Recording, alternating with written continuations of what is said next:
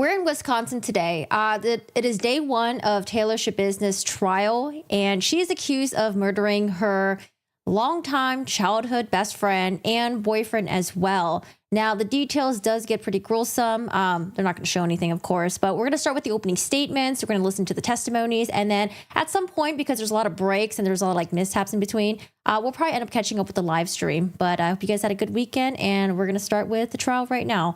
Right now, we're going to start with the prosecutor's opening statements, and after he goes, then it'll be Taylor Schabusiness' attorney's turn. I believe she has a public defender. Statements are not evidence. Having said that, Mr. Saunders, are you prepared to make an opening statement? Yes, Your Honor. Thank you. Go ahead. Good morning. I'm going to speed up just a little bit. I'll probably adjust it depending on how fast their cadence is, and then we'll see. Hey, guys. The evidence in this case will show that in the early morning of February 22nd of 2022, the defendant strangled her friend Shad Therian to death using a dog collar. That after he was dead, engaged in sexual acts with him, with his body, subsequently dismembered him using kitchen knives found in the home. Over the next few days, in the first phase of trial, the state of Wisconsin, myself, District Attorney Lassay, will present a number of witnesses who will testify about what happened in this case. Hey, that will show and demonstrate to you that the defendant committed these acts. And then also because it's a live stream right now, there are no captions available, but maybe when we go over to Law and Crime, maybe the captions will be generated by then. I don't know. Sometimes the caption shows up during a live stream, sometimes it doesn't. You'll hear testimony and evidence will show that in the early morning of February 23rd, is a Tuesday, kind of a normal cold February in Wisconsin, at a house on Stony Brook Lane. It's sort of, if you know the area, west side of Green Bay, Fireman's Park, West Mason Street, that area. Tara Packnage is kind of in her home and is awoken by a storm door shut. There's a door that sort of abuts the driveway to the residence, normal single-family home in the area. Hears a storm door close and is awoken from sleep. It's early morning, 2:30, 3 a.m., somewhere in there. She goes and gets up. It kind of wakes her up, and she's aware at that point that her son, Shad, was in the basement with a friend, Taylor. They had been over the day before, February 22nd. I feel so bad for the mom. And she kind of goes and sees what's going on, right? We hear this noise late in the night, early in the morning, and she sees the basement light is on. At that point, she's aware that, they were down there throughout the day of the 22nd, and she goes down and sees, because the light's on in the basement, and she's seeing what's going on. And you'll see sort of the scene. You sort of go down the stairs to a normal basement. It's partially finished on one half, partially like a utility area, laundry, that kind of storage area. And right next to the stairs, there's a 5-gallon bucket that you get at a home center. And she lifts a towel that's covering the bucket. It's like a beach towel. And unfortunately, sees essentially a mother's worst nightmare. That her son's head is in the bucket. Understandably, you'll hear testimony about that and the shock that caused. Tara goes and talks to her boyfriend who lives in the home, Steve. You'll hear from him. He goes and checks too, and ultimately they call 911. And that's how this case comes to be. You'll hear from the officers this morning, likely, who arrived on scene and what they observed, obviously confirming the information that was reported to law enforcement about Shad's circumstances. I kind of wish we would stop walking back and forth because the audio kind of drifts off in a way. But at least not that bad. We get pretty decent audio and we get pretty decent video quality for this trial coverage from what I've seen so far. They find the bucket and it has parts of Shad as well as knives. You'll hear about, at that point, a relative lack of other indicia of a crime occurred. It's not a significant amount of blood on the walls and the floor. There's some, you'll hear about that, but hey, Linda. It takes law enforcement time to see what actually happened, the full extent of what the defendant did in this case. By that point, they're actually interviewing the defendant, and she's providing them information that, no, Shad's still in the basement. The rest of him is still in the basement. And ultimately, you'll hear about what officers find in that basement. There's, as I mentioned, the living area has some mattresses, blood-soaked. Once you remove the blankets, other clothing items. Yeah, so initially when they entered the crime scene, it's you don't really see a lot of blood everywhere. You would think that with the dismemberment, there'd be blood everywhere. But I think the officer noted there was some dry blood, maybe some, I don't know, dry blood on the bed, maybe some other stuff in the shower or something like that. But like, it doesn't, when they initially walked in, it doesn't seem like a crazy crime scene, even though they know what the call is about. A teal tote, kind of a larger Tupperware that has knives as well as body parts of Shad. There's bags, a sort of duffel bag type item, a backpack, all of which contain parts of Shad's body, as well as knives that were used in the dismemberment. You'll hear all about that. The officers who responded on scene and processed the evidence, ultimately locating the parts of Shad. You'll hear about then other things that are found. Signs of methamphetamine use, which the defendant later acknowledges happened with her and Shad right before this crime occurred. Cleaning products. As I mentioned, you may have an idea in your head of this crime and what that looks like and what law enforcement would encounter when they got there, and you'll see what actually encountered. You'll hear about Clorox wipes and how the defendant would go to the shower and sort of clean up and use a squeegee and clean up the scene. Oh, she tried to clean it up? I didn't know that. You'll hear about the medical examiner and their team who arrive and are dealing with this situation, and it's determined that not all of Shad is located in the basement. There's certain parts that are missing, and ultimately, in the van that the defendant is driving, the gold minivan, there's additional legs of Shad found in that van. You'll hear from Dr. Vincent Tranquita. He's our medical examiner at the time. He will testify about cause and manner of death. And you'll hear about the cause being strangulation. Significant force applied to the neck, significant signs of strangulation that you'll hear about, and then ultimately, obviously, a significant amount of dismemberment after the fact. You'll hear Dr. Tranquita talk about that. That's all happening at Stony Brook. And 23rd, throughout that day, you'll hear about significant investigation that goes on at that house. And then you'll hear about then, a few hours after that initial 911 call, how law enforcement kind of gets word that, Shad was with the defendant, Schabusiness, before this offense, and they locate her at her apartment on Eastman Avenue, sort of on the other side of Green Bay, east side. Encountered as she's leaving the apartment that she shares with another person. And you'll see that encounter, how the defendant is essentially literally caught red-handed, blood on her hands. There's a significant knife wound that she talks about later was suffered in the course of the crimes. There's blood on her clothing. There's black. Oh, she had to clean up with the extent that she dismembered him. I wasn't sure if it happened, like if the dismemberment. No, I guess that would make sense because I wasn't sure where the dismemberment would happen. I know that like the strangling happened in the bedroom, but it wouldn't make sense for her to like bring the body to like, I don't know, I think they had like a car, like RV or something, right? But yeah, I guess it would all happen in the bedroom. Jeez. I'm actually really surprised that she cleaned up and everything. I thought she was trying to go for like, oh, I'm the crazy type of person defense or something. I didn't know what I was doing. Sweatshirt, black sweatpants. And she talks with law enforcement for a pretty significant amount of time. Detective David Groff, who's seated at counsel table here, interviews the defendant along with another detective, and they start to learn more about what happened in this case and sort of the hours leading up to the crimes. Again, it's a significant and lengthy interview, and the defendant's providing information that you'll see. Yeah, initially I thought that I thought like it happened in a van. I thought like it was a van where it was like spacious enough where like, I don't know, two people could have sex. And I thought it happened in there. And I thought that's where she dismembered it. And I thought she bought his head into the bucket in the basement. So I wasn't really sure about that detail. Sorry, that was a loud ringtone. Jives with what law enforcement's encountering in that basement. She admits to, as I mentioned, methamphetamine use before this.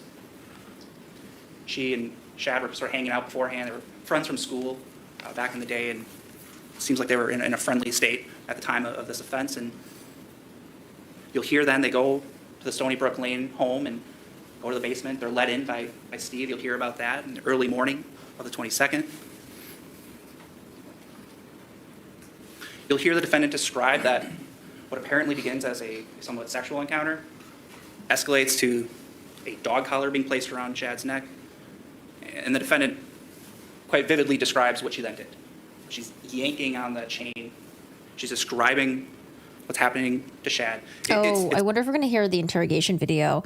I'm very curious to see what her defense team is going to say. It's evidence that you'll hear, and you'll hear it from the defendant's own mouth, that shows that this is an intentional act. It's not one pull of a gun trigger. It's an intense act. You'll hear about that from Vincent Tranquita, Dr. Tranquita as well.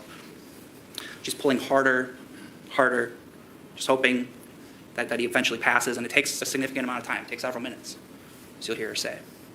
After that, after Shad's deceased, she describes what she then does with his body, again, engaging in sexual acts, ultimately dismembering him quite significantly.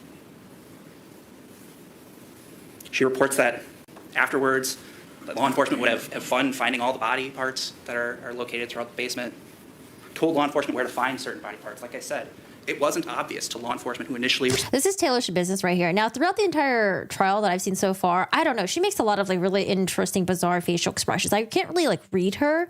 Sometimes it looks like she's kind of like upset, but then sometimes it looks like she's smirking, smiling a little bit. She looks a little menacing. I don't know. What do you guys think? Respond to that basement. What happened? It's information being provided by the defendant that... Like right now she's listening, but wait until later on when she's listening to other testimonies. You'll hear the defendant admit to cleaning up.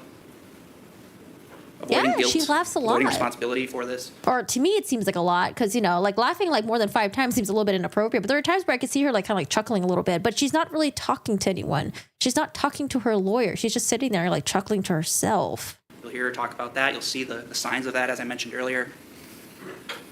That dismemberment process takes that entire day of the 22nd, essentially.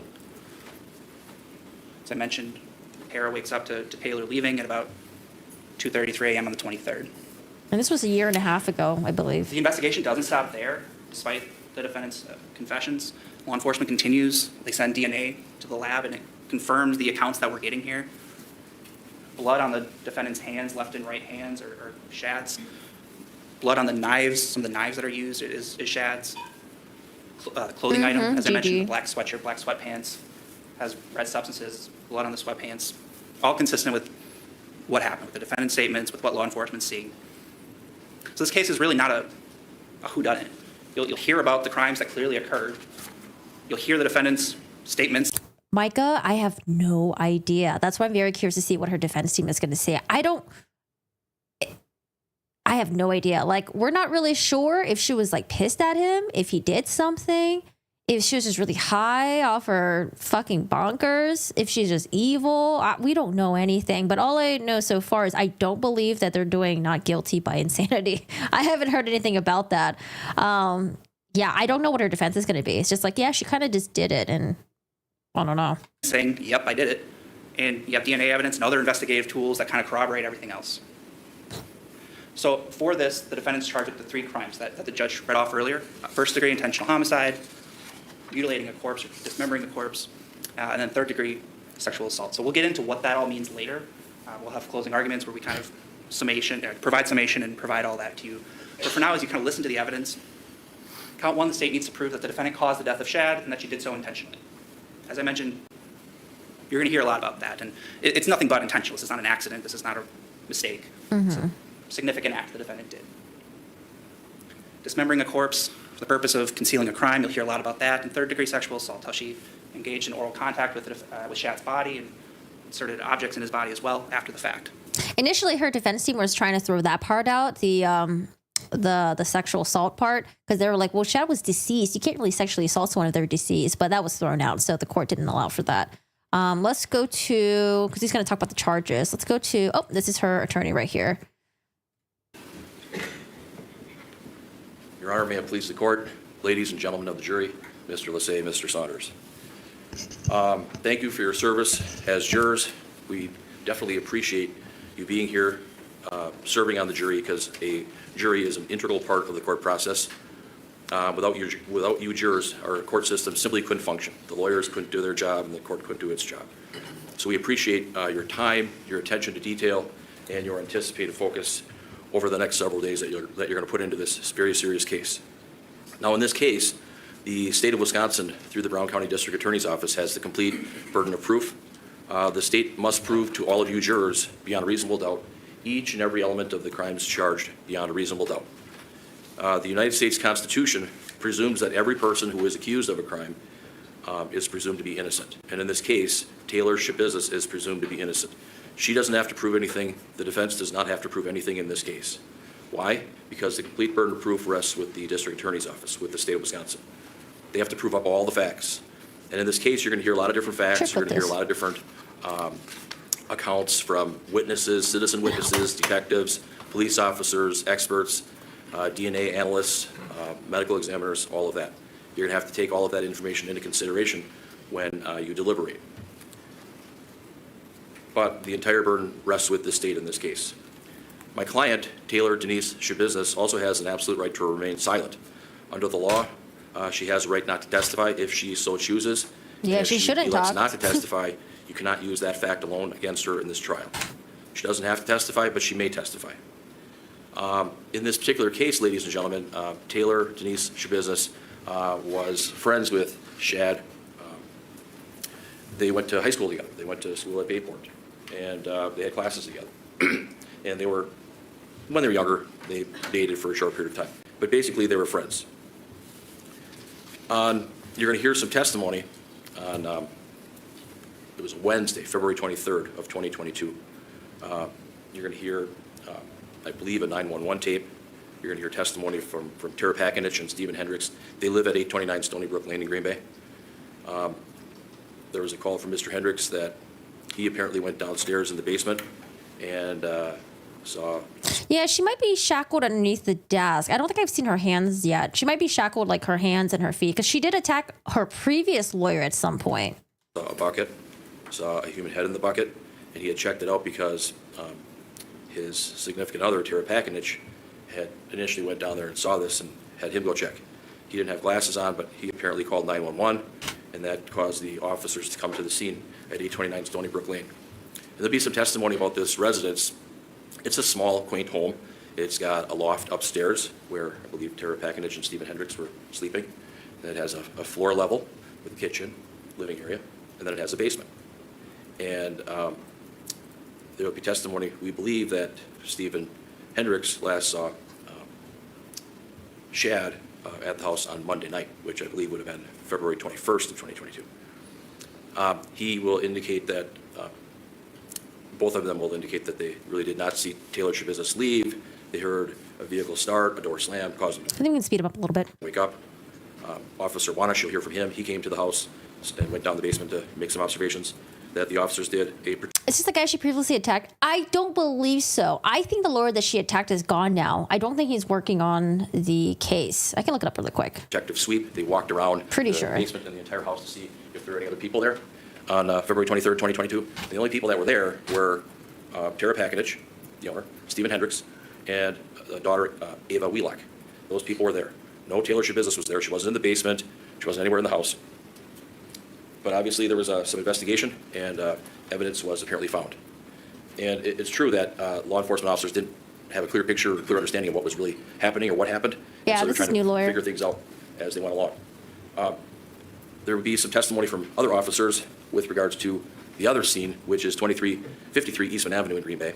That, I submit, was Taylor Schabusiness's apartment. And she lived there with Scott Thoms, T-H-O-M-S. And law enforcement officers came over there, and my client came out of the apartment complex, and she was arrested. She had a warrant. She was taken into a squad car and taken down to the Green Bay Police Department for questioning by Detective Groff and Detective Kevin Kempf. Also, law enforcement arrested the other person in apartment one, that was Taylor's apartment, Scott Thoms, and he was ordered to lay on the ground, and he was taken into custody as well. You'll hear from lots of different officers, in this case, law enforcement officers. The officers found a gold Chrysler Town and Country minivan, I believe 2006, and they found it parked in the Eastman Avenue parking lot, and there were some concerns about it. Now, this vehicle is owned by Scott Thoms, and I believe that will come out that he was the one that owned that vehicle. But Oh, thank you, Vaughn. There's a potential for two phases in the trial. In the first one, jurors will decide if she's guilty of 3 felony charges in Therion's death in February 2022. If the jury finds her guilty on any of the charges, second phase will focus on if she was responsible for the crime or if she suffered a mental disease or defect. inside that vehicle, Thank there was you. a crock pot box, and there were some human body parts in there. In this particular case, you'll also hear from Dr. Tranchita. He's the medical examiner, did a lot of investigative work, looking at cause and manner of death of the deceased. So you'll hear about all of his findings. You're also going to hear from Kevin Scott. He's the DNA analyst for the State of Wisconsin Crime Lab, and his testimony, I believe, will show that he took various swabs as part of the DNA analysis, and items were swabbed. There were sweatpants, there were blades, there were light switch, there was boxes, hands, people's mouths, and a dildo, because that was found. says, I thought they needed to determine sanity first to decide what if she's fit to stand trial. They did. A couple days ago, the judge found her competent enough to stand trial. The swab of the dildo, he will testify, I believe, that the possible contribution of DNA from Shadtherian as it relates to the dildo is inconclusive due to the complexity of the mixture. So the state is going to argue that there was a sexual assault by use of the dildo and the deceased DNA is not on it. So that's something you'll have to take into consideration. You're going to hear from Sergeant Kirk Rester from the Green Bay Police Department. He was dispatched to 829 Stony Brook Lane regarding a suspicious situation on February 23rd, 2022, and that he conferred with Officer Wanish outside, that he had contact with Tara Pakinich and Stephen Hendricks, and that he did a protective sweep of the residence, and they didn't find anybody else other than Ava Wheelock, who was the young lady, she was 16, sleeping in a bedroom. You're going to hear from, I believe, Officer T.J. Buckman, that he arrived on the scene as a supervisor to this apartment complex, and he actually went to 2353 Eastman Avenue in Green Bay, and he saw that gold van parked outside, and he had several other officers keep the van under surveillance. And at least from his initial investigation, he did not have enough information to determine whether or not Taylor Schabusiness was the suspect or the victim. And so those are some other things that you're going to have to take a look at and think about. You're going to see the videotape in this case where there's a lengthy video down at the Green Bay Police Department between Detective Groff and Detective Kempf and my client, Taylor Denise Schabusiness. And they talked, and Detective Groff asked her lots of questions about what she knew and her whereabouts and what may or may not have happened. So you have to pay close attention to that and think about the things that are said. In a case like this, and really in any case, you have to assess the credibility of each and every witness. You have to take all of that into consideration in this matter. I'd ask that you, when you're considering all of the evidence, don't jump to conclusions, don't rush to judgment. Please keep an open mind. Listen to all the facts, listen to what every witness has to say carefully and weigh what they have to say. And remember, there's always two sides to every story. You jurors are going to have to decipher the facts of what may have occurred, what didn't occur. But at the end of the case, we ask that you find our client not guilty on all the counts. Thank you. All right, end of opening statement by the defense.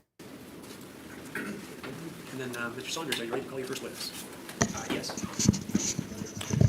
Your Honor, may we have just a very brief sidebar before the first witness? Sure. Do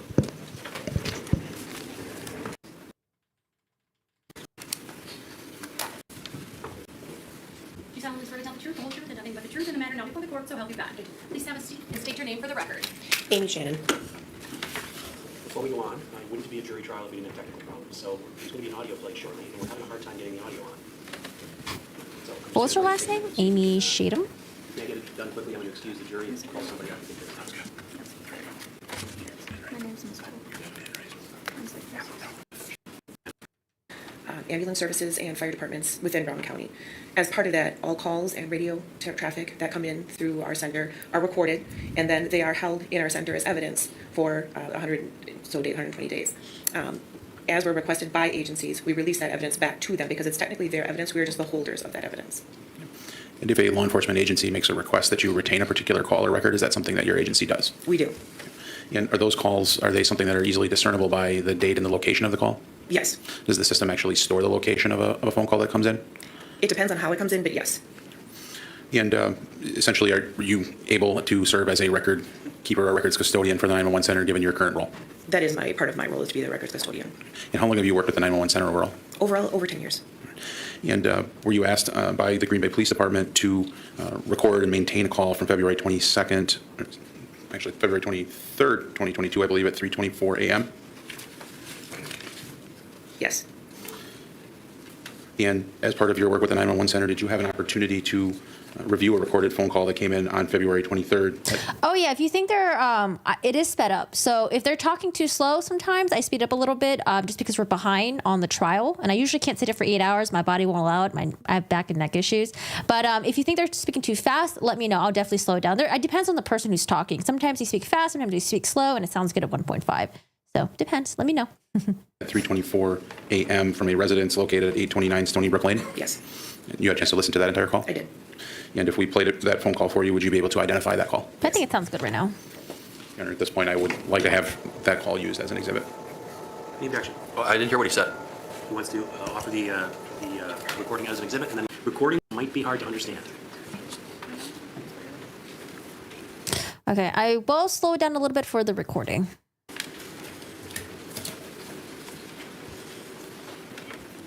Oh, it was literally at 1.5 speed. I thought you knew that, television. you got a good year.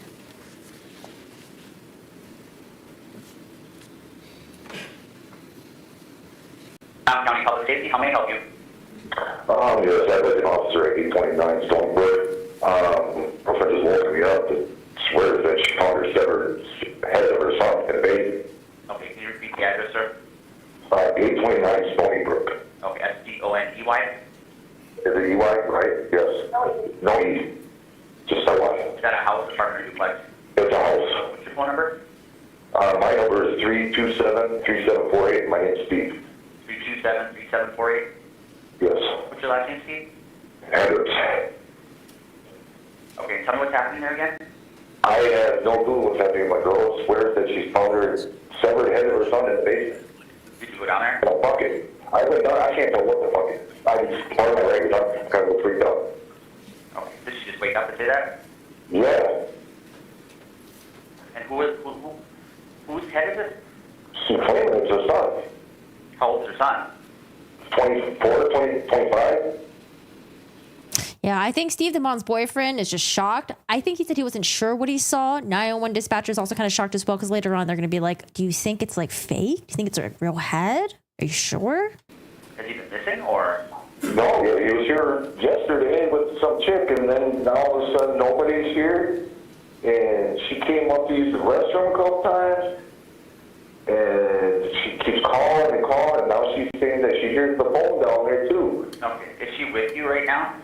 Yes, she's upstairs. She's a little freaked out, and I don't know what to do. Okay, all right, stay on the line. And you said you went down there, correct? Yeah, and I lifted the towel, but I can't see very well, and I can't tell what the hell it is. So there's something in the bucket. There's something in the goddamn bucket in there. Okay. Yeah, I slowed it She down. won't because it's work again. I fuzzy. don't know what the hell, man. Do you think she's hallucinating, or do you think that? I don't think so. I went down and there's something in the damn bucket. I don't know, man. She's a little freaked out and kind of freaking me out. What's your girlfriend's last name? Packanek? How do you spell that? Oh, holy shit. You want to spell it?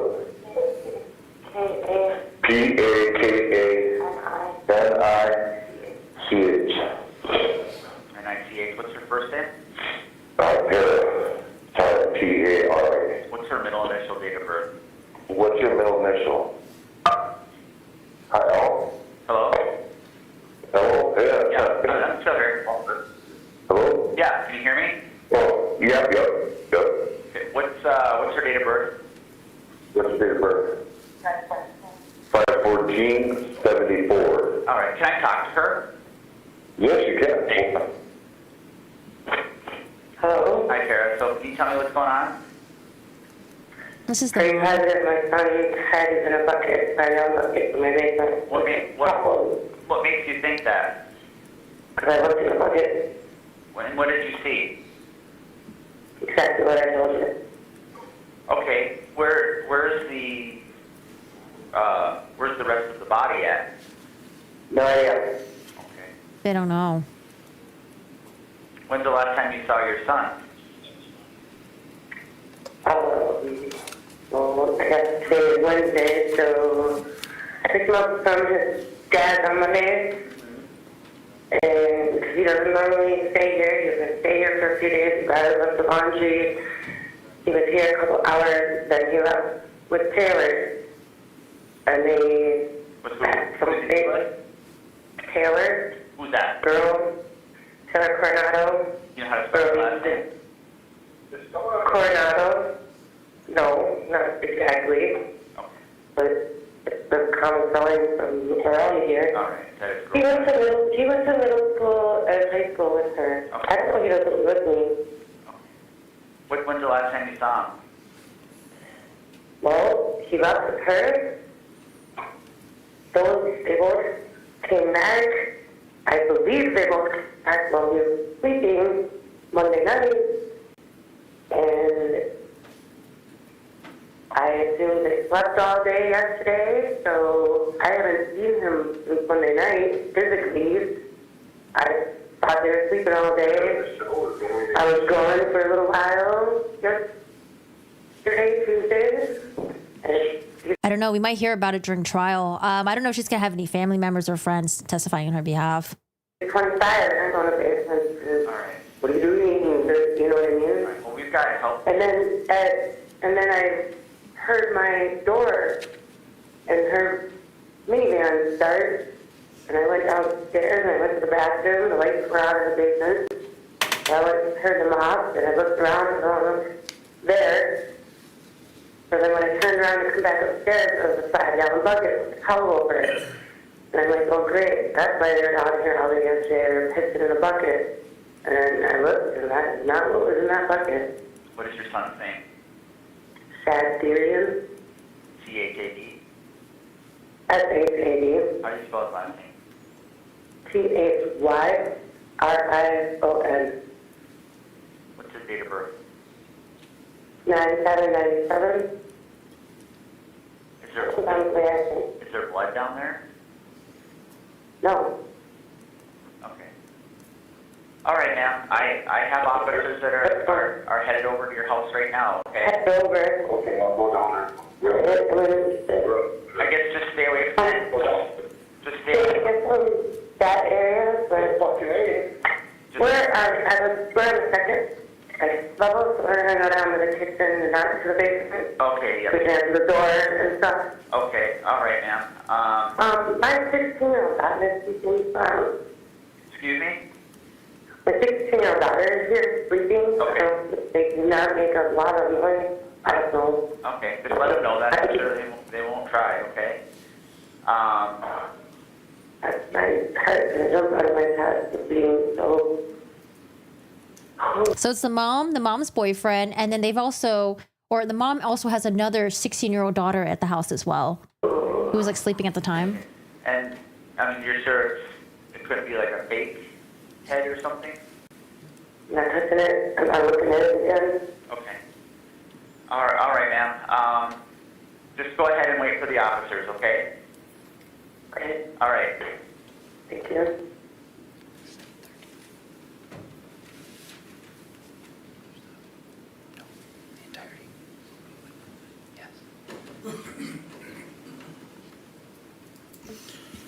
Ms. Shannon, the audio recording that was just played, is that consistent with the recording that was retained by the No, daughter 911 didn't see center for anything. the call from The daughter woke up with the police banging on her door, so. the address on Stony Brook Drive But to hear on about it, February and she was close to him. 23rd of 2022. I don't Yes. know. Sometimes your imagination is like, might be Your Honor, for the worse. record, I believe that we played the entirety of the audio recording, which is 7 minutes and 13 seconds. I would ask that the recording be admitted as an exhibit. The objection, Mr. Freilich? No. All right, that exhibit will be received. I have no further questions for Ms. Shannon. All right, Mr. Freilich, cross-examination? Sure. Ms. Shannon, morning. Good morning. How is a recording like that kept by the 911 dispatch center? All calls and radio traffic coming into our center are recorded automatically. We have a recording system. And regardless of how it's coming in, phone or radio, it's recorded. And it stays in that recording. We have it set for 180 days. Okay. Do you, at least for the recording that we just heard, was that then downloaded to a disk or something? Yes. And then we also keep it on a separate drive to make sure that it doesn't go away, because those do automatically clear after 180 days. So we downloaded it to a disk as evidence, and then we also keep a recording of it in-house. So is it your testimony that you preserved that tape from February 23rd of 2022? Yes. And then it was, what, was it sent to the Green Bay Police Department, the district attorney's office? Can you tell me a little bit more about that? It was sent to the district attorney's office, And then they kept it in their custody? as far as I know. Okay. But 911 dispatch center still has a copy as well? Yes. Was there any way that that recording was altered in any way? No. Do only certain people have access to it? Yes. Who was that? Myself, and then we have a group of supervisors. They are the people who make the recordings. We have one person who's assigned to do it, but if he's not there, then any of the supervisors can. But they're the only ones that have access to that drive. That 911 tape that we just heard, it wasn't excised or modified in any way, shape, or form, was it? No. And it was downloaded off the mainframe computer at the dispatch The center? server, yes. Okay, off the server? Yes. All right, thank you very much. Oh, one more. This was kept in the regular course of business of the 911 dispatch center? Yes. Okay, thank you. Nothing further. Any redirect? No, Your Honor. Thank you, ma'am. You're excused. Okay, I'm gonna switch over to law and crime because they got captions, and captions really help. Let's see who testifies next. I think police officer, right? Yep. All right, here we go. Police officer. You just want to step right up over here, and before you have a seat, turn and face her and raise your right hand. She'll place you on your oath. solemnly swear to tell the truth, the whole truth, and nothing but the truth in the matter now before the court, so help Ah, no captions? Wait, where are the captions? your name for the record. Where's the captions? I had captions on my iPad. Officer Alex Wanish, W-A-N-I-S-H. What the? Just make sure you stay close to the microphone so we can all hear you. And with that, Mr. Saunders, the witness is yours. Thank you. Officer, how are you employed? With the City of Green Bay Police Department as a patrol officer. And how long have you been employed as a patrol officer with Green Bay PD? Since April of 2019. And is that the totality of your law enforcement experience? I worked about a year and a half prior to that with City of Manitowoc. So about 2017 is when your law enforcement career started? Correct. And can you outline for us what training you received to be a police officer? I went through the 720 Academy at NWTC. Before that, I went to UW-Platteville for my 4-year bachelor degree in criminal justice. And what are some of your regular duties as a police officer? Taking any dispatch call that comes out, traffic, that kind of stuff. Sort of respond to the initial incidents? Correct. And then do you kind of conduct follow-through investigation as well? Yes, we do. Okay. Officer, I want to ask you about February 23rd of 2022. Do you recall if you were working in that capacity on that day? Yes, I was. Directing your attention to about 3:25 a.m., were you dispatched to a call around that time? Yes. To where were you dispatched? The address was 829 Stony Brook, City of Green Bay, Brown County. And is that an area of Green Bay that you're familiar with in your regular patrol duties? Yes, it is. And I guess what area of Green Bay is that? It's the west side. I guess the closest major intersection between Mason and Military. And what was the reason you were dispatched to that residence? The initial call came out that the complainant's girlfriend found her son's severed head in a bucket in the basement. And did you arrive at the Stony Brook Lane residence? Yes, I did. But were any other officers with you in that initial time period? Officer Plunky arrived at the same time as I did. And what happened when you got to the residence? We made contact with the complainant and then his girlfriend. We started talking to them, and then we were directed to the basement where the bucket was located. Officer Plunky remained upstairs just to keep an eye on the rest of the house.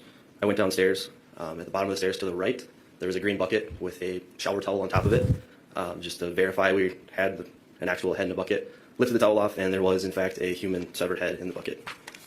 So I want to back up just a little bit. When you got to the residence, you said you met with the complainant. Was that Stephen Hendricks? Correct. Okay. And then you said his girlfriend was also present? Yes. And who's that person? First name is Tara. Tara, okay. And Officer Plonky stayed with those individuals? Is that Correct. Right? Okay. Then you went down to the basement? Yes. Is that right? Okay. Yeah, that's right. I think didn't she have a warrant for arrest or something? When initially the officers approached her after she murdered Shad, didn't she say like, "Oh, you guys are here because like you're here for my warrant or something like that"? I think I recall hearing that somewhere. And you mentioned observing the bucket. I guess where in the basement was that located? As you go down the stairs, if you turn to the immediate right, it was at the bottom of the stairs to the right. Was it in pretty close proximity to the stairs? Yes. After you made that observation, what did you do? After I pulled the towel off? Yes. I had Officer Plunky come downstairs and just verify we had, in fact, found a human head in the bucket. And then we started to notify a supervisor and then ask for additional units. And at that time, on February 23rd, 2022, did your department utilize body-worn cameras? Yes. Is that something that... Oh, yeah, we're going to see his body camera. Yes. And did you have the chance to review your body-worn camera prior to your testimony today? Yes, I did. If you were able to observe that here in court, would you be able to recognize it? Yes, I'll be able to. Okay. Your Honor, I propose Exhibit 2 beginning... So yeah, February 23, 2022, a year and a half ago.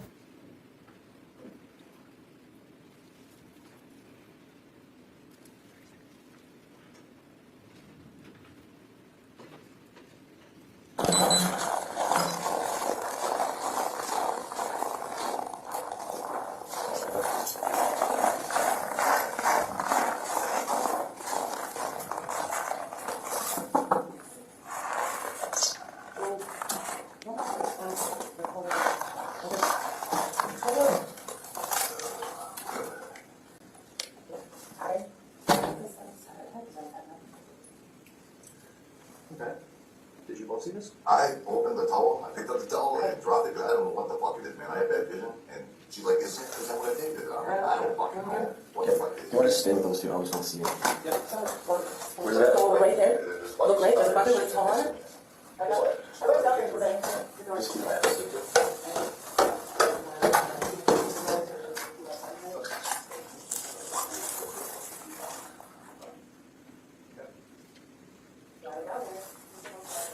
Sorry, really quick. Chad had questions about why she was wearing an ankle monitor, what she did before. Just looked up her case really quick. So it seems that like in December 2019, operating while suspended, guilty due to no contest plea, so maybe she was operating a car while she had a suspended license, possibly. On June of 2020, battery or threat to a judge, prosecutor, or law enforcement officer. The second count is resisting or obstructing an officer. 2 months after that, bail jumping, felony, resisting or obstructing an officer. And here's another one. August 31st, 2020. Wait, what? Dude, this is a lot. Holy shit. So 2 weeks afterwards, vehicle operating, flee, eluding officer, bail jumping, felony, possess drug paraphernalia, resisting or obstructing an officer. Jesus.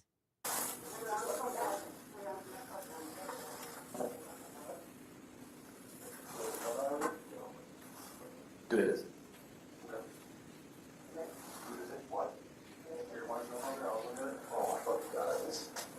Come here.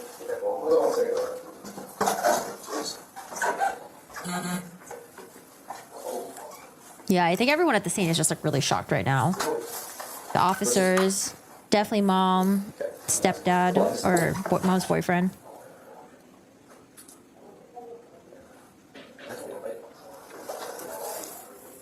That's what about. Forehead one to 86. Yeah, so here's the basement right here. There's like a bunch of mattresses stacked on top of each other. I think the officer says that he found dry blood here, but as you can look, there's like no blood here. You don't really see much blood anywhere else.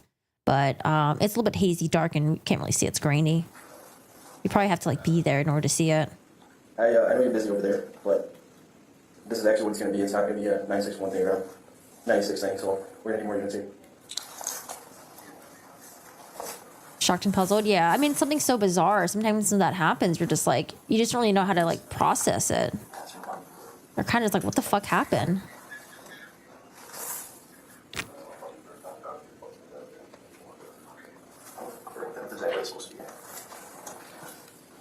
Can you see it, Tam, on the body cam? Or is it just what the officer said?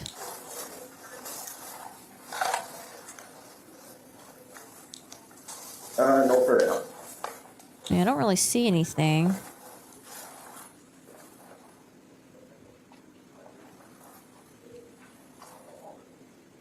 Oh, okay, it's just reporting. Gotcha.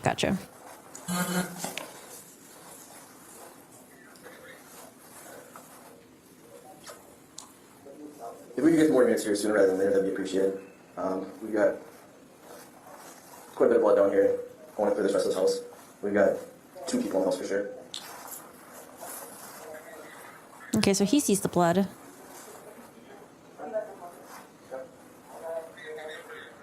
Right, Maura? Yeah, she does look young and she does look old at the same time.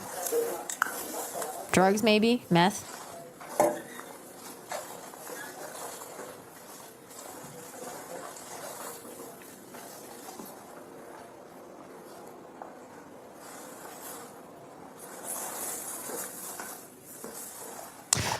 Later on, he's going to talk about how, like, I forgot which one, but they mentioned there might be like fragments of like, I don't know, like human remains or like bones, but they weren't sure.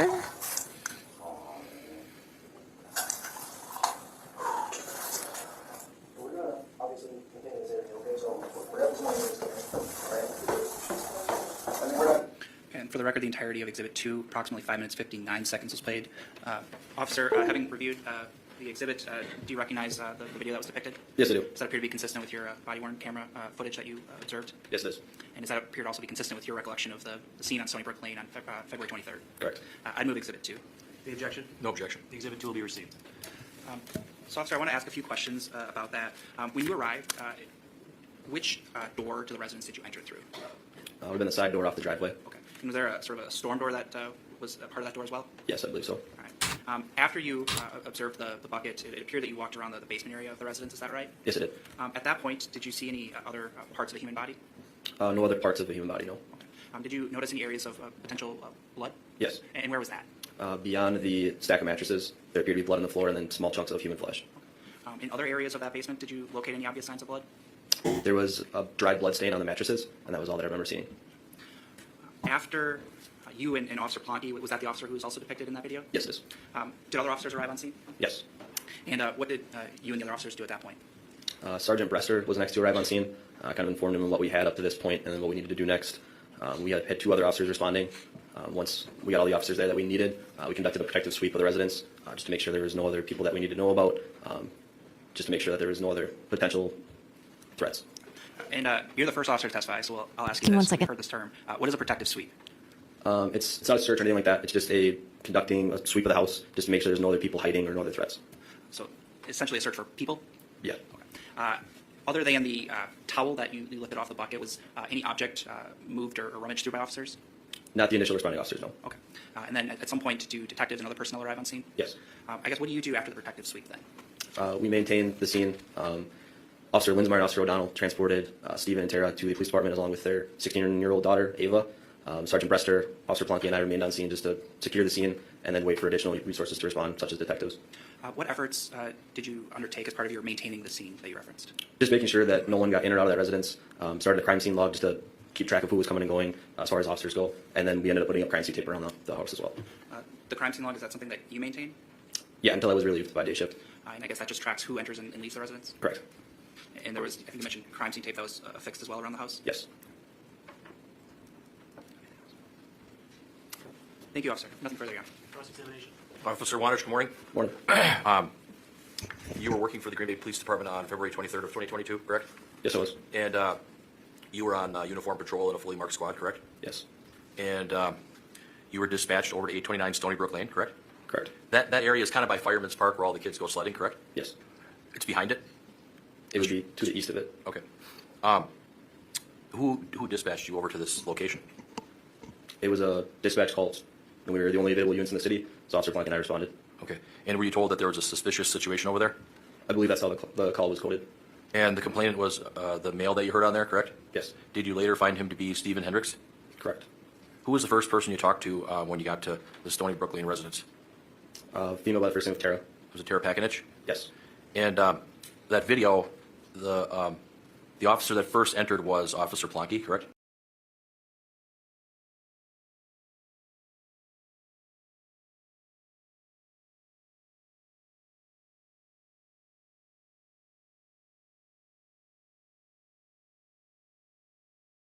That's correct. And then you followed behind? Yes. And the complainant said there was something in a bucket, but he couldn't tell what it was. Is that correct? Oh, sorry. I had it muted. I said I had to go get packages because my neighbor, she got her car stolen like last week and they stole her catalytic converter. So I am leaving no packages outside. Thank you, everyone. Sorry. Hi, Nacho. That is what he told us. I updated to cross-examination now. And you talked to Tara Pakinich, and she said that she thought it was her son's head in a bucket down in the basement? That's correct. And then did you ask where the body was? I don't recall asking that specific question. But after you did a search, you didn't find a body, did you? I did not. Okay. In the basement, you didn't find any people down there, correct? Correct. The only people that were at the house was Tara Pakinich, Stephen Hendricks, and Tara's daughter, Ava Wheelock. Is that right? That's correct. And this house, is it essentially have like a basement, floor level, and then an upstairs loft? Yes, that's accurate. There's like kind of like 3 floors, correct? Yes. Okay. And when you arrived, you knocked on the door, that side door that we saw, correct? Yes. It's right off the driveway, correct? Yes. And this was at nighttime, correct? Yes, it was. About 3:25 a.m.? Correct.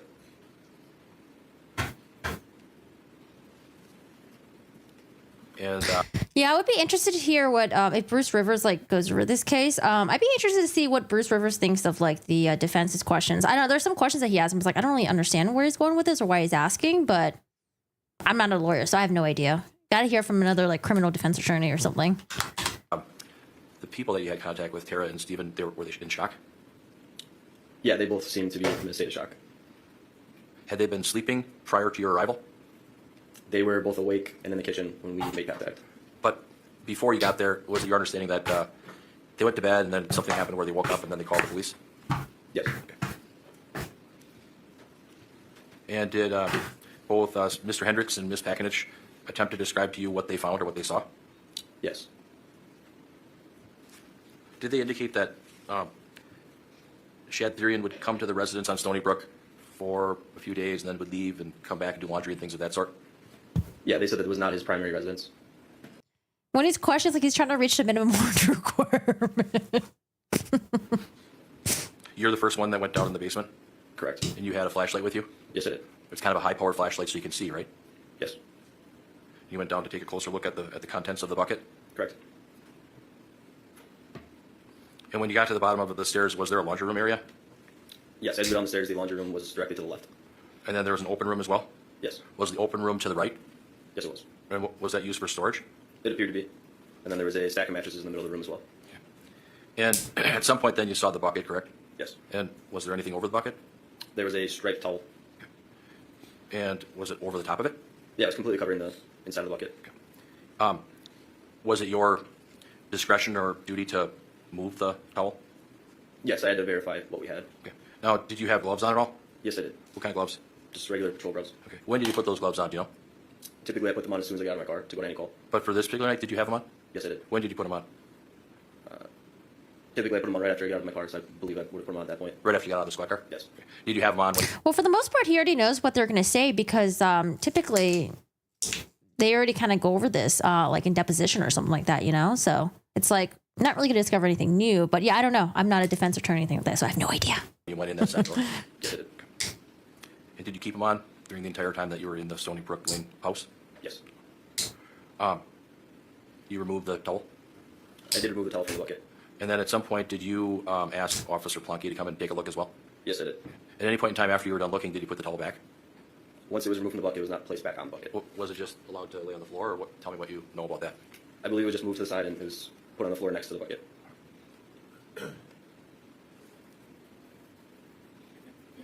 Do you know if anybody in the house, Mr. Hendricks or Ms. Pakinich, had touched what was in the bucket or moved it in any way? I believe they both looked at it based on what they were saying to us as far as Stephen couldn't tell what it was and Tara was positive it was her sunset. You asked for additional units, correct? Yes, I did. And you asked for a supervisor? Yes. Did they come right away? Yes. On the video, we see that you pulled out your service revolver, correct? That's correct. Were you doing a protective sweep to make sure nobody was in the residence in the basement? Yes. Did you go through the entire house to see if there was anybody else in there? Eventually, once we had more officers on scene, we cleared the rest of the house. Okay. Did you see Taylor Schabusiness in the house when you were there? She was not present when I was there. I wonder how she gets along with other inmates. When you were looking around in the basement, it's true that you did not observe a body or any other body parts belonging to the severed head, correct? That's correct. Yeah, the heat is pretty tough lately. Tara's daughter was in a Hey, bedroom Ray. on the ground level, correct? Yeah, main floor. And she was sleeping? Correct. Did she get up at some point then? Yes, during our protective sweep, she was woken up. Okay. And then did you transport Mr. Hendricks, Ms. Pakinich, and Ms. Wheelock to the police department, or did someone else do that? Officer Linsbar and Officer O'Donnell completed that. Okay. Did you maintain a crime scene log? I started the crime scene log until I was relieved. Okay. And who were you relieved by? Officers Zawicki. And then did you secure the crime scene? Yes, we remained on scene to secure it. Was that with Officer Plunky? Yes. And when you secure the crime scene, how do you do that? We eventually put up the crime scene tape, but in the meantime, we just maintained the residence as the primary point of entry.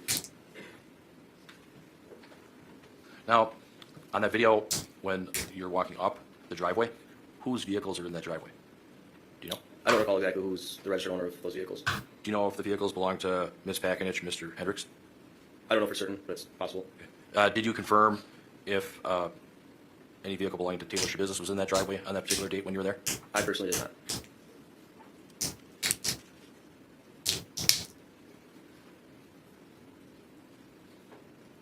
And was Sergeant Brester on the scene as well? Yes. What was his role? When I requested the supervisor, he was the supervisor that responded. Okay. And did he come into the residence? Yes, he did. Did he go down to the basement to verify anything? I believe he did, because he assisted with the protective suite. Okay. When you were there, did anything happen that would have caused the crime scene to be disturbed in any way? No. And did Mr. Hendricks indicate to you that he wasn't able to see what was in the bucket? Yeah, he did mention something about difficulty with his vision. Okay. Okay, thank you very much. Hey, redirect? All right. Okay, thank you. You can step down.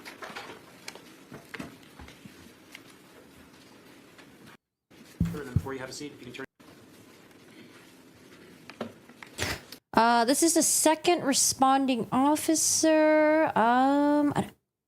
Pretty much the same thing as like the first responding officer. He was the guy that showed up at the same time. And then I think they take a break, right? Give me a My name is second. Ethan Blanke. I work with the Green Bay Police Department. And then, sir, if you could just make sure you stay close to the microphone so we can hear you. You're pretty close right now, so you're probably good. Hey, quick question. When his mother was testifying and there were like hiccups throughout, did Court TV get it right, or was it also like issues on Court TV as well? Because I think she didn't want her face to be shown, but I think it was okay to have her audio. And I think Law and Crime initially didn't show face and audio. Face and audio, and then later on they showed only audio. It was batted out a lot. Was it so? Court TV and Law and Crime, same feed, same thing. Let's see, day 1, part 2. This is the sergeant, right? Okay. We get some details from the sergeant. Let's listen to sergeant. Respond at some point to a call on Stony Brook Lane. Yes. And what was the reason you responded to that residence? We had received a call that resident inside that house Oh, nice. We have subtitles now. Oh, cool. Great. had found what she believed was a severed head inside of a bucket. Were you the first officer who arrived? I was not. And which officers were those? Officer Wanish and Officer Plonky arrived on scene prior to my arrival. And when you got there, I guess what happened? When I arrived, I made contact with Officer Wanish outside, and he explained to me what he had seen in the basement of this residence. And that's when I had entered the residence at that time. And what did you do when you entered? Well, I made contact with 2 individuals in the kitchen, and I explained to them, due to the severity of what was happening, we were going to do a protective sweep of the residence. And a protective sweep, that's essentially looking for people that may have been in the house? Correct, for the safety of us and others inside the house that we're speaking with. Apart from the 2 individuals you encountered in the kitchen, was anyone else found in the residence? There was a juvenile female in a bedroom on the first floor that we had contact with during our protective sweep, yes. I guess was she essentially woken up by officers? Yes, and we had her go back into the kitchen by the other 2 adults. And you indicated you didn't locate any other persons in the residence? Correct. At that point, Officer Wanish had previously told you about what he observed in the basement, is that right? Yes. During the course of your protective sweep, are you going through the entirety of the residence? Yes. Including the basement? Yes, sir. And when you're in the basement, did you observe any other parts of a human body? I did not see any more parts of the human body, no. And did you locate any areas of suspected blood or other related material? Yes, there were red spots on the concrete floor that was consistent with blood. And also, I was advised by another officer that there was a piece of... Objection, hearsay, Your Honor? Not necessarily offering for the truth, Judge. Overruled. Go ahead and answer. A piece that would appear to be a bone fragment or fatty tissue on a drain on a stand-up shower in the basement. And so you mentioned the area Yeah, so fatty tissue. Since you guys were asking about the tissue earlier. of suspected blood were drops, is that right? Correct. Were there areas of large-scale pooling at all? I did not see any, no. Okay, so the drops that you observed, where were those located? They were on the concrete floor, from what I recall, near the bucket. Other areas of the basement, did you observe anything of that nature other than what you talked about earlier? And what did you do after the sweep of the residence? I again made contact with the adults upstairs and advised, or asked if we could ultimately have consent to search the rest of the residence regarding the crime. And we obtained verbal consent at that point. So the initial responding officers, you're doing the protective sweep to look for people. Is there a larger Oh, scale? hey. Thank you. I have my alerts muted right now. Thank you. Well, the alert is on, but it's just the sound is off right now. Got a $250 speeding ticket today. My bad usually doesn't happen. Yikes. How fast were you going? Might as well spend some of my money on something nice. Thank you for the $5.99. I appreciate that. Thank you so much. And I hope you beat your speeding ticket. I don't know. Yeah, don't speed too much. So Are you the going super initial fast? responding officers, you're doing the protective sweep to look for people. Is there a larger scale, search of the house? At that point, no. Is that done by other members of your department? Yes, later on in the incident, yes. And did they ultimately arrive to the house as well? Yes.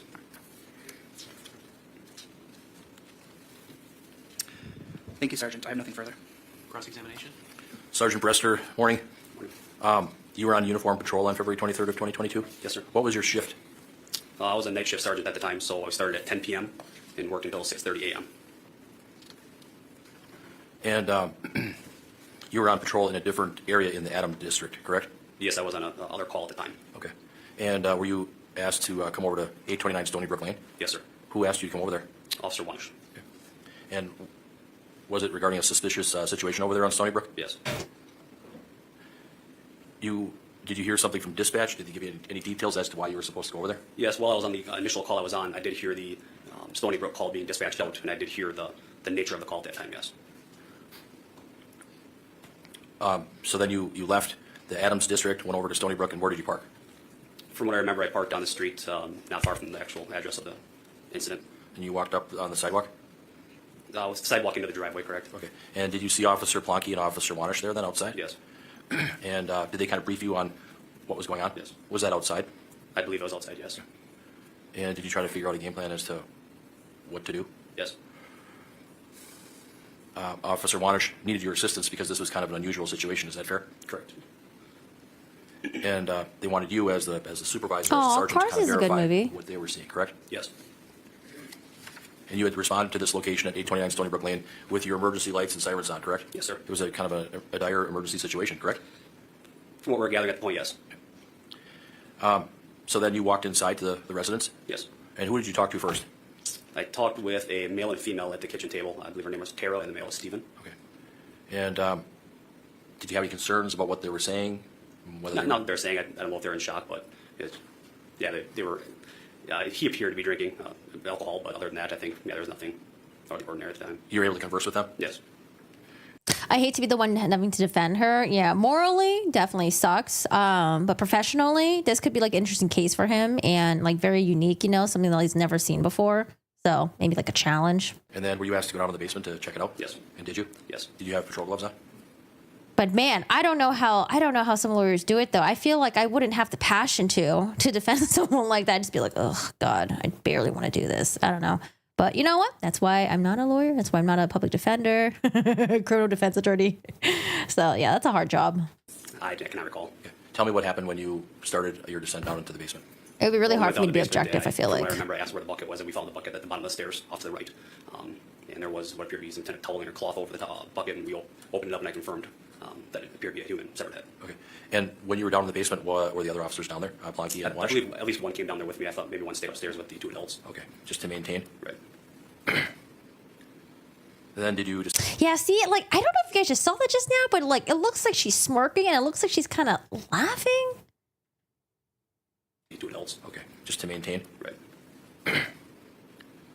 And then did you decide to call for additional assistance? I don't know if she's like in her own world or something. Like I don't know, maybe she ain't here right now. Maybe she's not here for the trial. Maybe she's in like La La Land right now. We did at that time, yes. Was it your call? Yes. Who else did you call to come over? The other officers that were on scene, and then we had another sergeant was working as the shift commander at the time, and he began making phone calls to detective division and additional supervisors above my rank. This residence at 829 Stony Brook, was it essentially 3 levels with a basement, a floor level, and then an upstairs? I know for sure the basement and the main level. I can't remember about the upstairs. I believe there's an upstairs. Did you go up there and check it out? I think that's just her face. Not that I remember for sure the basement and the first floor. Okay. You found no other people besides Tara, Stephen, and Ava, correct? Correct. You didn't see Taylor Schabusiness there, correct? No, sir. You didn't see any body parts there, correct? You think she's constipated?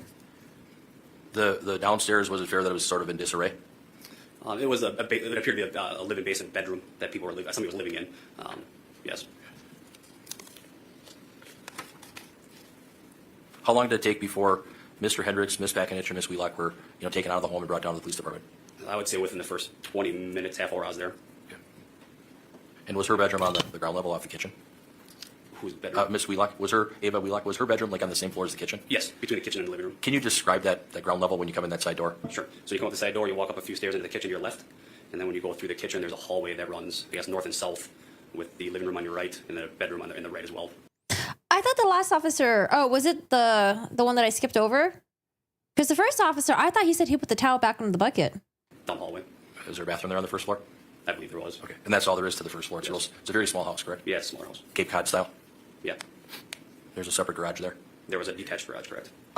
Did you see vehicles parked in the driveway on that particular evening?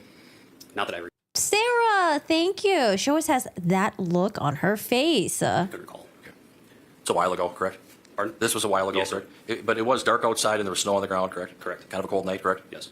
I would say she definitely looks pretty menacing, in my opinion. And then you asked Tara Pakinich if you could, search the residence, correct? Yes. She gave written consent, yes? Once she got to the police department, she put pen to paper on the consent, yes. When you were there, Sergeant, did your other Oh, it went on the floor? officers, Wanish and Plonky, start putting out police crime scene tape? They did outside, yes. Did they follow all the procedures? Yes. Was there any way that the crime scene was disturbed in any way, shape, or form? No. At this property, there's like a driveway and then there's a separate detached garage, correct? Correct. And there's a backyard too? Yes. Yeah, confused, occasionally smiling. She looks a little bit menacing sometimes, too.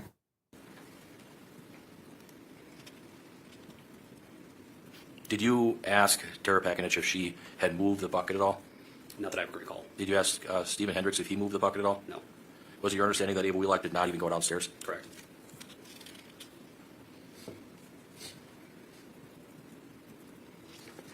Come to the scene from the detective division. that you didn't do any other searching of the residence? Correct. You and the other two officers just kind of stood by and maintained the scene? Yes. And then other detectives then came, Detective Biller, Detective Scanlon, Lieutenant Strauff, correct? Yes. And did you brief all of them on what you knew? Pardon? Did you brief all of them Yes. on what you Yes. knew? Okay. Okay, nothing further. Thank you so much. Did we direct? No, thank you. Thank you. You can step down. Is it his mother that testifies next? The state calls Stephen Hendricks. Oh, no. Another response. Oh, Steven is the boyfriend.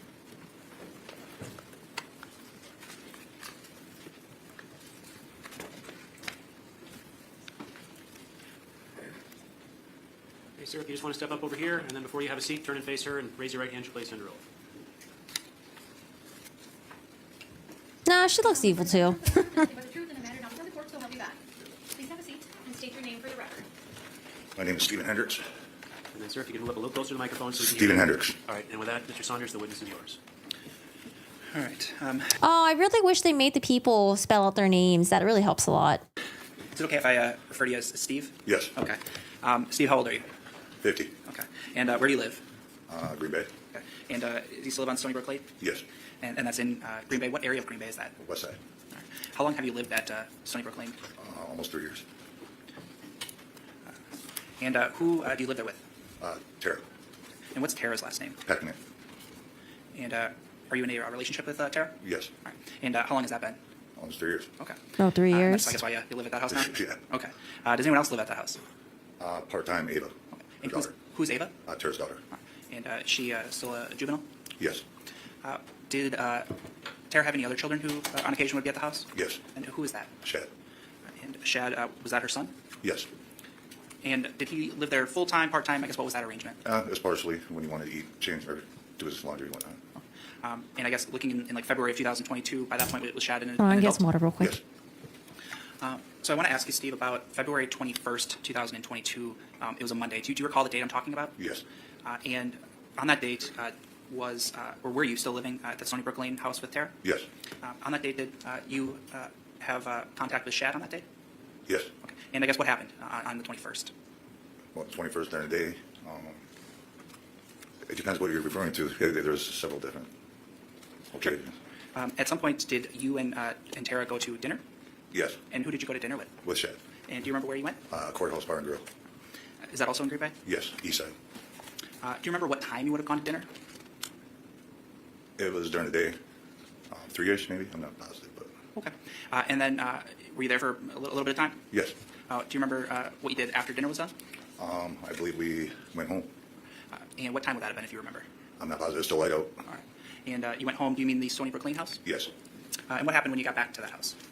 I don't recall, but I remember Shad leaving. I'm not sure. Did you see who Shad left with? Yes. And who was that? That was Taylor. And did you know who Taylor was prior to that day? I met her several times. And I guess, how did you meet her? I guess, what was that? Through Shad. Would she come over to the house? Well, there was only one time prior that she was at the house, but they weren't in the house. So it was just sort of in passing you would have contact Well, with Taylor? yes, I pulled in a driveway and they were trying to break into the house. So you had known Taylor prior to February 21st? Just that one occasion. And they left the Stony Brook house, is that right? Yes. Did you see how they left the house? No, I did not. Was Shad driving at that time? I don't believe so. His truck was in the pound. All right, so he didn't have a vehicle? No, not at the time. And I know it's a while ago. Do you remember what time they would have left the house? Not exactly. By that point, was it dark out or still light? I believe it was still light out. All right. And at any point that night, did Shad return to the home? Well, 1 in the morning, 2 in the morning, somewhere around there. So 1 or 2 in the morning, would that have been then into the morning of the 22nd? Sure. All right. And what happened when Shad got home in the morning? He rang the doorbell 6, 7 times in a row. That's his little key. Yes. And did you open the door for him? Yes. What door did they enter through? We only use the back door of our place because that's where the driveway is. So that's the only door we use. So the door that sort of is next to the It's on driveway? the side. It's on the side of the house, yes. Where did the idea of shock shackles come from again? Was that from Brooks? Shackle shocks? Do you use the front door? No, not really. Is it kind of It's kind of usually? blocked. It's kind of blocked off. We have junk in front of it.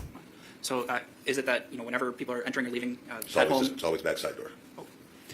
And so Shad kind of rings the doorbell 6, 7 times, you said, is that right? Yeah. Was anyone with him? Yes. Who? Taylor. And did you see how they had arrived at the home? No, I did not. I just opened the door. And what happened when you opened the door for him? They came in and went right downstairs.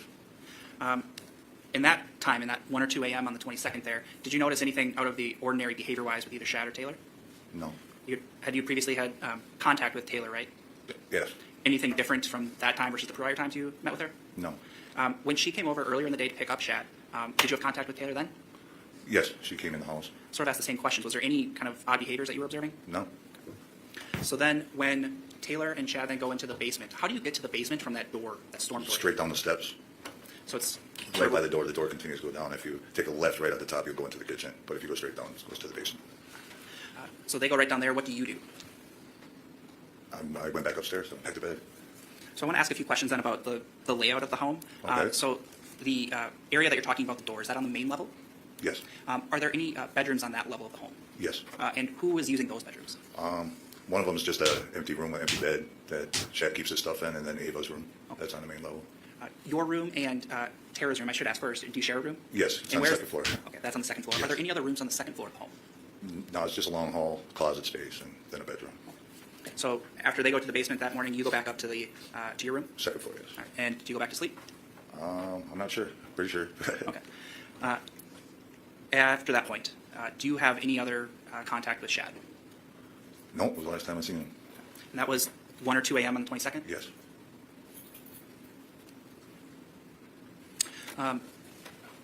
What about Taylor? Had you had any contact with Taylor after that point? At one point, I was in the kitchen, and she had come upstairs, and I borrowed her a pair of reading glasses. Do you remember when that was? It was about 9:30 a.m. Is it the same day that you're talking about? Yes. Would that be the 22nd? The 22nd, yes. So you're in the kitchen about 9:30 in the morning, and Taylor comes in the kitchen? Yeah, And I guess the kitchen, is that right off of those stairs? it's right upstairs, yes. And I guess what happens when Taylor comes in the kitchen there? Nothing. She asked if I had a pair of glasses. I had a pair. I wear readers, and I buy them by the case because I lose everything. And then I guess, did you take those glasses? Yeah. Okay, I guess, were they like, what kind of glasses were they? They're just black glasses, black frame readers. They're just cheaters. But like a black, is it like a thicker frame? No, not really. But just like more than a wire frame? Yeah, it's just they're black plastic, but they're not like super thick. And during that time you had contact with Taylor there, did you notice anything out of the ordinary? No, Any sort of odd behaviors or anything like that?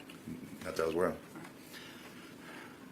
So then, Good boy, the rest of Cheryl. that day, the 22nd there, what are you doing throughout that day? Arguing with her. Okay. So you had a little bit of an argument throughout the day? Yeah, a little bit. Okay. Did you leave the home at any point? Yes, I did. And I guess at any point during that day, do you go into the basement? No. All right. And you left the residence. How long after that 9:30 a.m. time do you think you left the home? It wasn't far after that. About 40 minutes after that, maybe. And then how long were you? Sorry, this is like a bit of an afterthought, but like when lawyers are pedantic about like the description of the glasses, whether they're thick or wired, for me, I'm like, why does it matter? But maybe like it'll go into like some detail later down the road, maybe. Gone for? About 6 hours. So you got back to the home sometime in the Or maybe they just want it to be on the record of how clear it is, just in case anything were to happen. late afternoon? Well, yeah. That's it. And when you got home, I guess, what is that evening like? I really couldn't say. I was out drinking, and I came home and passed out. Okay. Anything, out of the ordinary that you remember seeing? He's rolling around behind Still you right aren't going now. to the basement at any point? Oh, you guys can't see him. I then want to ask about the following, I guess, morning time. Do you remember anything happening of note in that early morning of the 23rd? Except for when I was woken up, you mean? Other than that? Yeah, so were you woken up on that time? I was woken up, yes. And can you tell me what happened with that? Tara had woken me up and said she thinks she found Chad, her son's, that's how she put it. I found my son's head in a bucket. So I'm dumbfounded. Didn't believe her. Thought she was having a mental issue or something. Sure. So do you remember what time this would have been? Had to be about between 2 and 3 in the morning. I know it was the middle of the night. And you said you were woken up. Were you sleeping in that room up in the second floor? Yes. Oh, and- Shawnee. Tara had woken you up? Yes, after she heard her door slam. Is that something you heard, or that's information Tara's I telling you? don't recall if I heard it, but I know that I woke up a little bit when she got up. And at some point she comes back and tells you Yes. some information? Yes. What do you do then? I go down. I wonder if they have any surveillance footage, whether it's like street or like any places that Taylor Schabusiness may have visited afterwards. I go downstairs Neighbor's and nest see what the hell she's talking cam, about. anything like And, that? I can't see anything, so we go back upstairs and contemplate what the heck to do. So I guess what do you do specifically when you go downstairs? I went to the basement and observed a bucket that she said, but I don't know, my mind blocked it out. About all I seen was like hair, like an animal or something. I didn't know what the heck. The bucket that you remember seeing, is that typically located right next to the stairs there? No, it just happened to be there that day. So after you see that stuff in the basement, you contemplate what to do, I think you Yeah, said? we go back up to the second floor bedroom, and I called the police station, and it took me a while to get through. I didn't call 911 because I wasn't sure what was going on yet at this point. The previous lawyer that she hit, his name was Mr. Jolly. Poor Mr. Jolly got attacked by Taylor Shabiz. Mr. Jolly. What a name. No, it's a ways away, but if you can remember, from when you kind of remember getting woke up when Tara got up to the time you call the police, are you able to approximate how long a time we're talking about? Within 30 minutes. I can't really say exactly, but it was within 30 minutes. I mean, she woke me up, went downstairs, went back upstairs, and then it took me about 10 minutes to get through to the, because I didn't call 911, I called the police department. You got through to a dispatcher at some point? Yes.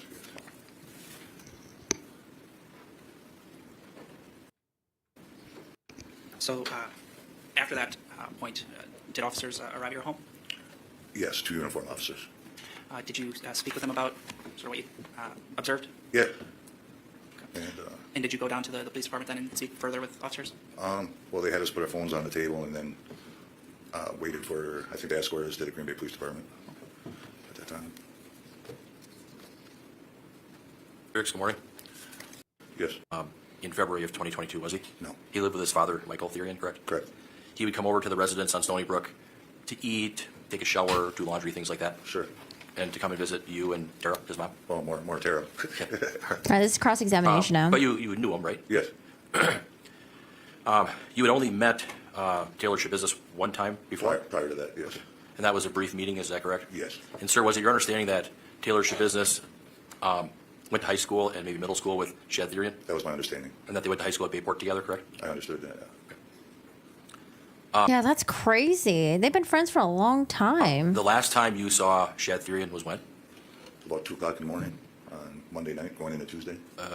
February 21st of 2022? 22nd was one of them. Okay. On that Monday? I believe so. Monday. And was it your testimony that you went to the courthouse bar and grill in Green Bay with your girlfriend Tara Pakinich and then with Shad Therian? Yes. Okay. You had some dinner there, correct? Yes. Okay. Appetizers. Okay. Some drinks? Yep. And then you came back home to Stony Brook? Yes. And then at some point did Shad leave the residence then? Yes. Do you know what time? Not exactly. It's still light out. Okay. Was it your understanding that Shad was picked up by someone? Yes. Who was that? He's only been living with the mom for 3 years. Yeah, I heard that he was also living with his dad previously before. Taylor. Okay. So she picked him up and they left together? Yes. Was anybody else with him? Not that I know of, no. Okay. And then you didn't see him again? Not till late that night. On February 22nd of 2022? Yeah, I think that's what it would be, 22nd by then, because it was after midnight. Yeah. Okay. So you heard some pounding on the side door? No, I heard the doorbell ring 6 times. Okay. That's kind of his clue to be let in, correct? Yeah, it was key. And so then you came down, you opened the door? Yes. And is it your testimony that Taylor Schabusiness and Shad Therian then went right down the basement? Yes. And you were tired, so you went back upstairs to bed, right? I went upstairs, yes. You remember when the police came to your house on February 23rd of 2022, correct? Yes. Oh, you meant Steve, the one that's testifying. Okay. But I did hear that, like, he did live with his dad previously, Shad. I think when You were waiting they for them, correct? cross-examined the You're the mom. one that actually called 911? Yes, I didn't call 911, I called the police department. Okay, you called the Green Bay Police Department non-emergency line? Non-emergency line, yes. Okay. And then you asked to have someone come over? Yep. And then do you recall meeting with an officer or officers at the door? Yes, 2 officers. And that's at that side door, correct? Correct. Yeah, so it's pretty interesting that they called the non-emergency number. I wonder if it's because maybe Steve was still kind of like in doubt whether or not it was actually a real head that was in the bucket. Even though the mom knew for sure it was her son. But I wonder if he was still kind of like, maybe it's not. Maybe it's an animal. I'm not really sure. I think he mentioned that he couldn't really see very well. Didn't really have his, normal glasses on or something like that. Or he's got bad eyesight. And the side door to the house is, like, right by the driveway, correct? Correct. Now, on this particular night, there were vehicles in the driveway, correct? Correct. Whose vehicles were they, sir? Tara's and mine. Okay. What kind of car do you have? I have a Forester. Okay. And Tara? She has a Volkswagen. Okay. And they were parked, like, off the side door in the driveway? Yes, in the driveway, yes. Any other vehicles in the driveway? No, not that I'm aware of. Okay. And then you talked to the officers, correct? Yes. And you told them what you knew, or Is that correct? Yes, and then they went down and took a look themselves. They went down in the basement? Yep. And where did you go? I sat at the table where they told us not to move. Okay, and you followed directions, correct? Yes. And where was Tara Pakinich? Was she sitting right at the next table? to me, Okay. yes. And when did Ava Wheelock get up? I didn't even know she was there at the time, and right around the time they came over, I didn't realize she was sleeping there yet. Okay. Did she come and sit at the kitchen table as well? Yes. Okay. Do you have issues with your vision? A little bit. If you don't have glasses on, do you have a hard time seeing? Yes. Okay. Glasses help, right? Yeah, for reading, yes. Okay, sure. If you don't have the glasses on, is it difficult to see real far? No. Okay. Can you see, are you nearsighted or farsighted? I'm just getting old. But as far as you can see, can you give me like a distance? just words are blurry. Other than that, I can see you. We all get an old man. And on this particular night, February 23rd of 2022, when you went down the stairs there, you didn't have any cheaters or glasses, right? No. Everything was kind of blurry? Yeah. And you thought that maybe Tara Pakinich was seeing things, is that correct? Having mental issues, I don't know if she was hallucinating or anything like that. It's just, I woke up out of bed sleeping. I'm tripping out now. You were pretty stressed out, fair? Well, yeah. She wakes me up crying, telling me she found her son's head in the bucket. Yeah, a little disturbed. When she was trying to wake you up, were you in a dead sleep? Not really. I mean, I was sleeping, but I was aware that I needed to get up. And is it your testimony that when you looked in the bucket, you couldn't tell what it was, correct? Correct. And after you and Tara Pakinich talked, did you talk in the kitchen? You know, after you went to the basement, and you came back up, and did you talk in the kitchen? We went back up to the bedroom. That's where my phone was. Okay. And then you kind of contemplated on what to do? Yeah. You didn't know if you should call 911 or I not? didn't know whether to call 911 or so I just called the police department because I didn't want them screaming in sirens and all that crap. Okay. All right. How long after you made that call did it take for the police officers to get there? It was late at night, probably 10 minutes, not even. Okay. Did anybody move the bucket at all? No. Did you move the bucket? Nope.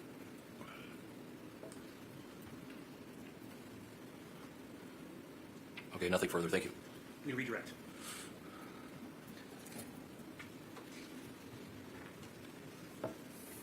No, Your Honor, thank you. Okay, you can step down, sir. Thank you. No redirect? Oh, just kidding. No redirect. I'd ask the witness be excused from any subpoena and sequestration, Your Honor. Any objection? No objection. All right, he's released from the sequestration order. Your next witness, then? State calls Tara Pakin.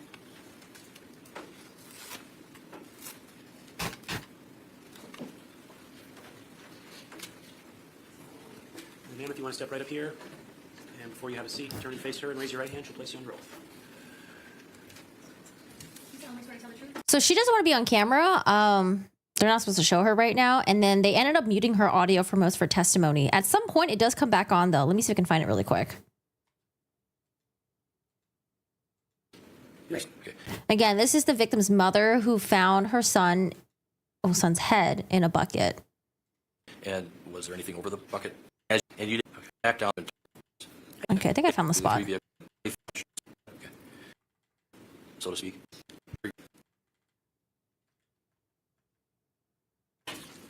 Oh, man, here comes are the close-ups Tara of Taylor Shabiz. I am. You've been involved in a relationship with Stephen Hendricks for how long, ma'am? Approximately 3 years. And you lived together at 829 Stony Brook. Yeah, so this is the cross-examination. I wonder if they weren't supposed to have just video, but audio was okay, maybe? Because we completely missed the audio for the cross-examination, but now we're in direct examination right now. So I think this part is okay, because they continue airing it. Lane in Green Bay. We do? That's over by Fireman's Park area, right? Yes.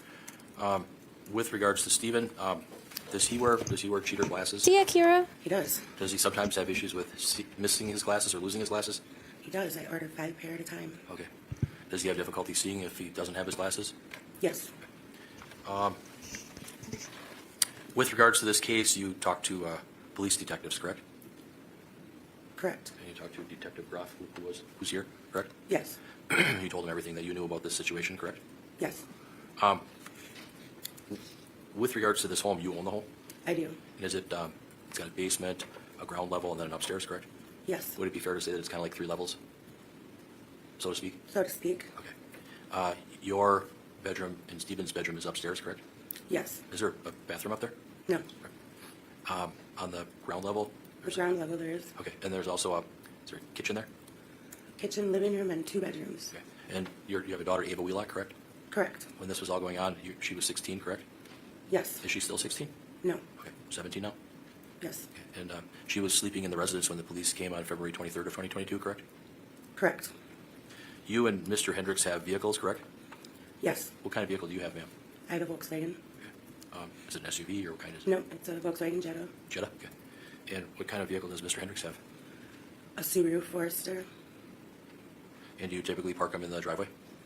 Yes. At your Does Taylor testify? I highly doubt she's going to testify. But we're only on day one of the trial right now. house, if you're standing in the street looking at your house, there's kind of a long driveway, and then there's a garage that's detached. Is that correct? Yes. Then there's the house. Your house is kind of like a Cape Cod style, correct? Yes.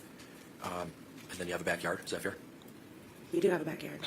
On February 23rd of 2022, when the Green Bay police officers came there to talk to you, is it fair to say that the only two vehicles that were in the driveway were the Subaru Forester belonging to Stephen and the VW Jetta belonging to you? No. What When other I ve- watched the video earlier, Ava's Toyota RAV4 was in the driveway. Okay. She has her own car? She does. Okay. So there's basically three vehicles, correct? Correct. And they're all kind of parked in line on that driveway? Right. Okay. Did you see any gold minivan parked in your driveway on February 23rd of 2022? No. Okay. Is gold minivan supposed to be her car? When the front door to your house, you don't really use that, correct? Correct. The main entrance is the side door off the driveway? Correct. Okay. Do you have curtains in the front of your house? I do. Okay. And on the front door as well? I do. With regards to the bucket that was in the basement, you went down into the basement to bring the cat down there? Earlier in the evening, yes. Okay. And then you went back down there because you heard the door slam? Correct. To see if Shad was still home. If he was not, to turn off the lights and Because lock the door. the lights were left on in the basement, right? Correct. And you didn't see anybody downstairs, correct? Anybody Correct. down there? Okay. No, I did not. And as you were going up the stairs, then you saw this bucket? Right. Okay. And was there anything over the bucket? What? Was there anything over the bucket? There was a towel over the bucket. Was it like a beach towel Wait, what? You never seen Lord of the Rings? It's the greatest ever. or something? It was just a regular towel you would shower with. Okay. And were you concerned that your son or his friends were peeing in that bucket? It was a possibility. I didn't know why the bucket was there. Okay. Normally it isn't there. And- So, and it was covered. Okay. And you kind of came upon the bucket, happenstance kind of, right? Right. So then you took the towel off? I did. And how long did you look in the bucket? See, I Seconds? don't know. Seconds, probably. Okay. Did you put the towel back then? And I put the towel back, yes. Then what did you do? Did you go up the steps? Yes. And then did you go all the way up to the... Oh, sorry. She's actually speaking pretty low. Let me boost it up a little bit. Just a tiny bit. to your bedroom to tell Stephen Hendricks, your boyfriend? I did. Okay. And then he woke up? Correct. And then did you ask him to come downstairs and check this out? Yes. And he was woken out of a dead sleep, is that correct? Correct. And we're talking about the time frame here is February 23rd of 2022, that Wednesday, right? It was after midnight, so it would have been the 23rd. Okay. And so then did you walk with Mr. Hendricks all the way down into the basement again? I did. Okay. And then what did you see Mr. Hendricks do? I told him, I asked him to look in the bucket to verify. He moved the towel up to look in the bucket, but he was unsure of what he was seeing. Okay. So then did the both of you then go back upstairs? We did. And did you go all the way up to your bedroom again? Yes. Yeah, I'm not really quite sure what was the point of that question. Why I was like, maybe I heard wrong, but when I listened to it the first time, I was like, what the heck? So I listened to it just now and I was like, did I hear wrong? Why would they pee in the bucket of the bathroom there? I don't even know why would they even ask. This is where our phones were located. Is that where What's you the decided, you point? talked and you decided what to do? Right. Is it fair to say that you didn't know if you should call the police department non-emergency line or if you should call 911? Is that fair? Right. So you talked for a while? Briefly, How long do you think? a minute and a half. I see. I don't know. So what kind of facial expression do you guys think that? Sorry, I'm choking on my words right now because she's making me kind of nervous. She looks like she's smirky smiley. If I don't, Could it have been 10 minutes or not? I don't think it would take that long to make that decision. Okay. Smirky both of smiley, you were- confused. Confused and Well, we had upset. to call. Yeah. That's a smile right probably there. in shock. So then your boyfriend Stephen Hendricks made the call to 911 at some point? To the non-emergency number, yes. And then you waited for the police officers to arrive, is that right? Yes. In our kitchen. We Okay. waited. You let him, and then you let him in the side door, correct? Correct. The officers came in and had you sit at the table in the kitchen? Yes. Did you look in the bucket only one time? I believe I looked in the bucket again when Steve looked in the bucket. Was he in front of you? It's next to me. Okay. I don't remember that detail. Sure. Now, in February of 2022, your son, Shad Therian, was living with his father, Michael Therian, Correct. and your son would come to your house to eat sometimes, correct? To eat, hang out with his sister, me. Do some laundry? Elaine, no. What? Do some laundry, right? Yeah. Okay. And would you have to tell him to take a shower? I don't know that I had to tell him, but he'd shower there. Were you worried that he didn't always take care of himself? Yes.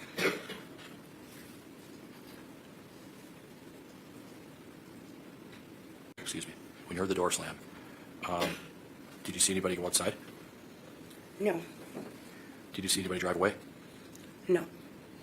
Did anybody come upstairs by you and Stephen on February 23rd of 2022? No. Did Ava get up at all and go downstairs or come upstairs by you on February 23rd of 2022? Ava's room is on the main level of the house. Yep. She was woken up after the police were already at the house. She never went into the basement. Okay. When the police officers arrived at your house on February 23rd, you didn't go back. Yeah, because there are times it looks like she's about to cry, and then she looks really agitated, and then she's kind of like, yeah, I don't know. Downstairs, correct? I did not. Yeah, or And talking the to officers herself had you as stay at the well. kitchen table, correct? Correct. And then at some point, is it fair to say that the officers had you, Stephen, and Ava all go down to the police department to give a statement or at least talk about things? That is correct.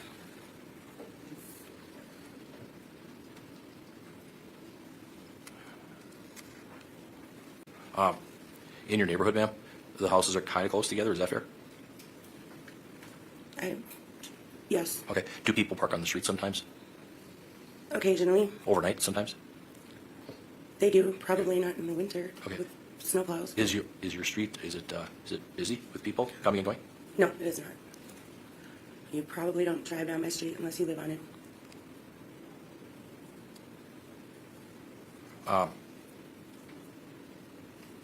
On February 22nd of 2022, when you and Stephen had a little bit of an argument, that was that Tuesday? In the morning. Okay. He left and went to a bar? He did. Was he drinking all day? I wasn't with him. What, But he was at a bar, so When he came back, had he told you that he had some drinks? he did. Okay. You know what time he got back? I do not. Yeah, it'd be interesting to hear her psychological evaluation. It was still light out. In February, that's got to be 5 o'clock or something. What time did you go to bed on February 22nd, that Tuesday? You remember? I do not. What time do you typically go to bed? 11. Okay. Or we were watching TV in our room, so I don't know if we were actually sleeping. I don't know. Okay. And you have one cat? One cat. And the cat usually, does it stay downstairs or does it come The upstairs? cat goes through the entire house, but Free- the litter boxes are in the basement. Okay, it's got free reign of the house, huh? Hey, Wasted, how are you doing today? Did you hear any talking on either Tuesday, February 22nd or Wednesday, February 23rd, prior to that storm door, slamming? I did not. If you were upstairs in your bedroom, would it be fair to say that would be difficult to hear anything going on downstairs or your conversation downstairs? I would not be able to hear anything in the basement, no. Okay. All right. Nothing further. Thank you. Can you redirect, Mr. Saunders? No, thank you. Okay, thank you. You can step down. Okay, that was the victim's mom. Your Honor, the next witness is also a statutory crime victim, and I would just ask that the she not be filmed. It's also a juvenile, Your Honor. Okay, so for the next witness, only audio. All right.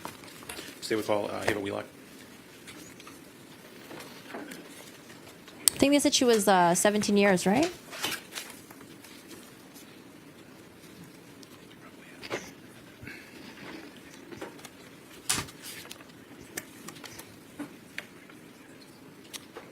You under oath.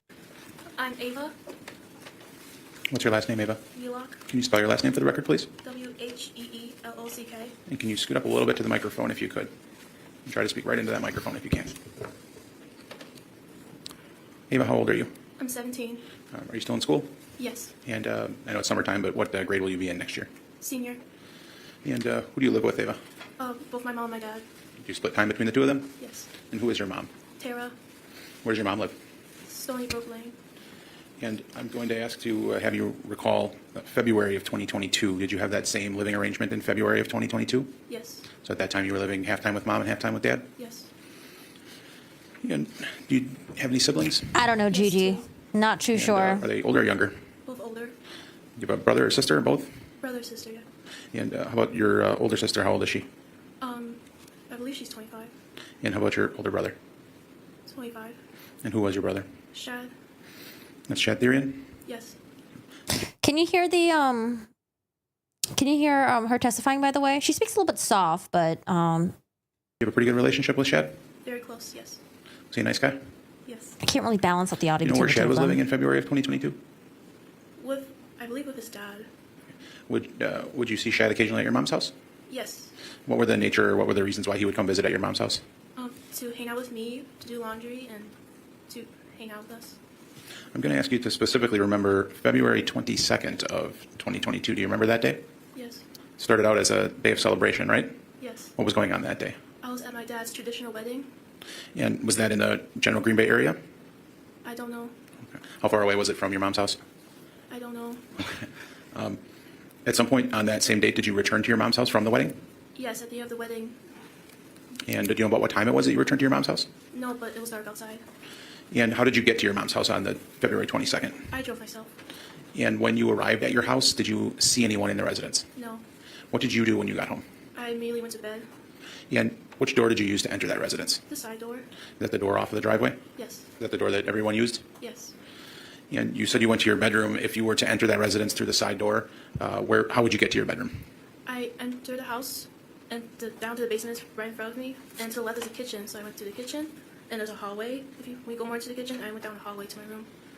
And that's on the first floor of the residence, your room? Yes. And then there's a basement, and is there I don't know, man. I think her mind is somewhere else. also a second floor? Yes, there's a second floor. What's on the second floor? My mom's room. What's in the basement generally? Like she's thinking about something else. I don't know. She daydreaming. And sometimes people Possibly. stay there. Is that where Shad stays when he comes over usually? Yes. On that night, you said you went right to your room. Did you go to the basement at all on February 22nd? No. And you said you didn't see anyone in the residence when you came home. Is that right? Yes. At some point, did you hear other people in the residence? I don't understand Yes. what she would be What did you laughing at. hear? I just heard footsteps downstairs. When you say downstairs, are you talking about the stairs from the second floor to the first floor, or the stairs from the basement up to the first floor? The basement up to the first floor. Is that something that you heard frequently throughout that day? Yes. How about people's voices? Did you hear any people's voices on the night of the 22nd to the 23rd? I heard a female voice. Did you know who it was? No. Did you ever see a female in the residence on that day, the 22nd or the 23rd? No. Do you recall specifically anything that the female voice had said? No.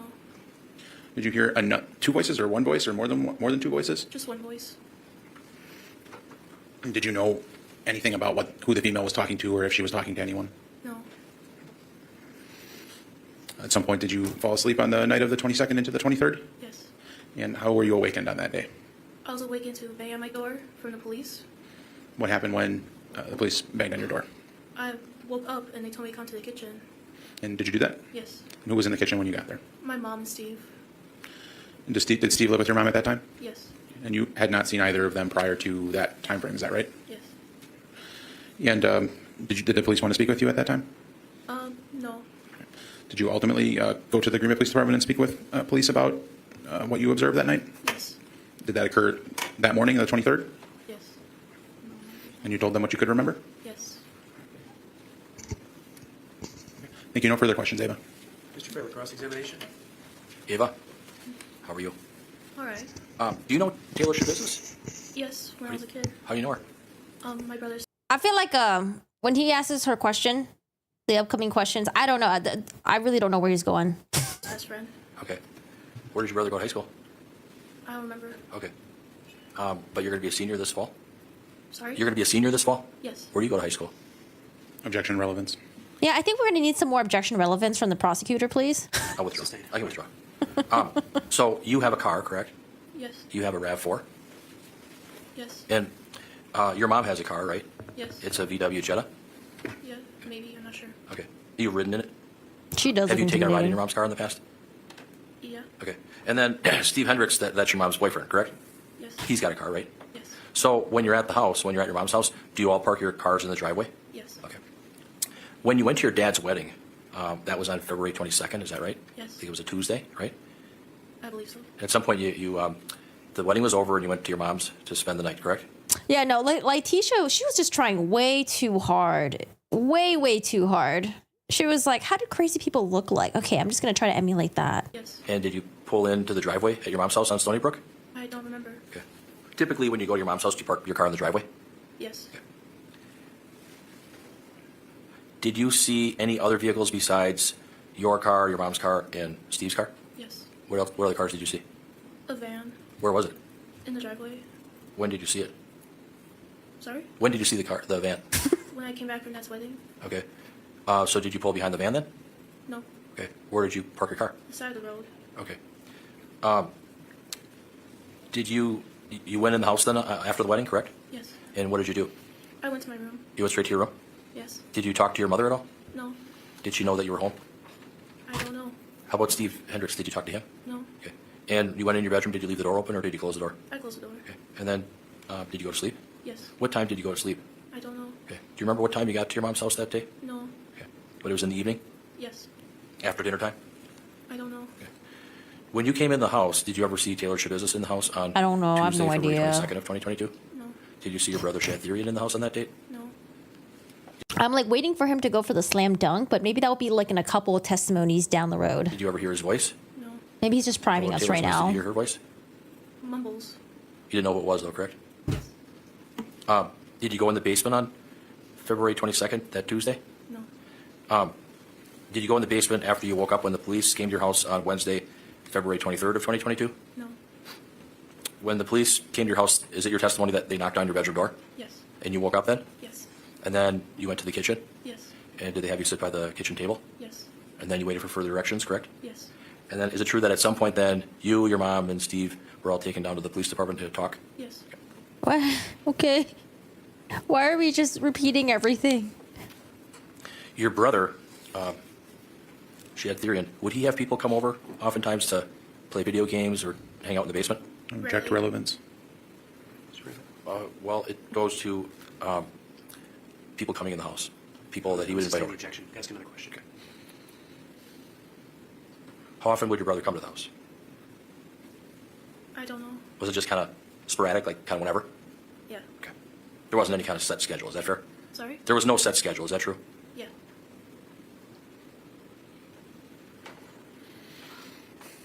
And No, were it's you at not the house Lori. on Monday, February 21st of 2022? The lawyer that got punched was Mr. Jolly. Mr. Jolly is no longer on the case. Did you get up on February 22nd to look out the window at all?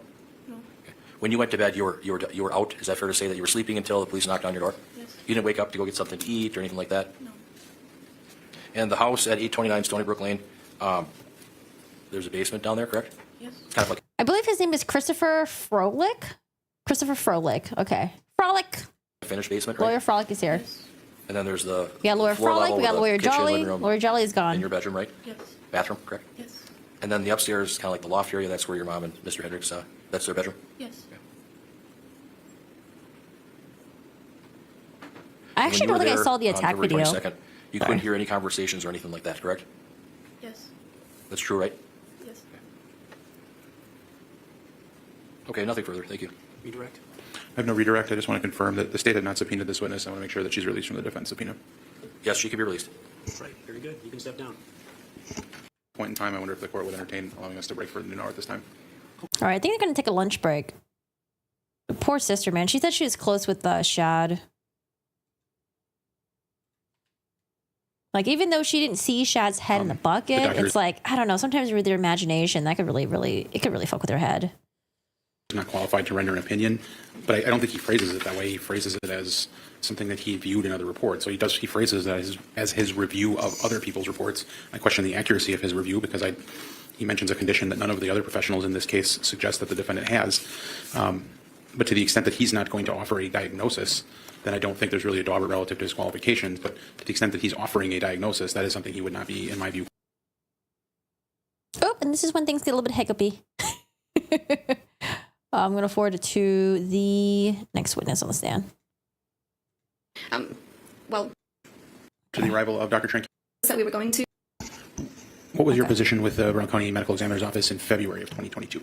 In February of 2022, I would have been the lead medical legal investigator. And what is a medical legal investigator? So essentially, you could see us almost as a nurse in the hospital. We're the eyes and ears for the doctor, for our forensic pathologist. So we do that initial investigation.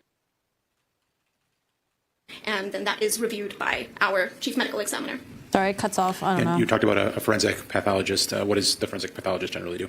So generally, a forensic pathologist, if they're board certified, they are the ones that actually perform the autopsies and oversee all of the investigations the office does.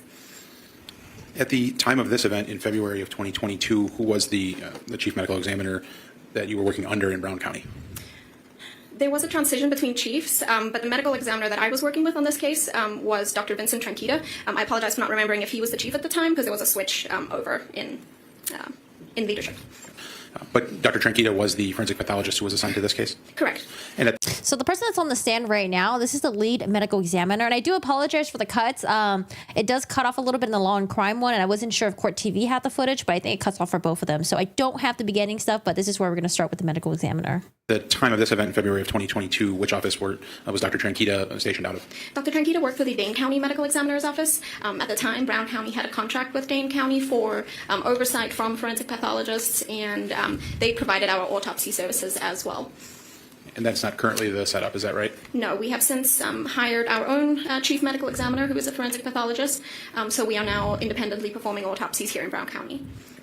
But as it existed in February of 2022, that was the standard practice for Brown County, correct, to use the Dane County Medical Examiner's Office for autopsies? Correct. And talk generally about the process that you use when you are called out to the death scene by law enforcement.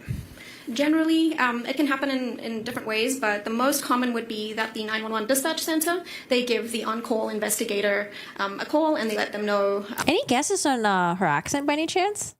You think Australian? No, really? Australian? What they are responding to and where the address of where they're needed. Sometimes we get calls directly from detectives. Sometimes we get It's a cool accent, but I can't pinpoint where it's from. a call from the hospital or a hospice agency. But for scene responses, most commonly it's through the 911 dispatch center to the on-call investigator. Really? And on this particular Welsh, day, February Aussie? 23rd of 2022, what was the process for you to get called out to the scene at 829 Stony Brook? South African? South African. Let me slow it down then. Let's listen. Hold on. So that morning, I believe a call was placed to our office by a detective with the Green Bay Police Department, just informing our office of the situation.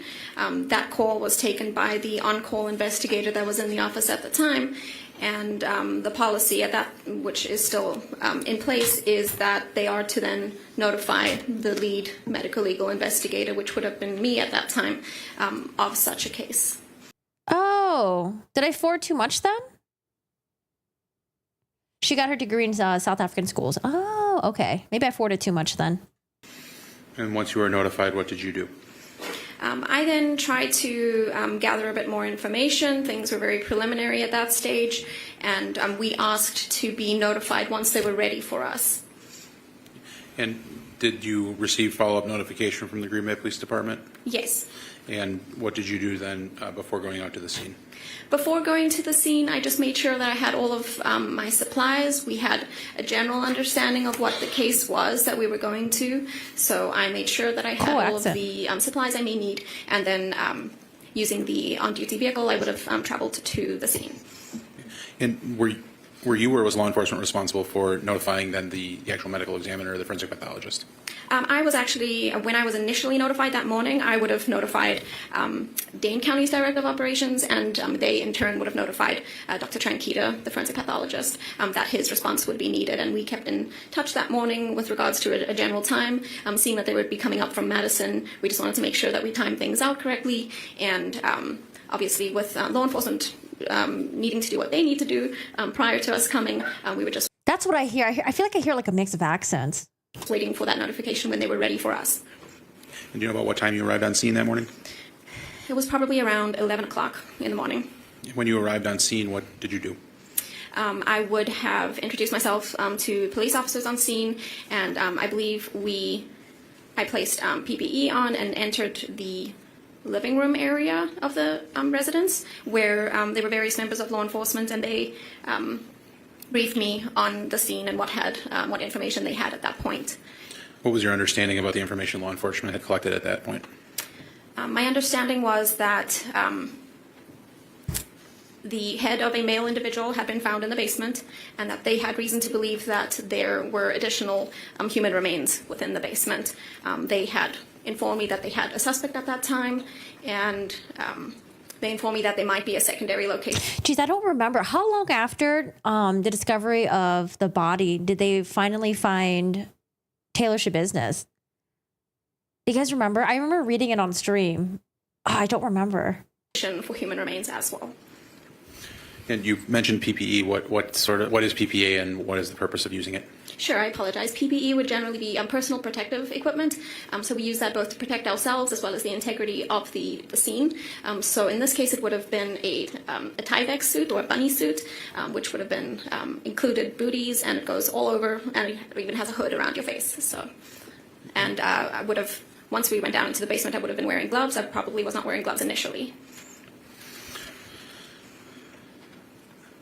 So did you make your way toward the basement of that residence prior to the arrival of Dr. Tranquita?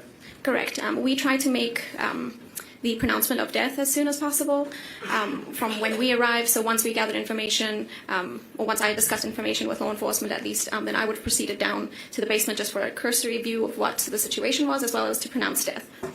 And were you able to do that based on your initial? Oh, I think they went over to the apartment where she was staying at.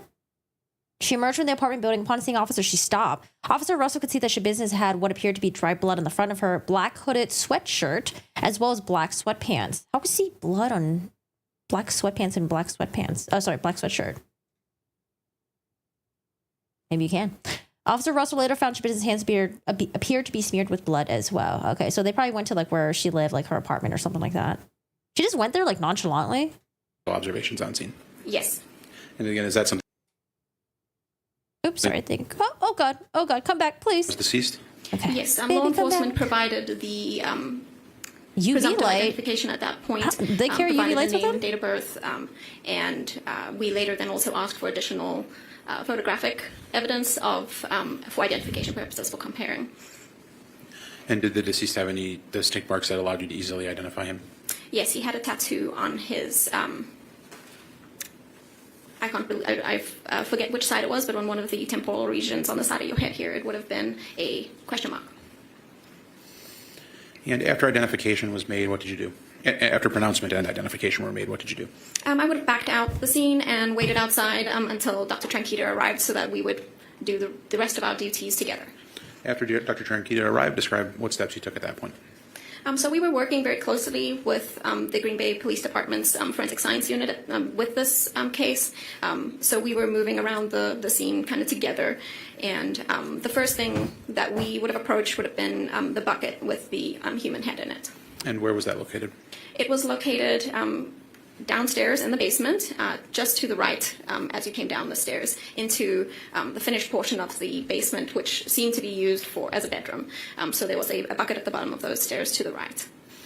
Once you made contact with that bucket, or what would be essentially the first container with human remains, can you describe the process that you used in order to collect that evidence? So we made the decision to use smaller body bags, so essentially would be infant and child body bags. So we would have placed a body bag out for the bucket. It was a infant-sized body bag with a evidence sheet laid over it. We would have then removed what we found in the bucket individually, photographed it. Once it was documented and photographed, we would have wrapped the evidence sheet up and then placed that in the body bag and closed that body bag, and then written on the body bag as to, we decided to label the body bags as to which container they were in. After processing that first container 1, the bucket, what did you do then? We moved on to the next container, which we suspected had human remains in it. There was, I believe it's a blue bag, was the second container that we looked at from the outside. Well, let me back it up. The blue bag would have been on a dresser in front of the bed in the basement, and there seemed to be what looked like some human tissue on the outside of the bag. And so we decided to focus in on that bag next. And did you use a similar process with that particular container? Correct. We took the container and put it onto the evidence sheet that we had laid out with the body bag we had laid out, and we would have slowly emptied what we found in that bag while we were documenting and photographing what was found. And once you processed the blue bag, was your attention then drawn to a subsequent container? Yes, we then focused in on a backpack, which was a pink and black backpack that was at the bottom of the bed, the foot of the bed, on the floor. It seemed to have some blood staining on the outside, so we focused in on that bag next. And I should ask, with respect to the blue bag as well, did you find a substantial amount of human remains within that receptacle? The blue receptacle? Correct. Yes, we did find some human remains in the blue receptacle. And then how about the pink backpack? The pink backpack, we would have done the same process. We had a body bag laid out with an evidence sheet. We placed the bag on the sheets, and then we unzipped, starting with the front zip towards the back, and we unzipped each zipper and would remove whatever we found and document and photograph that. If there are items other than human remains that are found within those containers that may have evidentiary value, what was done with those items? So if there are any items other than the human remains, the medical examiner's office, our purview is the human remains. So if there are other items of evidentiary value or possible evidentiary value, that's generally collected by law enforcement. Okay. And were there other items of evidentiary value that were found within those containers while you were there? Yes. I wonder if they find any signs of like hatred that she had towards Shad, because like this just seems like really fucking bizarre and really crazy. Like it was some sort of like revenge or something. Or was she just kind of like batshit crazy? We found knives in, I don't remember if all of the bags had knives, but we found multiple knives throughout the bags. And those are items that would have been within the purview of law enforcement? Correct. We would have taken them out. We would have photographed them ourselves. And as I said, we were working very closely with the forensic science unit from Green Bay. So they were taking photos at the same time we were. And then yeah, they the would have drugs too. those, knives. So after you found and processed the human remains that were contained in the pink and black backpack, what was the next container that you noted? The next container we moved to was a blue tote bin that was on the floor at the head of the bed, and it had a bunch of laundry or, I can't remember if it's clothing or blankets, but something on top of it, and there seemed to be a small amount of blood on the outside of the tote bin, and so we would have moved our attention to that at that stage, and we slowly removed what was on top until we could see what was in the tote bin. And what did you note in the tote bin?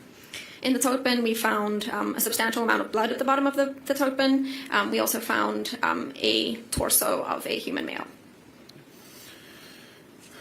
In terms of the other significant body parts that would have been located within the tote bin, do you recall what was located within the tote? So the torso with the arms attached, they would have been other fragmented remains. There was some muscle tissue and certain organs.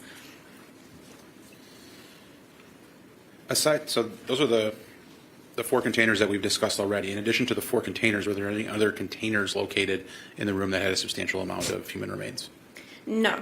There were some other containers or some other backpacks that we peeked in, but there was no other remains found in the basement. And so you found remains in four separate containers in the areas that were not the containers, so in general in the living space in the basement. What were your observations about the living space? So one of my first observations, I guess, would have been that they really, as you walk into the basement, there really wasn't a significant amount of blood that we could see as you walked in. We would have later noted, once we moved some things off the bed, that there was some what appeared to be blood staining on the mattress, and perhaps some small little pieces of tissue that were suspected to be human tissue in the carpeted area, but there was a shower in a laundry room nearby, and there seemed to be, again, some small pieces of what could have been human tissue. Is it fair to say that relative to the amount of damage to the body that you observed, there was not a lot of blood or tissue that was readily available outside of the containers? Correct. I would definitely say that I would have thought there would have been more blood on the scene outside of those containers. And from a medical legal standpoint, what is the potential significance of that? Where were the cleaning supplies that she used to clean? Because that's what I was thinking too. I thought there would be more blood on the scene.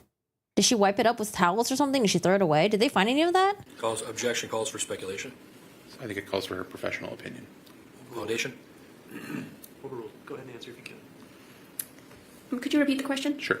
So from a medical legal standpoint, when you see as much damage to the body as you noted, but then don't see as much tissue or blood throughout the room, is there any potential significance from an investigative standpoint based on your training and experience? There are various things that it might sparked me to think. One of the things would be, did it happen here? Another thing would be, how, just would make me think, how did this happen? How did this take place? In such a way that the blood was collected, and not all of the blood I would expect to have been in the human body was necessarily in that tote bin or amongst the other containers. But like transporting it to the containers and the tote bins and stuff like that, wouldn't that been kind of like a bloody mess? So it would just spark questions as to how this would have occurred. Did you locate all of the significant body parts that you were looking for that were associated with the deceased at that scene on Stony Brook? Yes. Did you know if parts were missing? Yes. What did you know was missing from the body? So as we were going, we were trying to make sure that at least the remains that we were finding were consistent with one person.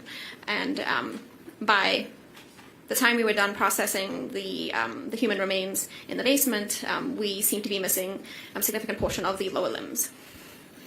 And did you obtain any information about where those items may potentially be located? We were informed that they may potentially Objection, be... hearsay, Your Honor. I'm not offering it for the truth of the matter asserted. I'm offering it to support how she later goes to a different location, how she gets there. Overruled. You can answer the question.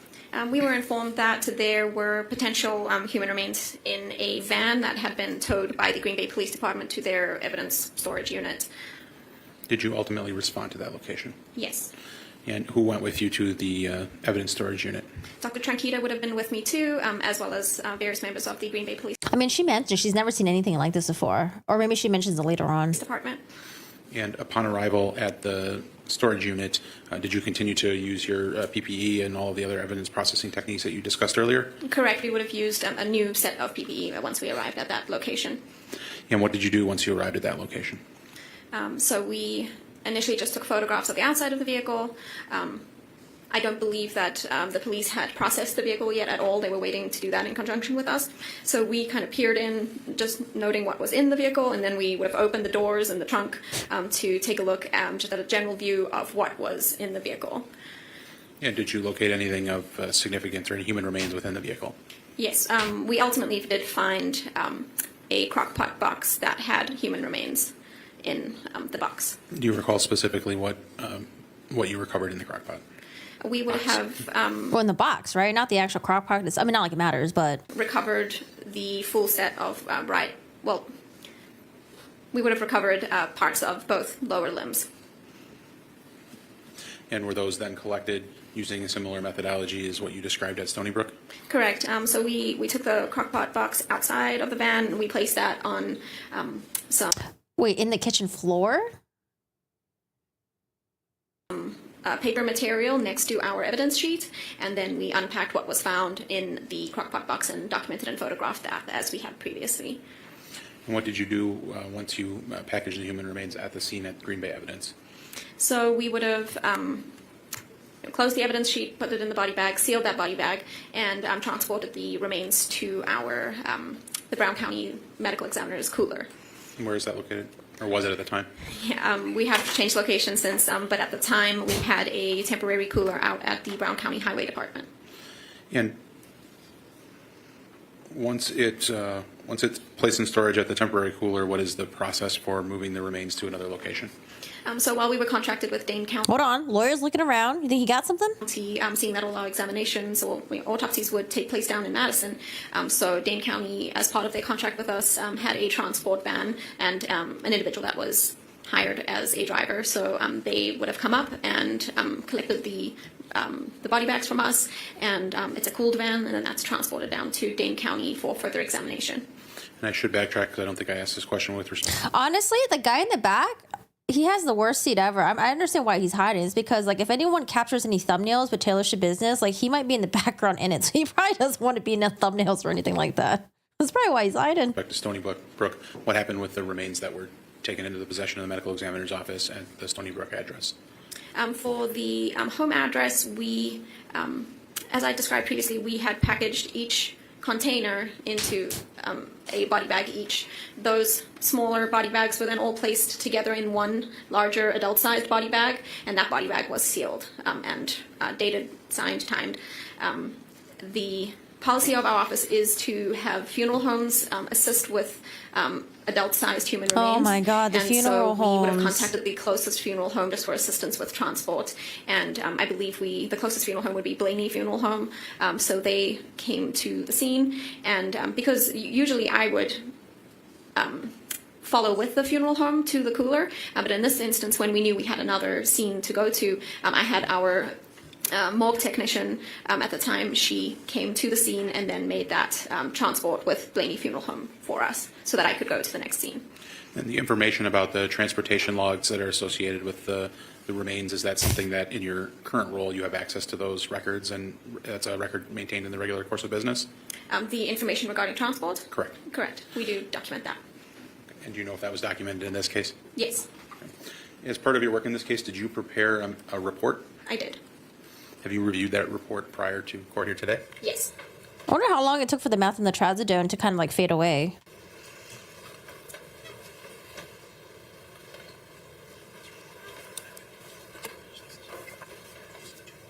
Because they think this is like an all-day thing, right, that she was working on?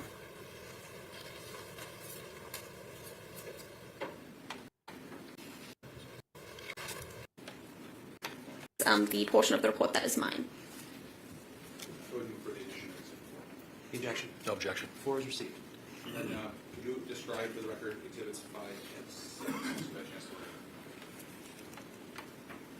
6? Exhibit 5 is a photograph of the larger adult-sized body bag that we would have placed those smaller body bags within at the Stony Brook address. It is labeled as Shad Therian, and there are the bag appears to be sealed, as well as initials that say sealed by PS at 1506 on 2/23/22. And the next exhibit, what is that? Sorry? And the following exhibit, did you describe that one as well? I apologize. Sure. Exhibit 6 is a child-sized body bag. This would have been at the Green Bay storage unit location, which had the remains found in the crockpot box. This is sealed, and it is labeled as container number 5, crockpot box van, and by the seal number, it says sealed by Petra at 1634 on 2/23/22. Mayor, I would move for the admission of exhibits 5 and 6 as well, and I would ask for permission to publish 5 and 6 via the screen. The objection? Wait, I thought y'all were joking. She does have a husband. He was in charge. He was in charge at the time of the murder of Shad Therian. He's currently incarcerated. The two also have a recently born child. What? Wait, she kind of looks normal in these pictures. Sorry, I'm just showing you guys really quick. She's married? Wait, I have to do some reading on her. She looks normal in this picture. So he's also charged with the murder of Shad. I'm so confused. He was backing her all the way. She looks kind of normal there too. I mean, you never know in pictures, right? But like, she looks well kept. She knows how to do a wing eyeliner. She got her makeup. She got her brows done. Like, she'd be watching YouTube tutorials and shit. Jesus. I can't believe they have a kid. All right, we're going back. Did I stop here? Shit, where am I? Oh, God. I'm not here. Day 1, part 1. Day 1. Shit, where am I? Am I here? Admission of those exhibits, Mr. Fraley. No objection to admission of exhibits 5 and 6, but I would object to publication, Your Honor. It's already been described. And overrule the objection. You can now publish those.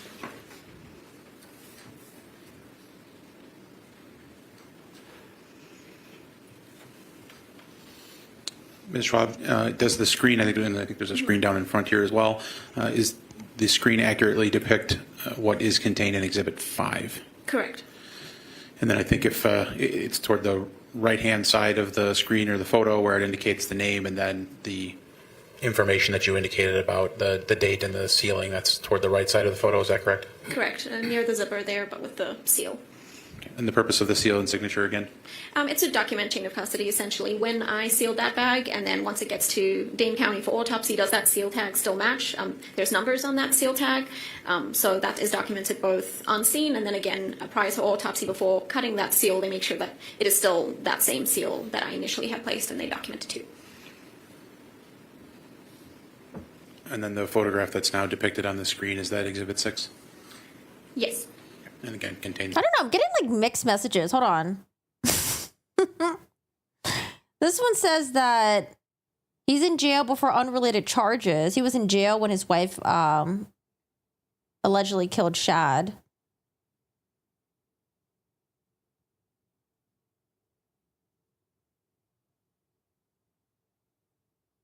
I don't know. It's all over the place right now on the news. You're seeing double? It's the information that you indicated about what is contained inside, and then the signature and seal.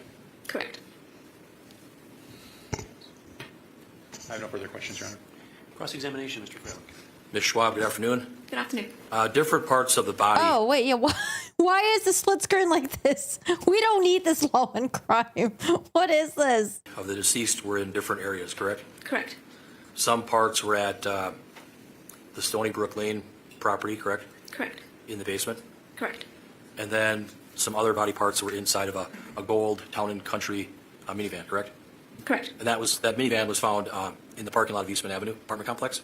That would have been found by law enforcement.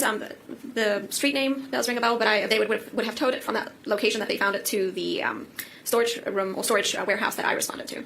You saw the minivan at the police storage unit, correct? Correct. And that was with Dr. Tranchita? Correct. Is it Tranquita? Tranquita. Okay, thank you.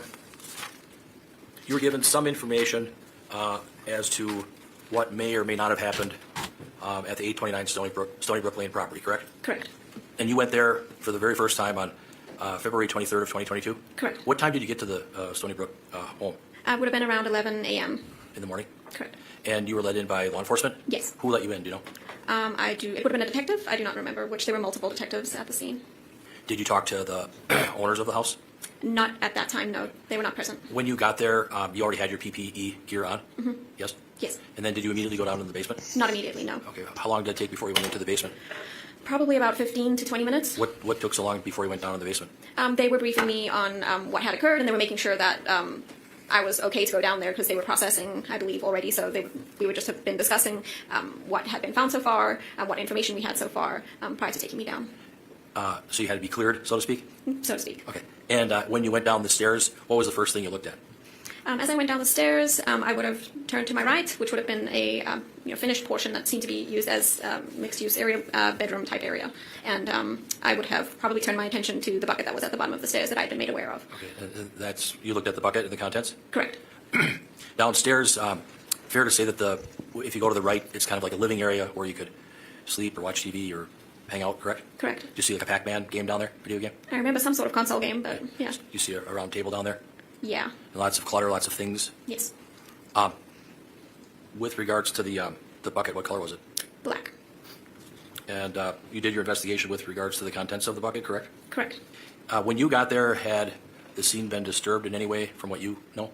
From what I know, there was a disturbance probably when the bucket was found, but I don't believe anything else had really been disturbed. I believe Green Bay Police Department perhaps had started putting out their little evidence markers, but they hadn't necessarily removed any remains or, as far as I was made aware, removed any. Dude, I'm so confused. I didn't know any of this background stuff on Taylor Schabusiness.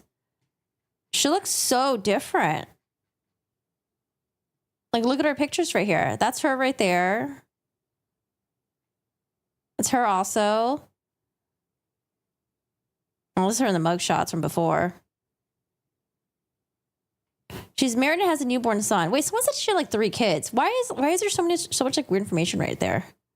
Or like out right now? So based on this, she's married, has a son, was born in 2021. Husband's in jail in Wisconsin on unrelated charges, was in custody at the time the victim was killed. According to Facebook posts from friends, Schabusiness did not have custody of her child. Schabusiness' husband Facebook page calls her Queen Taylor Schabusiness. Oh my God, I hate people who type like this. I do trust my beautiful wife. I will do anything to protect her. Stay strong, baby boo. I love you. They've been together since 2017. He wrote on the page his job is to Oh my God, this is so cringe. To make sure my queen knows that no matter if we're apart or not, that I will do whatever is necessary to get her back to me. Never will I give up on her, nor will I ever lose confidence in our Schabusiness empire. My word has been my word to her. My word to her will never change. She knows better than anyone that I mean what I say and say what I mean. Now, baby, I promise you that I'm going to be coming to get you. It's your golden year. And best believe you'll be in my arms for it. Baby, stay strong and always know that your king knows how to do one thing and one thing only. That's right. What we know best. The Schabusiness shuffle hustle. Heart. Now calm down, smile, and tell yourself with confidence that you're doing a good job. It's only a matter of time before you're home, baby. Till then, know that I'm here for you. Never have I or will I give up on us. We will get through this obstacle/struggle together. Baby girl, it's been tough not having you by my side, but you're what motivates me to stay sane because nothing or no one could ever replace the feeling I get when I'm next to your sexy ass. Kiss, kiss. For real, though. Be ready because I'm going to come get you. I promise, baby. I love you. I miss you so much, beautiful. XOXO love. Heart. King Poppy Boo Schabusiness. Check mark. What the fuck is... What am I reading? Jesus. Maybe they're just all on drugs. Okay, well... Evidentiary items. When you were at Stony Brook property, She's 25 right now. Dr. Tranquita? I would have called him prior to going to the house. Did he give you any directions on what you should do or shouldn't do? I think the directions would have come through their director of operations, and we have standing policies that in cases where homicide might be suspected, that we go into the scene, pronounce death, exit the scene, get some basic information for them, and wait for their arrival before proceeding with any further examination. After you looked at the bucket and the contents of the bucket, did you pronounce death then, or? Yes. Okay. What was the time of death? I would have to check my report. Was it sometime after 11 a.m.? Yes. Did you know of any other concerns that were in the basement after you looked at the bucket? I was notified that they suspected that there were human remains in other receptacles or other containers within the basement. Okay. So in the basement there was like either a dresser or a TV stand, is that fair? Correct. And there was I think you said a blue bag on the dresser or on the TV stand? Among other things, yes, the blue bag was noted. The blue bag, was it a Jimmy Choo like duffel bag that you can zip and has handles on it? I'm unsure what the brand name was, but yeah, it was a Jimmy Choo? Who got a Jimmy rectangular-shaped Choos? blue bag with handles. Something you could maybe put clothes in or something, correct? Yeah. And where was that located? That was located on the dresser that was in front of the bed. Was there a TV on this dresser? I don't remember if there was. Any evidence of drugs on the dresser? Law enforcement had pointed out some items on the dresser that they believed to be drugs. Meth? I do believe that they said that they thought it was methamphetamine. Okay. Pipes? Yes. With regards to the bag that we're talking about with the handles, you had gloves on at the time? Correct. When did you put your gloves on? Sorry? When did you put your gloves on? Do you remember? What did I put my gloves No, when? on? When Oh, did you- when? yeah. We would have put gloves on in the basement prior to touching any items. Okay. So you had the gloves on before you inspected the black container or bucket? Correct. Did anybody assist? No way. Daniela, did she? Carly Russell admitted it was false in a written statement. Why would she have her parents go on a public TV interview? Why? Did she really? Did she not give a shit about her parents? Wait, I have to look this up. Sorry. So many things are going on right now. Items from the duffel bag? Dr. Tranquita and I were removing the items together. Had you ever seen anything like this before in your experience? I have seen mutilation, but nothing to this extent before. Never saw a head in a bucket, correct? Correct. Where do you see that reported on? So after you looked at the bag on the dresser, then is that when you turned your attention to the backpack? Yes, after the blue bag on the dresser, we would have then turned our attention to a black and pink backpack that was on the floor at the foot of the bed. Now, the bed in this basement, were there mattresses that were stacked on top of each other, or what can you tell me about that? I remember that there were 3 items. I don't know if it's 2 mattresses and 1 base versus 2 bases and 1 mattress, but 3 things stacked as a bed. Okay. It wasn't like a headboard and a footboard, correct? No. Just basically mattresses, correct? Yeah. And you went over to this backpack, right? Yes. Was it an Under Armour backpack? I would probably have to check photographs for the brand. But it had some colors to it? It did it have colors like black and pink or something? Yes, it was black and pink, and there was some red staining on the outside. Why did you focus on that? Probably because of the red staining. Okay. Did you discover that, or did someone else point that to your attention? When we were walking around looking at the scene together, it would have been in conjunction with law enforcement. Okay. And we would have, tried to lift it, and it seemed suspiciously heavy for a backpack. And then, did you have to unzip that Under Armour backpack? Yes, we unzipped each zip from front to back and looked at the contents. And you removed the contents from that Under Armour backpack? Correct. And what'd you do with it? We placed everything that we found within the backpack on an evidence sheet that was then placed into a body bag. And you took some photographs, right? Correct. What were these items in that Under Armour backpack? There were various fragments of human remains. Tissue? Yes, human tissue. I think the other container you said was a blue tote. Yes. And where was that? That would be on the floor at what I consider the head of the bed. Was it by the wall? Yes, between the bed and the wall. Wait, sorry. This literally is just breaking news. Let's watch it really quick. Hold on. Jesus. I mean, I'm glad that she's fessing up to it instead of like lying for the rest of her life. Oh my God. Why did she have her parents do that interview? Sorry, guys. This is like 2 minutes. There was no kidnapping on Thursday, July 13th, 2023. My client did not see a baby on the side of the road. My client did not leave the Hoover area when she was identified as a missing person. My client did not have any help in this incident, but this was a single act done by herself. My client was not with anyone or any hotel with anyone during the time she was missing. My client apologizes for her actions to this community. Can you imagine what other crimes or disappearance may have happened during that 2-day time frame where resources were taken from those people to try to find her? I hope nothing crazy was going on during those 2 days time frame. Volunteers who were searching for her, to the Hoover What a Police waste of Department time. and other agencies as well, as to her friends and family. We ask for your prayers for Carly as she addresses her issues and attempts to move forward, understanding that she made a mistake in this matter. Carly, again, ask for your forgiveness and prayers. We have a meeting scheduled with Mr. Anthony to further discuss this case. We're currently in discussions with the Jefferson County District Attorney's Office in Bessemer about possible criminal charges related to this case, and we will announce those charges when and if they are filed. Jesus. Okay, well, I'm glad that she took the first step to admit it, but she was probably afraid of getting in trouble. Because the police was going to do some investigating. I mean, Sheriff Pepina got 8 months? Not a lot, but still something. 8 months, I think, for faking her disappearance. Okay, sorry. Back to Taylor Schabusiness. Was that area of the basement kind of dark? Yes. The lighting wasn't very good? No. And there was items on top of this tote? Yes. If I remember correctly, it was laundry items. Blankets? It could have been blankets. It could have been clothes, or a combination thereof. And did you see some blood on the outside of the tote? Yes. Would you say it was a teal tote? Yes. And are you the one that took the blanket or the clothes off of the tote? I believe we were doing that in conjunction with a detective from Green Bay Police Department. Do you remember the name of the detective that was with you? There were multiple. It was Detective Cassie Pakala and Phil Scanlon that were mainly assisting. They were both there? Correct. Was that tote difficult to see? No. Would it be difficult to see if you were coming down the stairs as you get off the last stair? Not necessarily, no.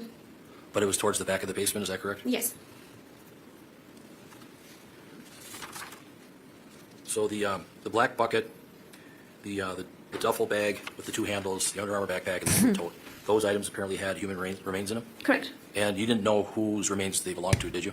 They had given us the presumptive ID, and especially the head, we had already, by use of that tattoo in the booking photograph provided by Green Bay Police Department, we were fairly certain that we had the correct identity. And seeing at that point that inventory that we'd been doing so far had only indicated remains that were consistent with one human male, at that point we were comfortable that these remains were all belonging to the same person.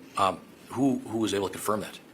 Was that done later when the remains were transported to Dane County? Correct. That would have been a more thorough inventory of all of the fragments collected to make sure that these essentially complete a full human male. So the full identification was not done at Stony Brook, it was done in the medical examiner's office in Dane County, correct? Ultimately. Okay.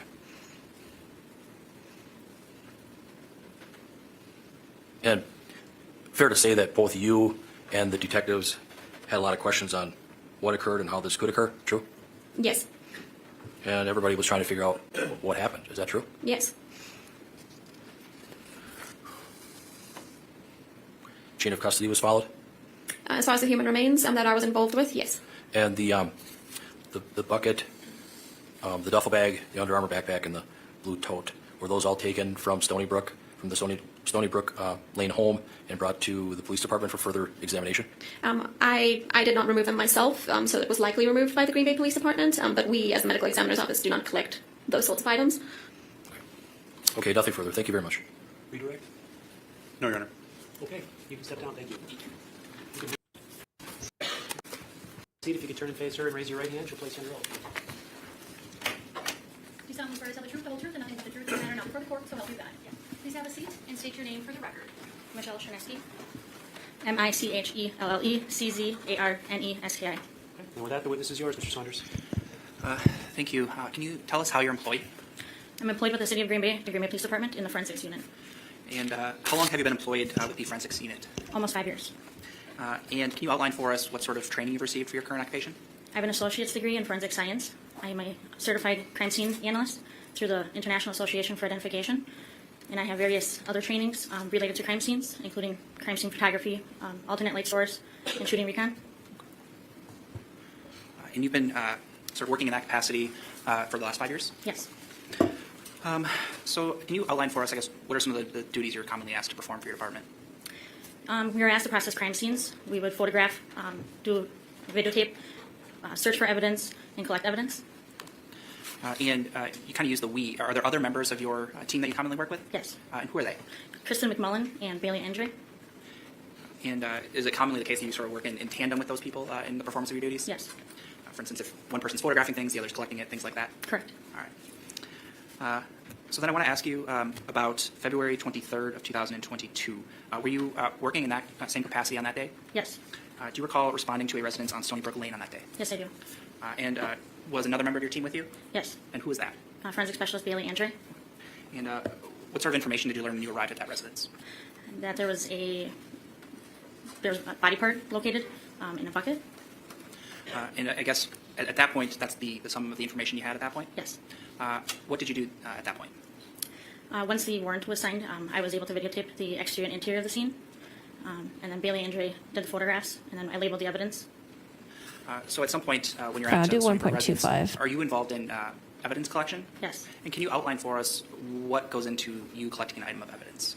Once we locate a piece of evidence, we would label it with either a evidence placard, or if it was a swab that needs to be collected, it would be labeled with a sticker. So each exhibit collected would have its own separate number or exhibit. Then it would be photographed, and then it would be collected. And what sort of outfit or attire are you wearing when you're collecting these items of evidence? We had a Tyvek suit on and rubber gloves. Okay, sorry. The Schabusiness stuff and the Carly stuff got me sidetracked for a second there. Jesus, okay. And that's commonly in your practice that you wear during processing crime scenes? These type of scenes, correct. All right. And you did so in this case too? Yes. So you mentioned part of what you were doing was collecting items of evidence. Were you also taking swabs of various surfaces as well? Yes. And what sort of areas did you swab in this case? Hey, Wayne. If we located any kind of red substance that could possibly be blood, that was swabbed. Okay. And did you collect a fair number of those swabs in the basement? Yes. Those were items that you were responsible for collecting and maintaining? Correct. Can you generally for us describe the process of what we mean when we're using the word swab? It's like a Q-tip with a cap on it. It's in a separate package, so each swab is individually packaged. It's sterile. We typically have an assistant help us, so if I were swabbing, I would have clean gloves on and I would not touch anything. And in this case, forensic specialist Bailey Andre assisted me with collecting these swabs, and she would open the package of the swab, and then I would grab it without touching anything else. She would place a couple drops of distilled water on the swab without touching the distilled water to the tip of the swab itself to prevent contamination, and then I would swab the area of interest. In addition to collecting those swabs of various surfaces, what sorts of items of evidence did you collect as well? I collected a Clorox wipe container, a Pantene shampoo container, collected I'll be right. I'm going to use the bathroom again. a wooden box, dildo, a shot bottle. I guess as you're kind of going through the scene, does it become apparent certain items of that are located in the basement may have some evidentiary value. Yes. I want to ask about some of those in particular. You mentioned there were 2 dog collars that were located. Correct. And were those items that you collected and took into evidence? Yes.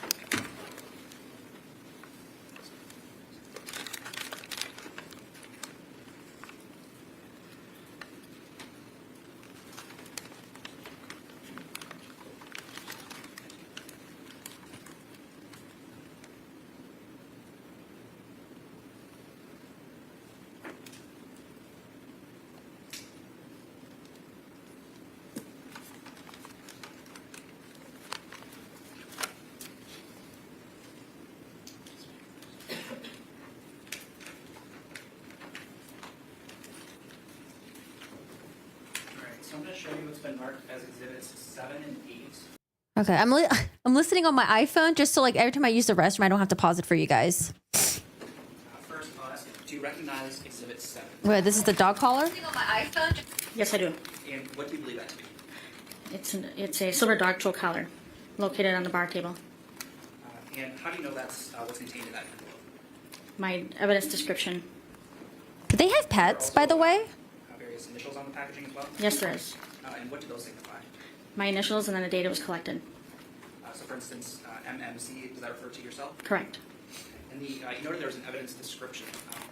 What does that information signify? It lists the evidence placard from the scene that I had placed next to this exhibit. It's my description and then the location where it was located. I'm also going to show you exhibit 8. Do you recognize exhibit 8?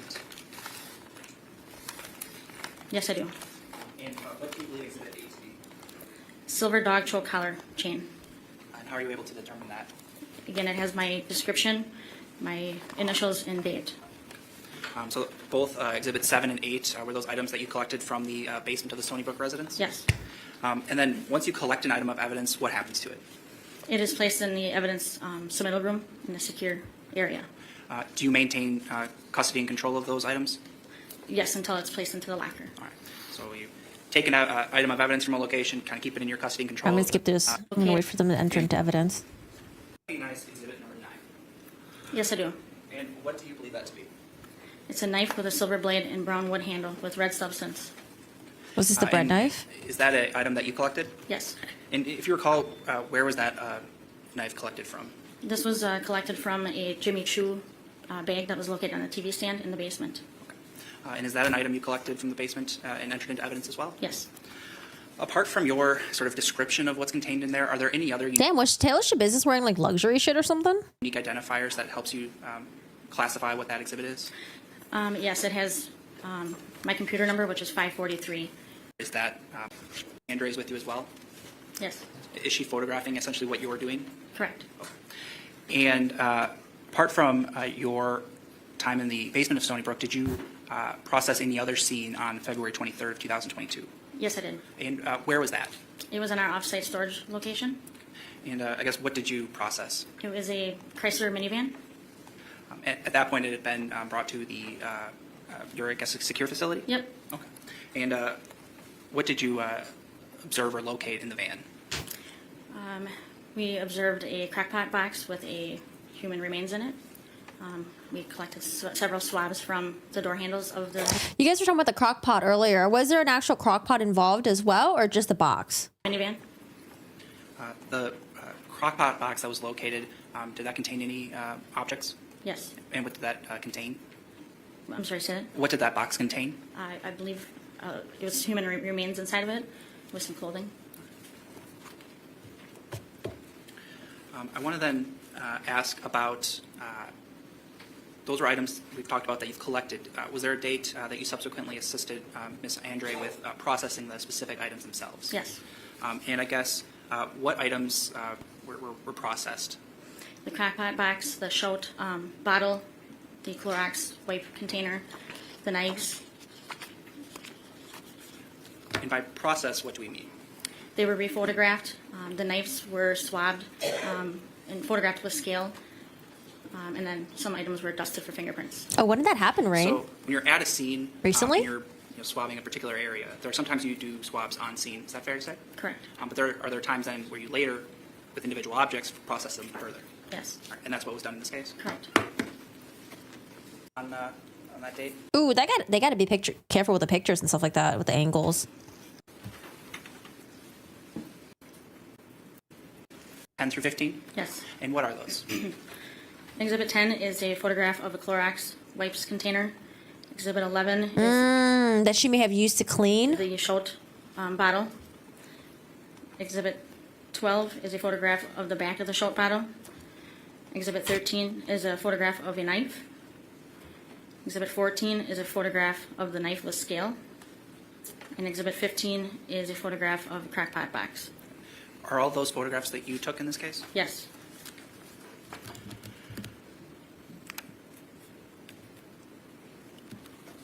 One of the things you mentioned earlier on in some of your duties sometimes, I believe you said alternative light source, is that right? Yes. And what is that?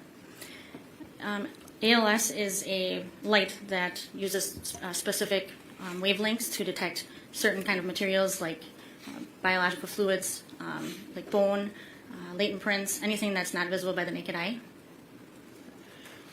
Is that something that you're trained to perform in? Yes. Maybe like was that 10 done or in 12 this states or case? something. I don't remember. Can you describe when and where that was done? It was done on the 24th in the basement.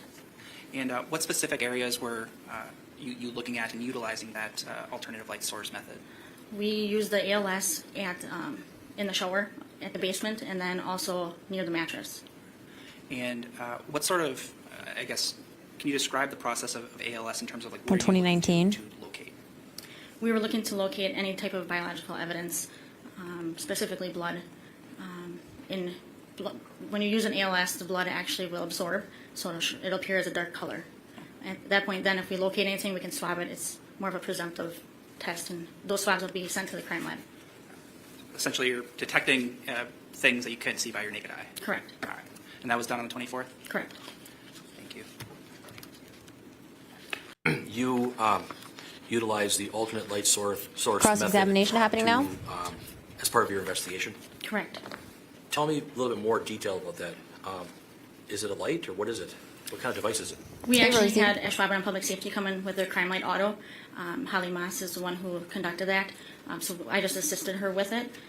It's a light that uses different wavelengths to be able to detect anything that you can't visually see by the naked eye.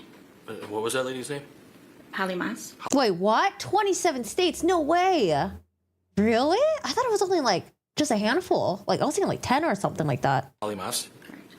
So she was the one doing the ALS at Stony Brook in the basement, correct? Correct. And you were there to kind of observe? In assist. Okay. 27 states per Google. So on February 23rd of 2022, were you called in to help with the scene at 829 Stony Brook Lane? Yes. Were you called by Lieutenant Detective Brad Sroff? No, I was called by now Captain Pagoon. Okay. And both you and Specialist Andre met up at Stony Brook? Correct. Did you pull up in one of those big police evidence vans? We arrived. Bailey, Andre, and I both arrived in our crime scene truck. Okay. That's a special truck for crime scene processing? Correct. You've got all the supplies in the truck? Yes. And you rolled right up in front of 829 Stony Brook? Correct. Oh wow, I'm actually surprised. And then you met with Lieutenant Strouf then at the house? Correct. And then a short time later, Detective Scanlon arrived on the scene? That's correct. And then you also met with Patrol Sergeant Kurt Brester, correct? Correct. And then Sergeant Brester gave you some information about the scene, correct? Yes. Gave you some details? Correct. And then you had consent from the homeowner to kind of process the scene, correct? Correct. And then Detective Scanlon gave both you and Specialist Andre kind of a walkthrough of the house, correct? Correct. Did you just go in the basement, or did you go upstairs? Did you go in the kitchen area? Did you go through the whole house? What did you do? I videotaped the entire house. Okay. But when you went inside, did you go inside all of the areas of the house that you can? Yes. Okay. So you went upstairs, right? I did, correct. Okay. And you videotaped the exterior of this house, correct? Correct. An investigator or Specialist Andre photographed the house as well. Correct. Was that the interior? She did the interior and exterior as well. Okay. So you both took video footage of, or you took the video footage inside and out, and she took pictures inside and out. Correct. Okay. I'm trying to understand that. Yeah. And then were you told that you had to wait because the Detective Scanlon was waiting for a search warrant? Correct.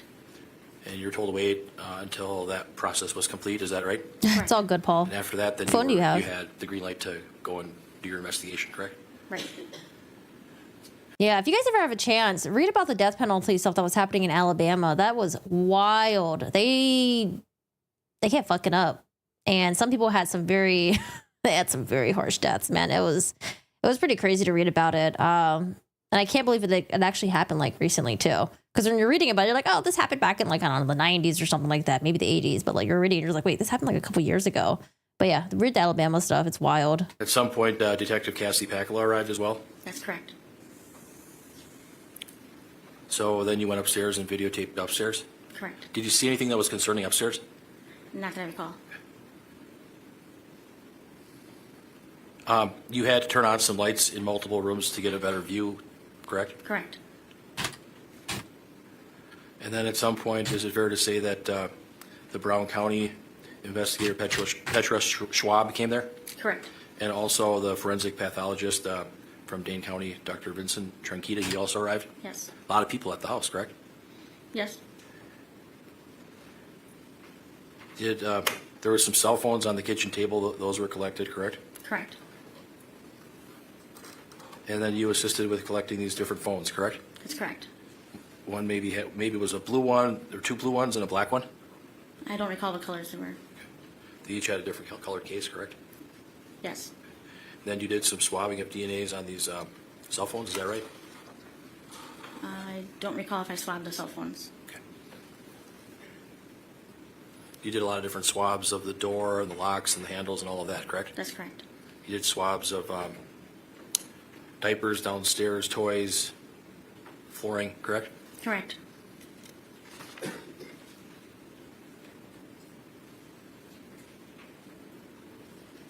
You entered and collected different items of evidence, correct? Correct. Fair to say that on the floor in the basement living area of Stony Brook, you collected a black and purple pipe? Yes. And on a TV stand, a clear and white I'm going to forward through the cross-examination a little bit. glass pipe? As always, I'm not really quite sure where he's going. He's just collecting information and data, I guess, and just have it on the record. And on the TV stand in the basement, a green gem bag with a crystal powder? Yes. And on the TV stand in the basement, a Samsung cell phone, correct? Correct.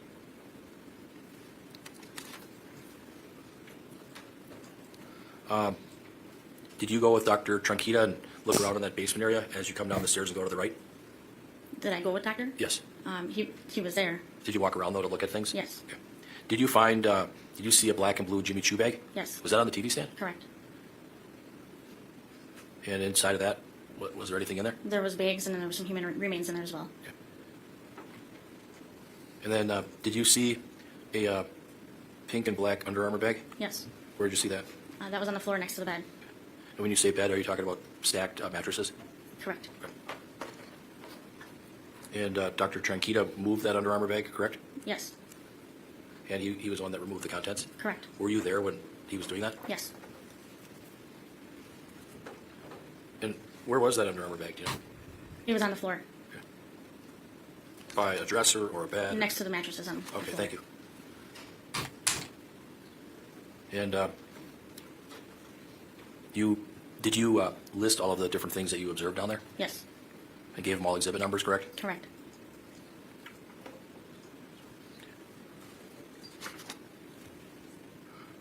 I think you mentioned finding a dildo, correct? Correct. Where was that? I believe it was in a closet. Okay. Down in the basement? Correct. So if you come down the stairs, if you go to the right, would you find it, or would you find it if you went to the left? To the right. To the right. In a closet, was it on a shelf? It was in a brown box, wooden box, Okay. on a shelf.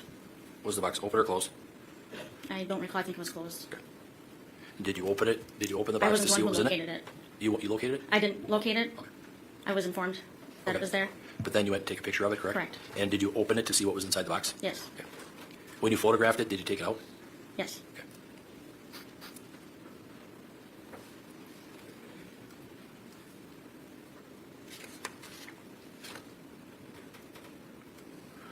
On the mattress or on the bed, was there a cell phone on there? Yes.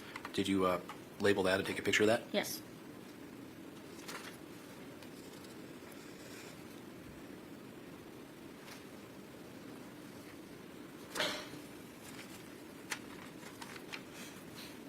As far as reports are concerned, did Holly Moss do a report on the alternate light source? Yes, she did.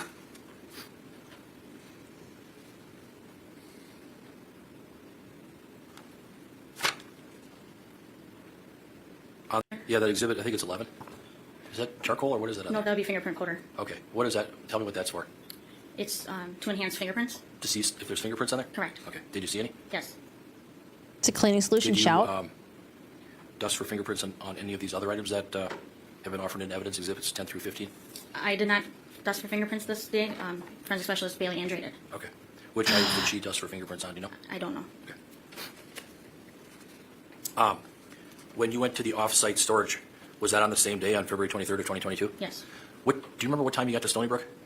I don't recall. Was it in the morning or afternoon? It was morning. Morning? Were you done by noon? No. How long were you there, you think? Quite a few hours. Okay, into the afternoon? Yes. And then after that, did you go right over to the storage unit? We did. And in the storage unit, there was this gold Chrysler Town & Country minivan? Correct. And were you told by investigators that you needed to take some photographs and look at the contents of what's inside that minivan? Yes. And then you dusted for fingerprints on the van as well? Correct. Was Specialist Andre with you when you went to the storage facility? Correct. So it was you, Investigator Andre, Dr. Tranquita, and then some detectives? Yes. Who were the detectives that were there? Detective Scanlon, Detective Cassie Pacula. There was a few others as well. Detective Groff or not? I don't recall. How long were you at the storage facility looking at the contents of the van? A few hours. Were you done by 5 o'clock or did it go after 5? I don't recall the exact times. It was a long day though, correct? Correct. And when you got there, you had to put on new PPE gear? Correct. And what were you told to do when you got to the storage facility? Swab the door handles, interior and exterior, the steering wheel, search for items of interest, photograph it. Had anybody been inside the minivan before you got there? Not to my knowledge. The back hatch was closed? Correct. When you got there, then you saw it open? We opened it. Who opened it? I believe I did. And then take me through what you did from there, could you? Once we processed the back of the minivan, then we went to the passenger side, or the driver side, opened the door, and I seen the crockpot box there, and we searched that and located human remains in there. In that minivan, there was all kinds of stuff in there, wasn't there? There wasn't too much stuff in there. Well, there was the crockpot box, correct? Correct. Was there a laundry basket in there? There was. And then there was all kinds of other items in there, correct? There was like a cooler in the back hatch, just some other odds and ends, but it wasn't terrible. Clothes? Yes. Flag? I'm sorry, what? A flag? I don't recall. But it filled up the back of the minivan, didn't it? For the most part, I guess. And the minivan windows, were they tinted? I don't recall. But the human remains were in this crockpot Yeah, her charges are first degree intentional homicide, third degree SA, and then mutilating a corpse. box? Correct. And who processed that? Dr. Tranchita removed it from the vehicle and then removed the contents from it. You didn't touch it, correct? I touched it initially and realized that it kind of shifted and just kind of had an instinct that there was body remains in there. When you opened the hatch, did you know what was in that box? The crockpot box Yeah. that was in the driver's side passenger, the middle seat. Okay. Did you know what was in the box before No, you I opened the believe hatch? just one murderer. You were surprised? Yes. Who did this minivan belong to? I was confused earlier about how the article wrote about her husband because it said that he was charged as well, and I was like, what? But only one murderer. I don't. No worries, Shirley. How are you doing today? You didn't get involved in that, correct? No. And then when the minivan was done being processed, then you backed it up and you left? Correct. You and Investigator Andre? Correct. And your title is Forensic Specialist, correct? That's correct. Can you tell me what does that mean? We process crime scenes, process evidence that's collected by officers in our lab. We process evidence that we collect in our lab, document crime scenes. Take samples? Correct. Dust for prints? Correct. Are you fully trained to do alternate light source testing on your own? Yes. Why did you have Holly Mays there from Ashwaubenon then? At the time that she had a better piece of equipment than we had. It was more up to date. And can you tell me about that equipment quickly? It's called a Crime Light Auto. It has a built-in camera, so for us to be able to do what she did, we would have had to photograph things with our separate camera and use flashlights to be able to identify what she was able to identify all in one. Okay. What is the device like? What does it look like? Does it look like a flashlight or what does it look like? It's kind of like an iPad. Okay. It's got a camera lens in the front. Okay. All right. All right. Nothing further. Thank you very much. Redirect? Okay. Thank you. You can step down. No redirect. This trial's gonna be pretty short, I feel like, for phase 1 at least. All right, quick little court break. Get up and stretch. Tell the truth, the whole truth, and nothing but the truth in the matter now before the court, so help you God. God, she's staring right at us. Bailey Andre, Baeleighh, Andre, Andrae. Okay, and with that, the witness is yours, Mr. Saunders. All right, can you tell us how you're employed? I'm employed with the Green Bay Police Department as a forensic specialist. And we just heard from Ms. Sarneski, is she a colleague of yours? Yes. You work in the same unit? Yes. And I guess, in your words, what do you describe your duties as? We process crime scenes, whether that's photographing, videotaping, collecting evidence, processing for fingerprints, processing for DNA. We also go out and collect surveillance video for cases. How do they know? I believe she confessed it. I believe she told them. And then they probably found, I know they found like a dildo and they were unable to determine. I don't know, it was mentioned earlier. They weren't really sure, but I think it's because she said everything. And then processing evidence in-house for fingerprints and DNA as well. And can you outline the training you've received as part of your current occupation? Yeah. So I went to UW-Platteville. I have a bachelor's in forensics investigation. I also have a bachelor's in criminal justice. And then from there, I've gone to ongoing trainings while I was employed with the Green Bay Police Department in their forensic unit related to forensic science for crime scenes, also for fingerprints. And then recently I've gotten IAI certified to certification for crime scene processing as well. So I want to direct your attention to February 23rd of 2022. Were you working as a forensic specialist on that day? Yes. And did you respond to a residence on Stony Brook Lane on that day? Yes. And I guess what information did you have originally when you arrived at that residence? I was instructed that there was a head in a bucket and that we were investigating a homicide scene. So what was your role, I guess, in conducting that investigation? I did all the photographs at the scene and then assisted with taking swabs and assisted with collecting some of the evidence. And were you working with Ms. Sarneski? Yes. So your role in photographing, you also assisted in collecting items of evidence. Is there anything that you maintained custody of yourself? No. Who was that done by? Michelle Sarneski. Okay. So your role was kind of more the photographing end of things? Yes. All right.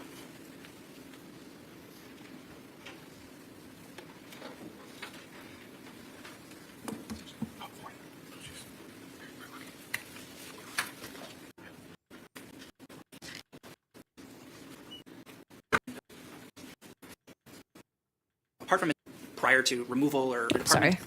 Okay. Yes. Okay. And when you're taking these photographs, actually, I'll start here. Apart from Ms. Sarneski, are there other officers with your department as well as medical examiner personnel who are present?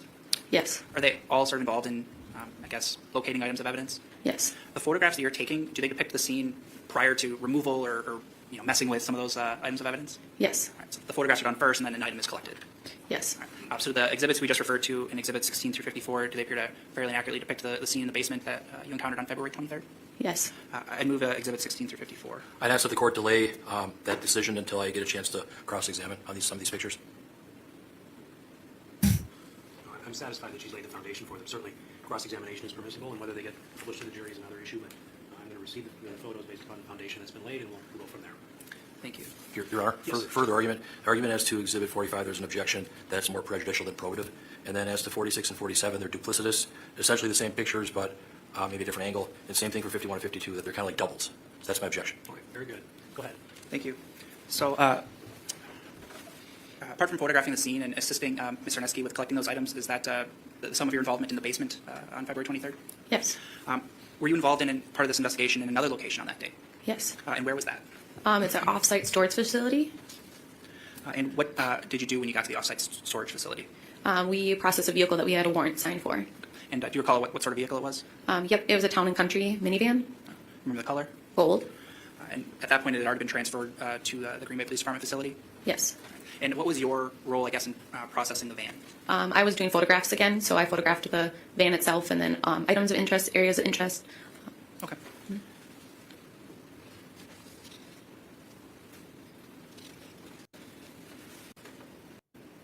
Not quite sure. Wouldn't they just label the evidence like angle 1, angle 2? Like exhibit A, angle 1, angle 2, or something like that? I don't know. Yes. Do those appear to fairly and accurately depict the van as you encountered it on February 23rd, 2022? Yes. I'd move Exhibits 55, 56, and 57. Your Honor, objection to 56 and 57 on grounds that they're more prejudicial than probative.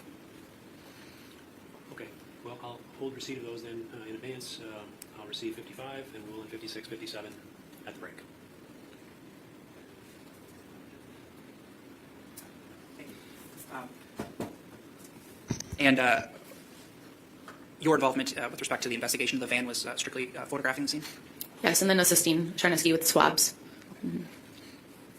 I want to ask you then about February 24th of 2022. Were you involved in any investigative steps on that date? Yes. And what specifically did you do on that date? We went back out to the Stony Brook house and we processed that scene. We took additional photographs, we collected additional evidence, we swabbed additional areas. We also used an alternate light source camera, and then we did Blue Star as well. And I'm going to ask you, what is Blue Star? Blue Star is a chemical reagent that reacts with the hemoglobin in the blood, and it's a presumptive field test. So it's a presumptive indicator of blood, but obviously it's not a lab test of sorts? Correct. Okay. Are you trained in kind of utilizing and conducting investigations using Blue Star? Yes. Okay. And I think we see some of the pictures, but not all of it. Like we'll see the pictures of the room. That's what I saw in room. Oh, there is that the knife right there? Oh, Jesus. Sorry, I have the live stream up right now on the right side. Area, what happens? Areas that would be positive would glow. And did yourself and any other members of your department apply Blue Star to areas of the basement? Yes. Sorry, which areas? The shower and the bed and floor area over by the bed. Okay. And did you then photograph, I guess, the results of some of those testings? Yes.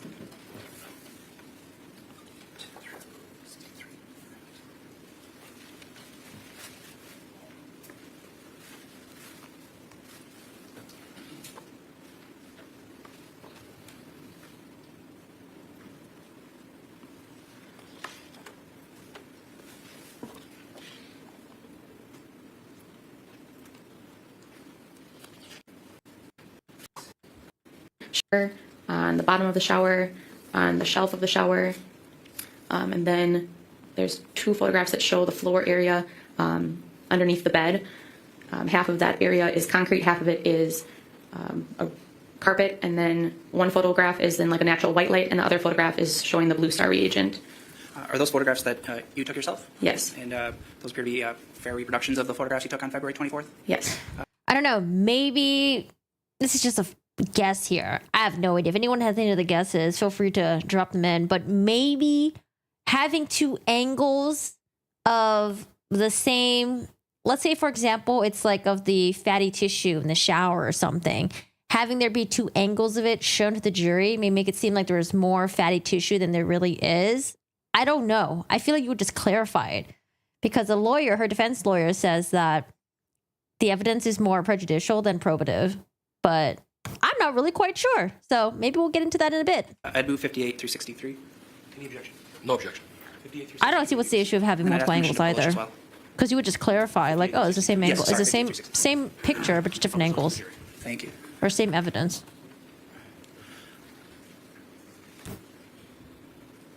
All right. Be a little hard with the glare. There's also a screen in front of you.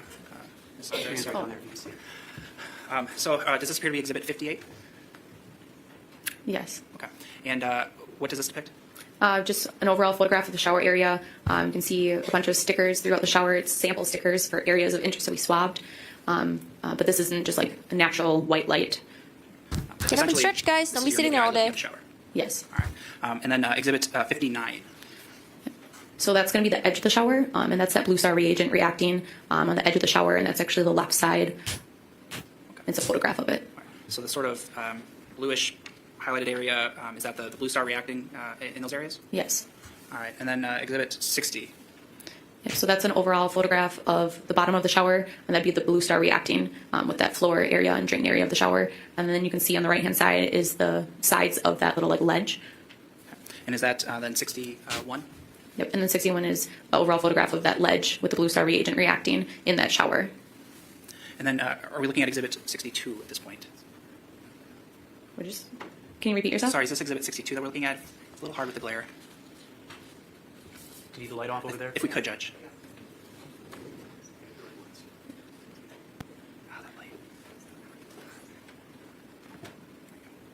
All right, so is this They typically, if they have room, they'll let the public come in and watch the trial if you want to. So typically they will have some room. You know, it's like first come, first serve. Pictures accepted in the evidence should be published at some point. I don't know. I feel like it depends. Sometimes they can just like seal it, you know? So like you don't have like, autopsy photos or anything like that shown to the public and stuff. But I don't know, it depends on the state. I think depends on the judge, depends on the prosecutor. Sometimes they'll ask to like have it all under sealed. Exhibit 62? Yes. Okay. And what does Exhibit 62 depict? This is the floor area outside of the shower. But I think they'll show us if it's like not too gory. If it's just like something that's like, I don't know, maybe a little bit of blood or something like that, maybe they'll show it to us, similar to like the Murdoch trial stuff, right? They wouldn't show any of the autopsy photos or anything like that, or any of the gory scenes, or like, the body cam footages. They blurred out the bodies. But they showed us like other pictures that might have like some splatters of blood and things like that. And I did But if you're originally sitting in describe the it as courtroom, I'm that sure you can see it all. of the rug, or not rug, of the carpet in the concrete area, but it is outside the shower. It is very hard to see it printed also as well. And you can see the pipe going into the little shower drain right there, and the shower is on the right-hand side. So it's essentially, it's difficult to see, but it shows that shower drain area that we observed earlier, Exhibit 58? It's a different drain. Okay. Which drain is this? This is the outside drain. So there's a drain inside the shower, and then there's a drain just outside the shower. And the drain from the shower itself drains to this drain. Okay. So I'm going to pull up Exhibit 58 quick. Which drain are you referring to as being depicted in Exhibit 62? The one that's on the very bottom of the photo. Sort of looks like on like the concrete level as opposed to in the shower itself? Yes. All right. So then Exhibit 63, actually I will have to pull that up. Yeah, because I'm assuming right now they have it on a projector. That's why the room is like dimmed. They probably mentioned it earlier. Area is Exhibit 63 depicting of that basement. This is the concrete and the carpet area that's underneath the bed. We moved the bed to search underneath for any items of interest, areas of interest. So the area that we're looking at in Exhibit 63, was this, I guess at one point, under the mattresses that were located in the basement? Yes. Okay. And you said you had to move those mattresses to see this area? Yes. And Dude, there were like 4 mattresses stacked on top of there. I guess the area that we're looking at, Exhibit 63, is that suspected to be blood or other biological material?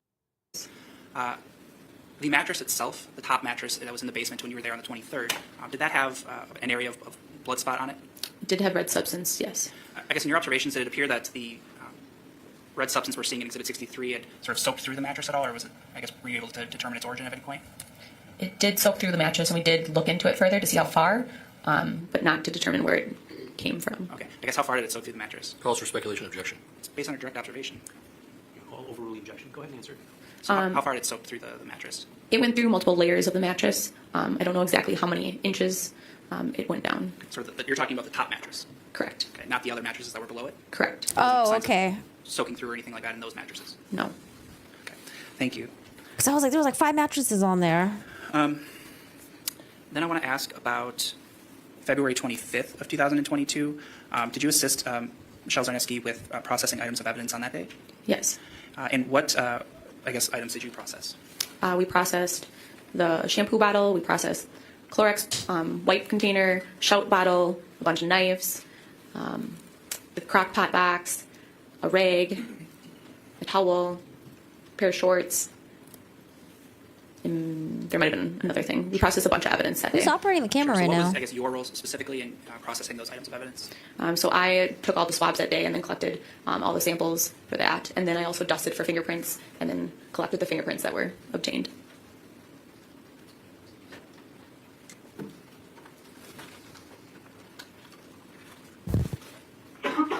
But why would there be blood near the mattress if that's where the strangling happened? Because would you think the strangling happened on the mattress, and then she drags his body into the I'm going to show you this previously been marked. bathtub / shower?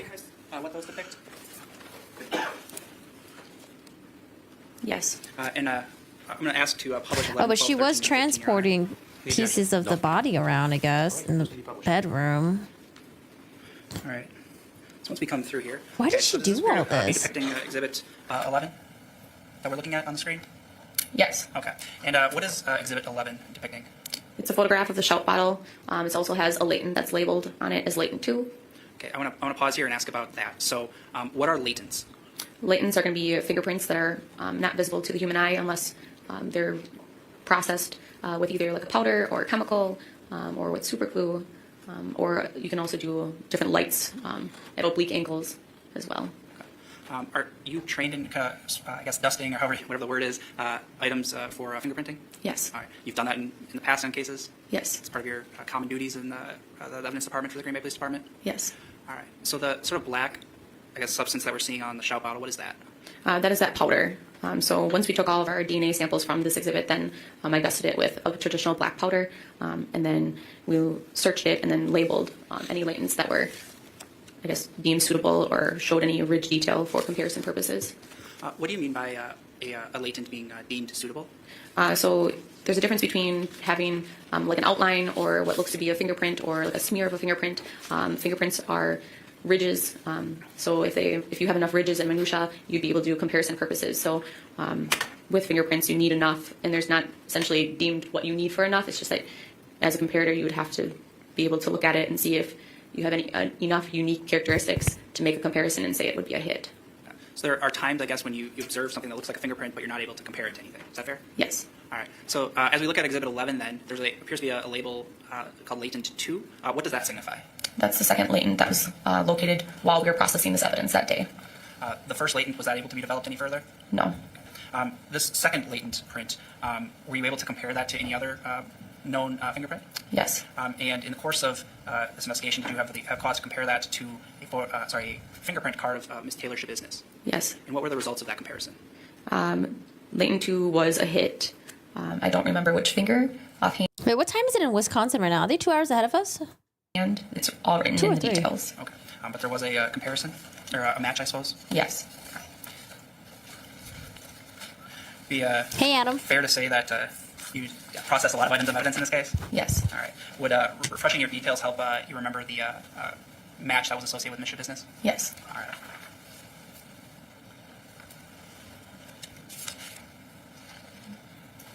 Show you Exhibit 64. Do you recognize Exhibit 64? Yes. And what is that? This is my set of details that I wrote for my comparison that I did on May 14th, 2022. And it's for the comparison of 4 different latents that were collected for this case, one being latent 2. I'd ask you if you could review Exhibit 64, and I'll then ask if that helped refresh your recollection with respect to the comparison of latent 2. Please just let me know when you're completed.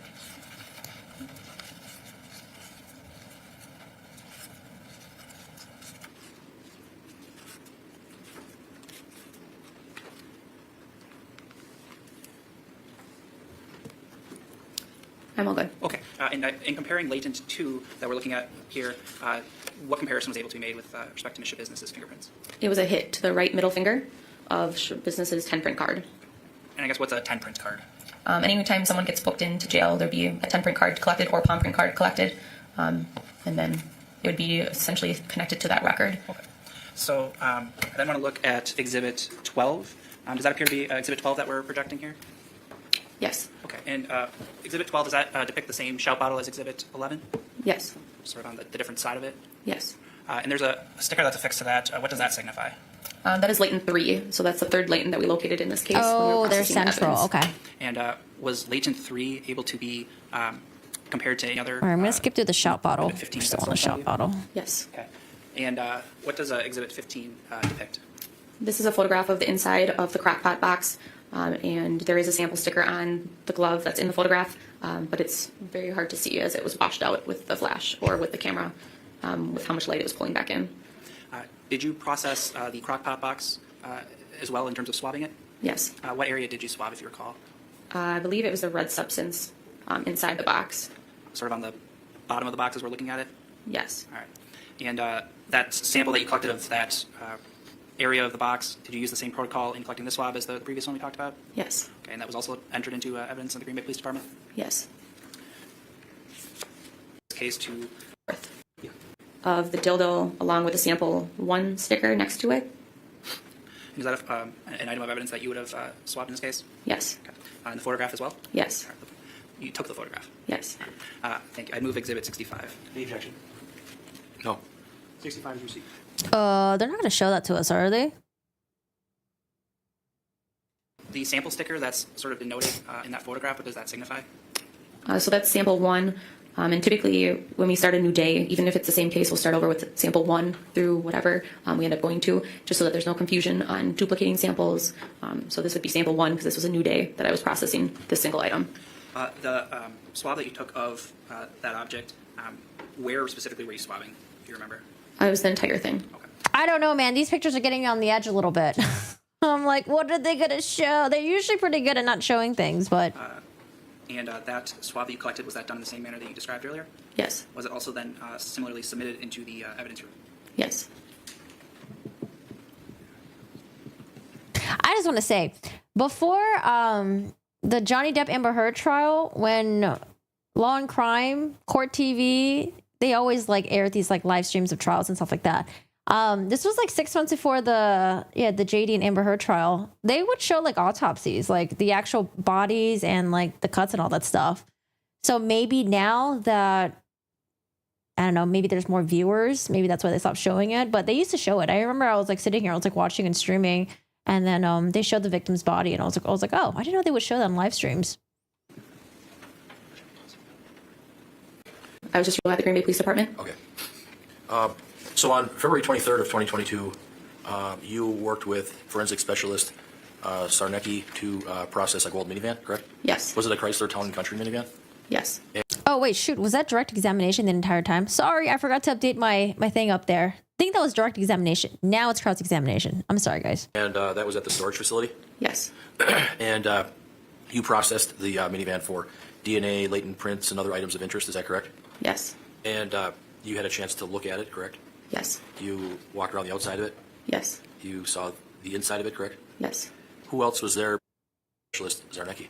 There was multiple detectives and then also medical examiner's office, including a doctor and one of their investigators. Was it Dr. Tranquita and Petra Schwab? Yes. Okay. What time of the day were you there, do you know? Like, did you get there in the morning, in the afternoon? For the vehicle? Or Yes, for the vehicle. For the vehicle? That was in the afternoon. Okay. How long were you there at the storage facility? Maybe an hour, 2 hours. Okay. And you took pictures? Correct. And then you met other detectives there, Detective Liberta, Detective Cassidy Pacala, Detective Bry, Detective Scanlon, Dr. Tranquita, and Investigator Petra Schwab. Is that right? Yes. You took pictures of the interior and the exterior of this minivan, correct? Yes. And you labeled and photographed areas of interest. Is that fair? Yes. And Specialist Zarnecki did the swabbing. Is that fair? Yes. The van, did you find two papers for a Wisconsin certificate of vehicle registration for that vehicle? Yes. Was that for a Scott M. Tomes? Yes. And that paperwork was found in the glove box? Correct. And then you found did you find a Wisconsin title and license plate application for Scott Tomes for this vehicle in the glove box as well? Yes. And then you also found a DMV registration receipt in the glove box. Is that fair? Yes. For what you knew, the owner of this vehicle was Scott Tomes, correct? Yes. Did you watch as Specialist Zarnecki removed items from the trunk? Yes. Did she open the gate of the minivan, or did someone else? I don't remember. Okay. But you were there and you're watching what was going on, correct? Yes. Observing, correct? Yes. This is a minivan, so it has a side door that slides, correct? Yes. Inside the vehicle, was it such that you saw a crock pot box, correct? Yes. And that was sitting inside of a laundry basket, correct? Yes. Inside the laundry basket, there were clothes that were folded or stacked, correct? Yes. They showed the And crock this pot box. laundry basket was sitting on a seat behind The carpet under the bed. the driver's side. Yes. There was also a cooler in this vehicle, correct? Correct. There was absolutely nothing in the cooler, correct? Correct. You did not find the crock pot box. That was Specialist Zarnecki, correct? Yes. And Specialist Zarnecki removed all the items from inside the crock pot box, correct? I believe it was Dr. Tranquita that did remove the items from the crockpot box. Okay. And you put labels on anything you found to be of interest, correct? Yes. There were areas of interest that were swabbed and processed for DNA. Is that fair? Yes. And then they would be given sample numbers, correct? Yes. And is it true that a mistake was made because there were two different areas of interest that were labeled by a sample 12 by mistake? Correct. And there were a total of 14 samples collected from the vehicle, correct? Correct. Tell me a little bit about the mistake that was made. What happened there? I labeled samples 1 through 12, and then Charneski labeled samples 12, the second one, and then 13. I guess I wouldn't know. We probably relayed the message that we thought we had less samples, but we didn't. Okay. How did you rectify that then? Did you take some action to fix it? Fixing it, I guess, would just be describing the samples itself. So when we enter them into evidence, they get a description of what areas that sample is truly from. You also photographed some items that Specialist Zarneski found, correct? Yes. One being an empty pill bottle for Scott Tomes for oxycodone, correct? I don't recall what the bottle was, but yes, I did take a photograph of a bottle prescribed for him. And that was in the driver's side door, correct? Yes. correct? Correct. Can you tell me why you didn't go over to Stony Brook Lane the same day on February 23rd? We already worked long hours, and everyone needed to take a break, get some sleep and rest. And that's kind of standard practice, yes? Good answer. Yes. So, Hours. okay. And where did you investigate, or where did you look around? Was it the whole house, just the basement? Can you tell me? Just the basement. Other detectives were there as well? Yes. And did your partner, Specialist Zarnecki, ask for assistance from an evidence technician at the Schabusiness Public Safety Department?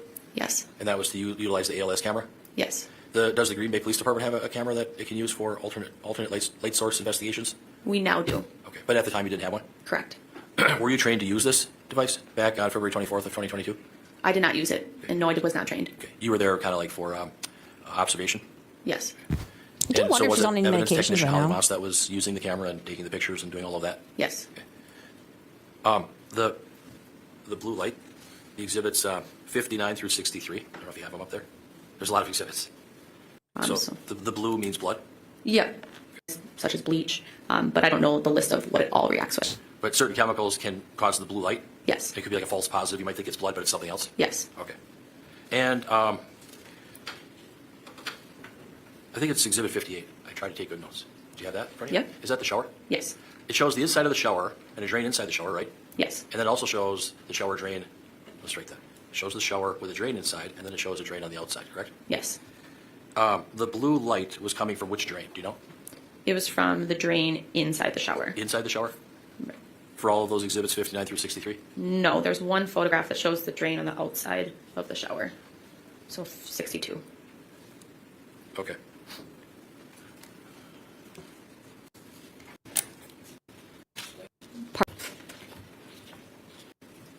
Outside of the shower, is that fair? Yes. And these drains have like some sort of black hose that filters into. Exhibits 51 and 52 are the same drain that's outside of the shower. Is that fair? Yes. Thank you. Is this a duplicate photo If you talking could about? direct your attention to exhibit 45. Yes. Was that on February 23rd of 2022? Yes. Where did you see it? I saw it sitting next to the bed. Okay. By the mattresses? Yes. Was that kind of like in the corner by the wall? Yes. And that was processed by you taking some pictures? Yes. Did you do any swabs of it? Yes. Where did you swab it? We took a sample of the substance inside of the tote. Anywhere else? I don't recall.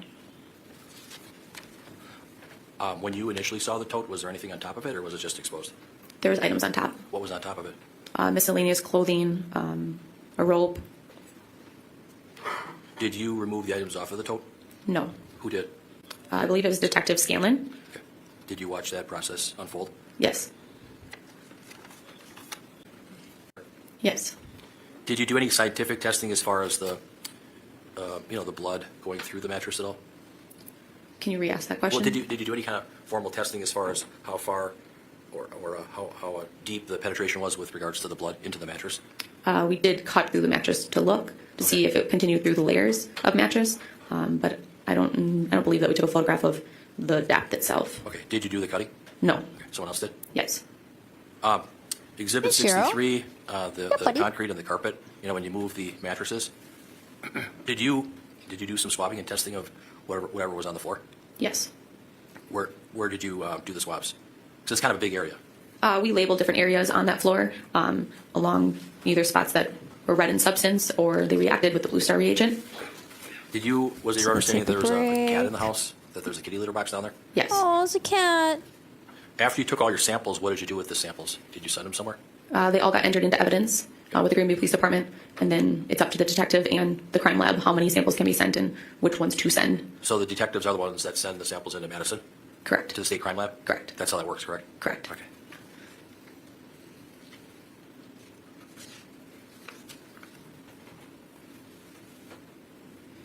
As far as the the drain cover that we just talked about, did you have anything to do with moving the drain cover at all? No.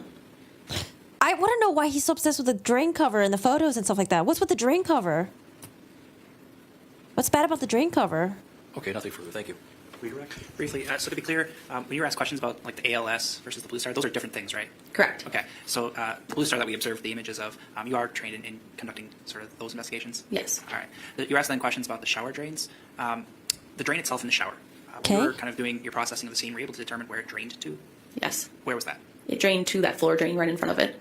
So there are two drains that we looked at earlier. Essentially, they lead to the same one that's in the floor.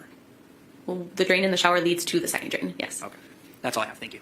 Anything on that, Mr. Freeland? No. Wait, why would the shower have two drains? Oh my God, I'm so confused. Right. Thank you. You're excused. All right, they take a break. So I think you indicated you went to the drug task force in 2010? I did. Did you work there until? Tell the truth, the whole truth, and nothing but the truth in the matter now before the court, so help you God. Yes, ma'am, I do. Oh God, here comes smirking Taylor. Philip Scanlon, Scanlan. Okay, the witness is yours, Mr. Lezay. Detective Scanlon, can you tell the jury how you are employed? As a law enforcement officer of the City of Green Bay Police Department, What is your current role with the City of Green Bay? I am currently assigned as a detective in the Bureau of Detectives. How long have you been with the Green Bay Police Department? 24 years. I don't know if Do I you have any law spelled his name enforcement right. experience prior to the Green Bay Police Department? I was a sheriff's deputy for 1 year prior to that in Allegheny County. Could you talk a little bit about any training or educational experience that you have? That I'm gonna skip through this Yeah, part. check- Sorry, I always skip through the training experience usually. And then Frank started. The coordinator was by the bed. I was in the basement by the bed. I didn't see a body. Initially, we were aware what patrol officers found when they arrived at the scene based on the 911 complaint. And she was providing them with information that his body was by the bed. I was in the basement by the bed. I didn't see a body.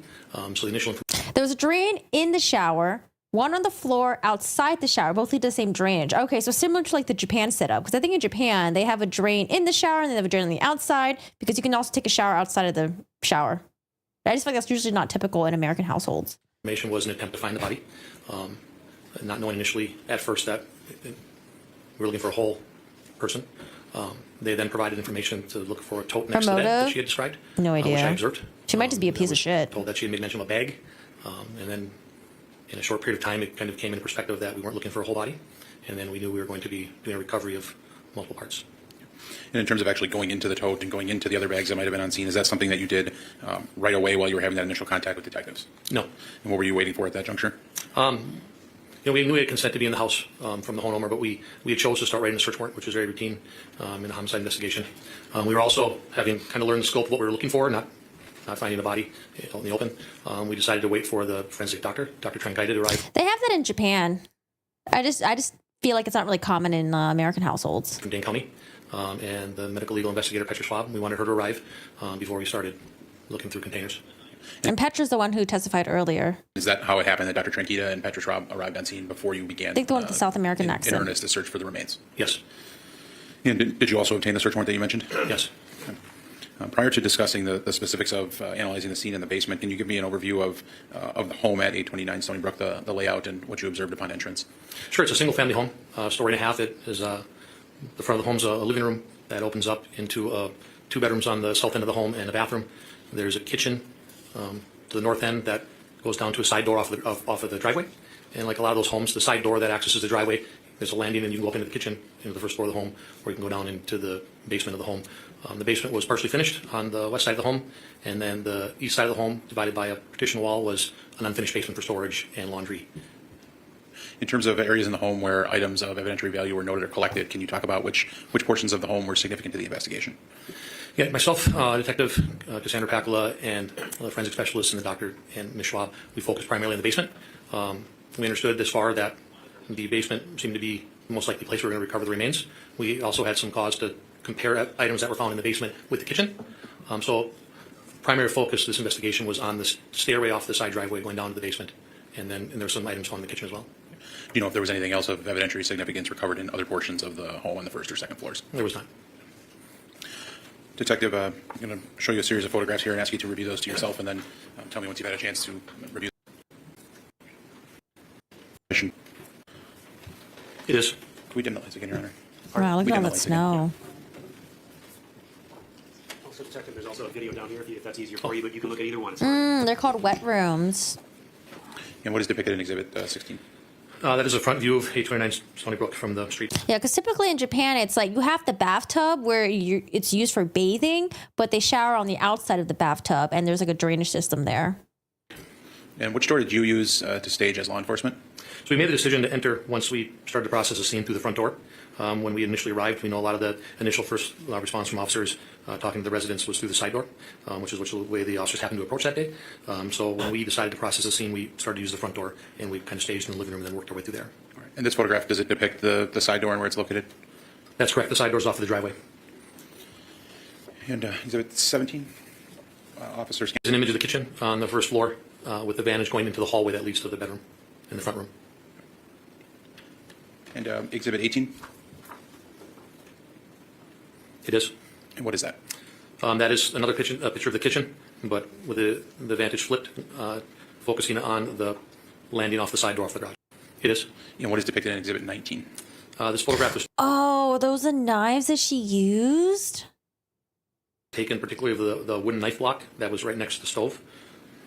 And what And the was the knives are evidentiary missing? significance based on your understanding of the investigation?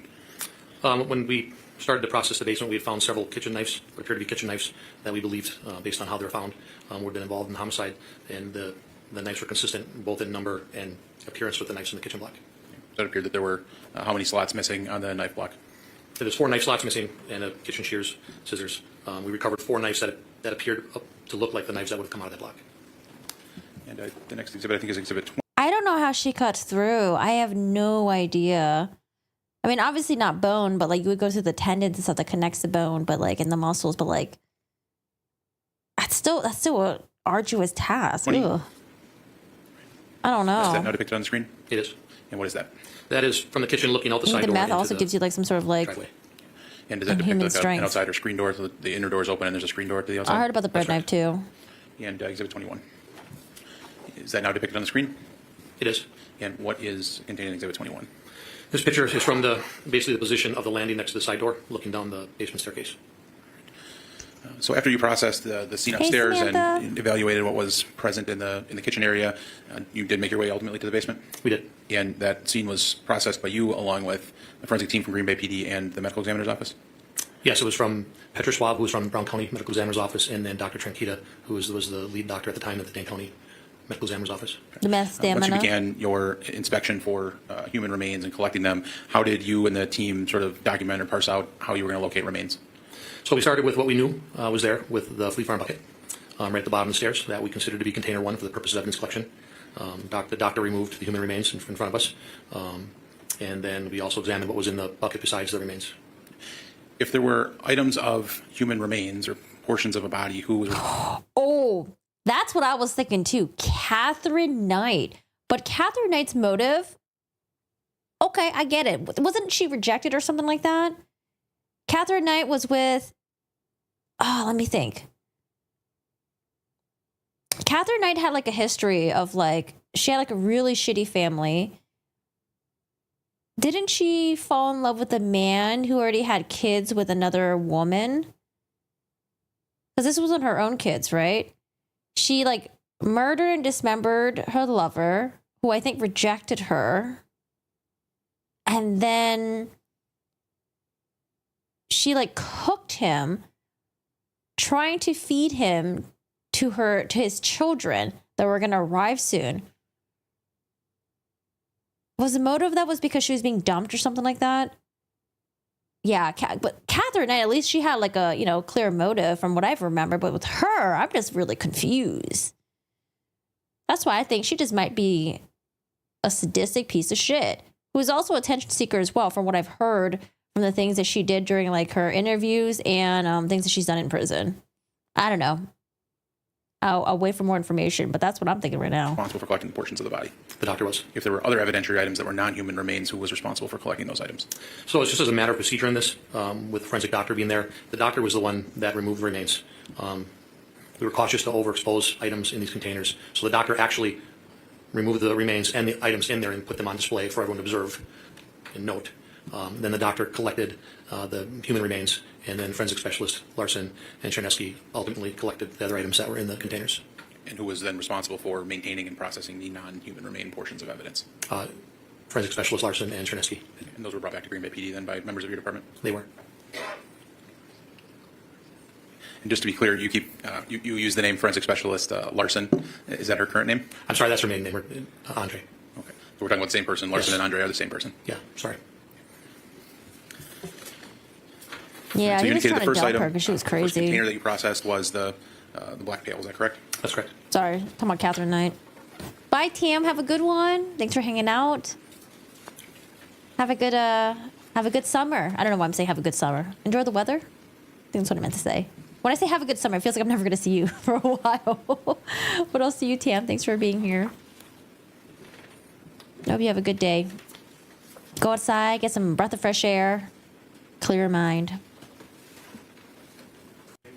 Well, That's at the landing, looking west into the finished portion of the basement. But also Oh, I think that's the bucket right there that they reference. That black bucket. What kind of bucket is that? Something you get at Home Depot or something? depicts the Black Fleet Farm bucket and a multicolored towel that was next to it. And exhibit number 23, is that now up on the screen? It is. And what is depicted there? That is a picture facing north that catches back to the stairs and a small storage unit. It's basically an overview of the Fleet Farm bucket and the multicolored towel next to it. And exhibit number 24, I believe. Is that now depicted on the screen? It is. And what is exhibit 24? It's the Black Fleet Farm bucket. Hold on a second.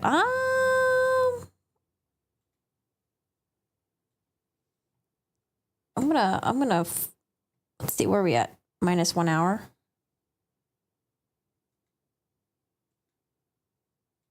Where are we at? Right here. Right here. Okay. And the multicolored towel. I see they have some placards down in this photo and are holding a sample indicator. What are the purpose of the placards? Forensic specialists take great care in documenting what they're capturing. So they'll take a picture of an image with a placard, and then as they itemize evidence, will refer to that placard that they collected. And exhibit 25, is that now depicted on the screen? It is. And what is shown in exhibit 25?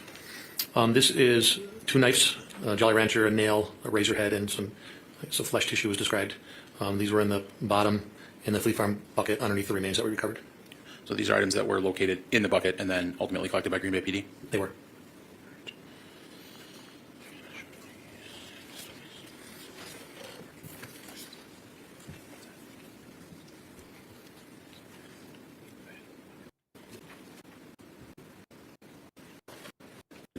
Staircase, from the bottom of the staircase, looking in the finished basement.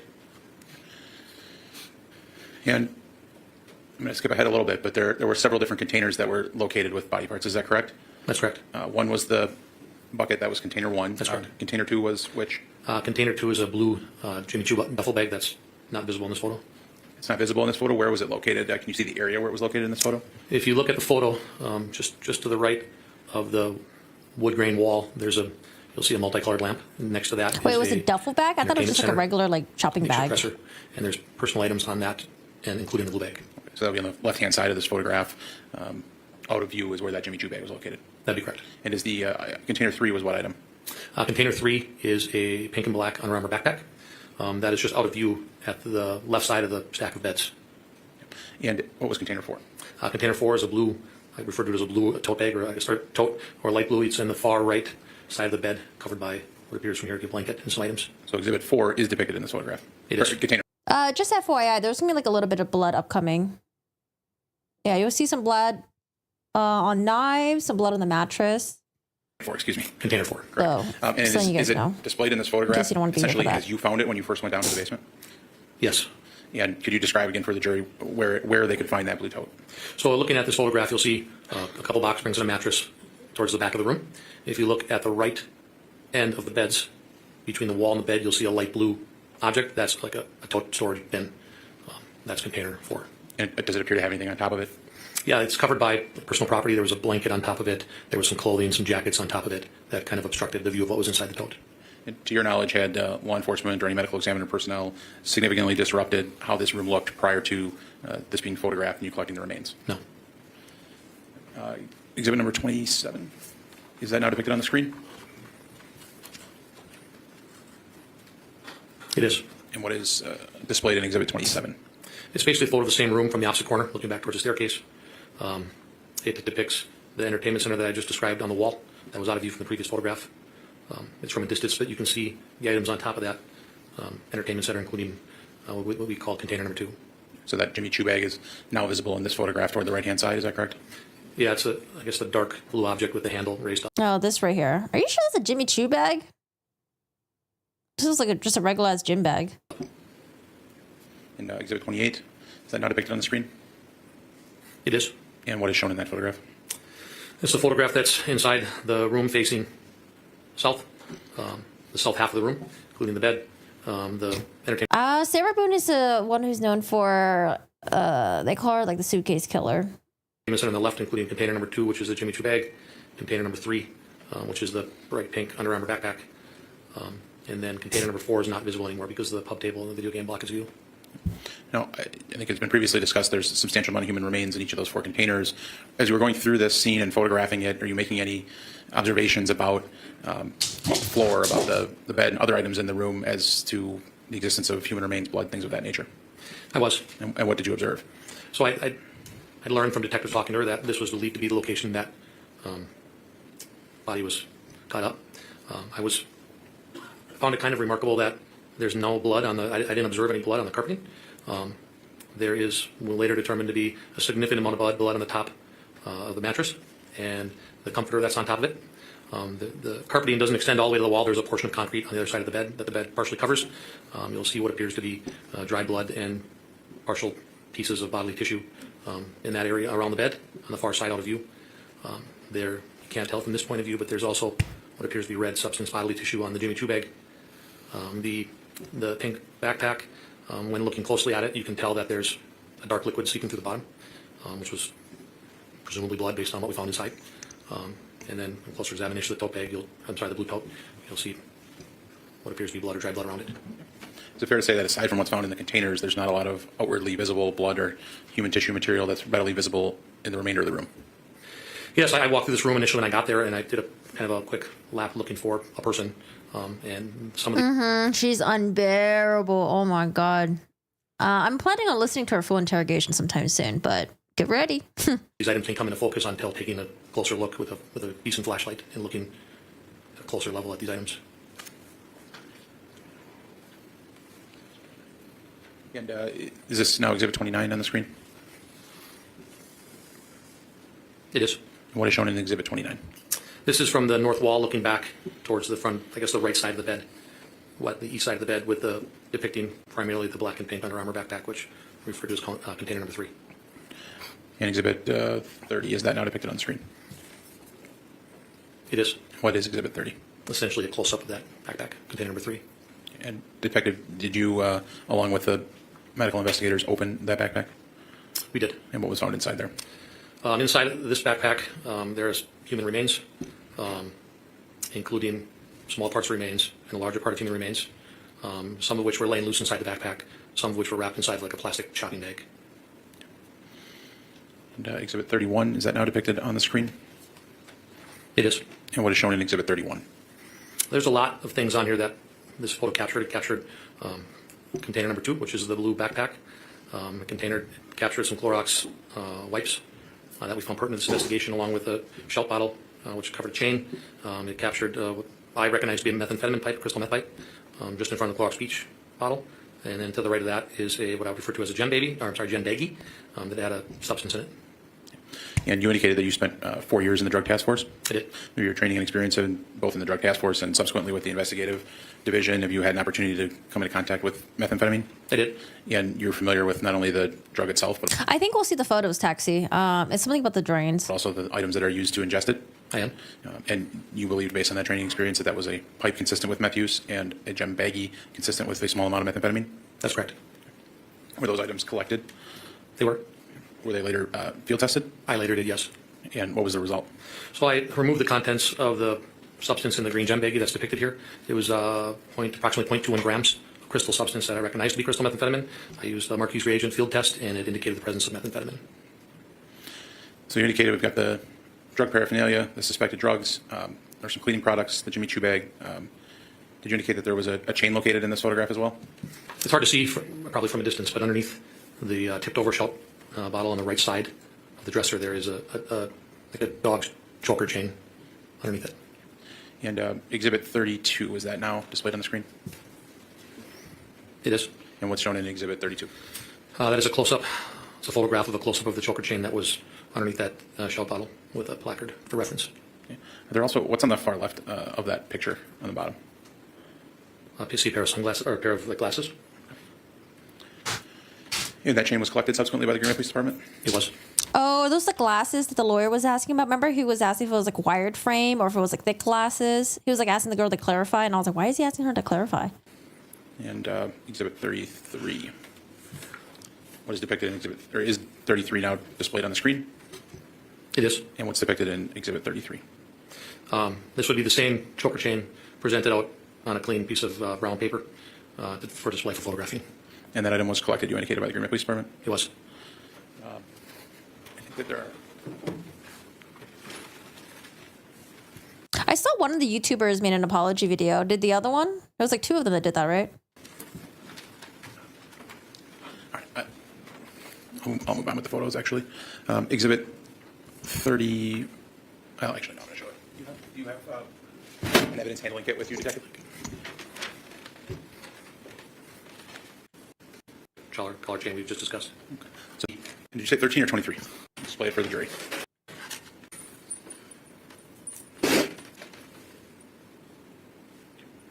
Thank you. I'll give you a moment to put it back up and seal it up. Chain located on the scene? There was. And did you have a chance to handle that item as well or view it closely? I viewed it closely, and then forensic specialist Andre and Chernesky collected it. And did that chain appear to be substantially similar to the one that you just opened and located? It appears to be a very similar choker collar chain. I did notice that the second chain, which was on the pub table next to the Pac-Man game, the chain was actually not loose on both ends. It was actually closed shut, looped through. And we'll return to the photographs. We could judge with the lights again. Thank you. 34.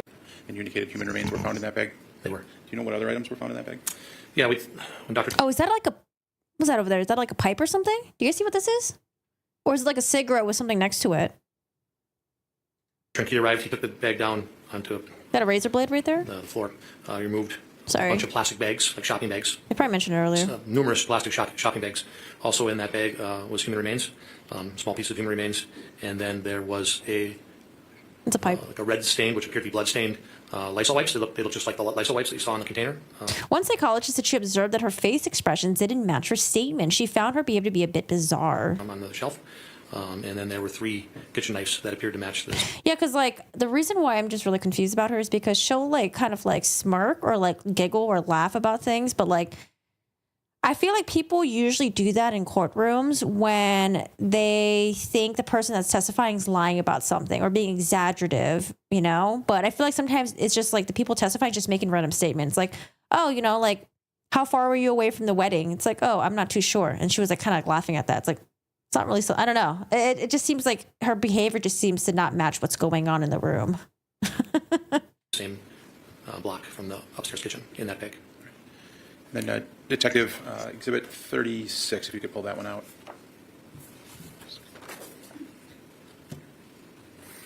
I have it. Is that now depicted on the screen in short order?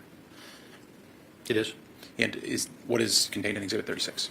So that is the loose paper shopping bags that were packed inside the Jimmy Choo bag, along with what appear to be wipes that are red stained. Oh, yeah, that's what we were wondering. We were wondering where all the cleaning products and stuff were, like with the trash and stuff. So this is what removed from Hey, the Jimmy Choo bag. Brandon. This was removed from the Jimmy Choo bag after the human remains were taken out by the doctor?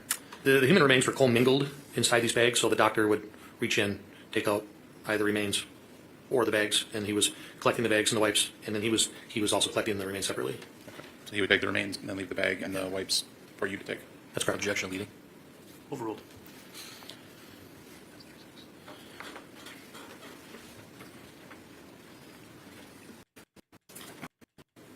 Were you able to make any specific observations about that knife?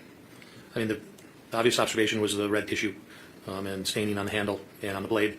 One thing I particularly noticed was for a serrated bread knife that the sharp pointed part of the knife were virtually ground down, dulled, if you will. Okay. So that is a knife that was serrated, is that correct? Yes. And what do you mean by ground down?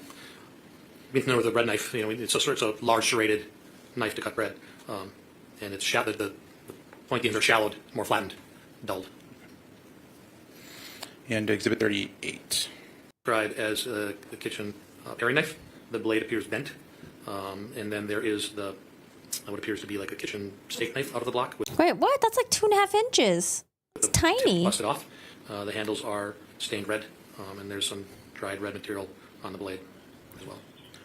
I'm going to very briefly jump ahead, but as part of your work on this case, My question is, why were those her knives of choice? There was other knives that were left behind, and I feel like usually the knives are at the top.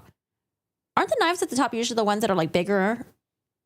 Like for like, I don't know, like really chopping things. The ones at the bottom are usually like the smaller ones, bread knife, paring knives, whatever. I wonder why she didn't bring all the other knives down, like the bigger ones. did you attend the autopsy in this case? I did. And do you know if any evidentiary items were collected Drugs from clouding her mind? the autopsy that you observed that were consistent with these knives? Yes. Yeah, there are times where she looks like she's One specific thing that was amused. collected by the doctor was a metal tip taken out. And based on, did you get a chance to observe that? I don't recall specifically observing it, but he described it as consistent with this.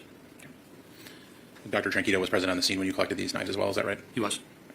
And then Exhibit 39.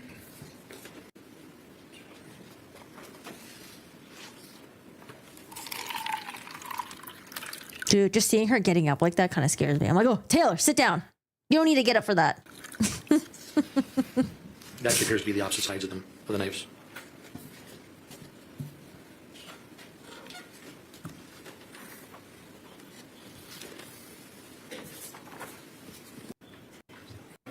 On February 23rd.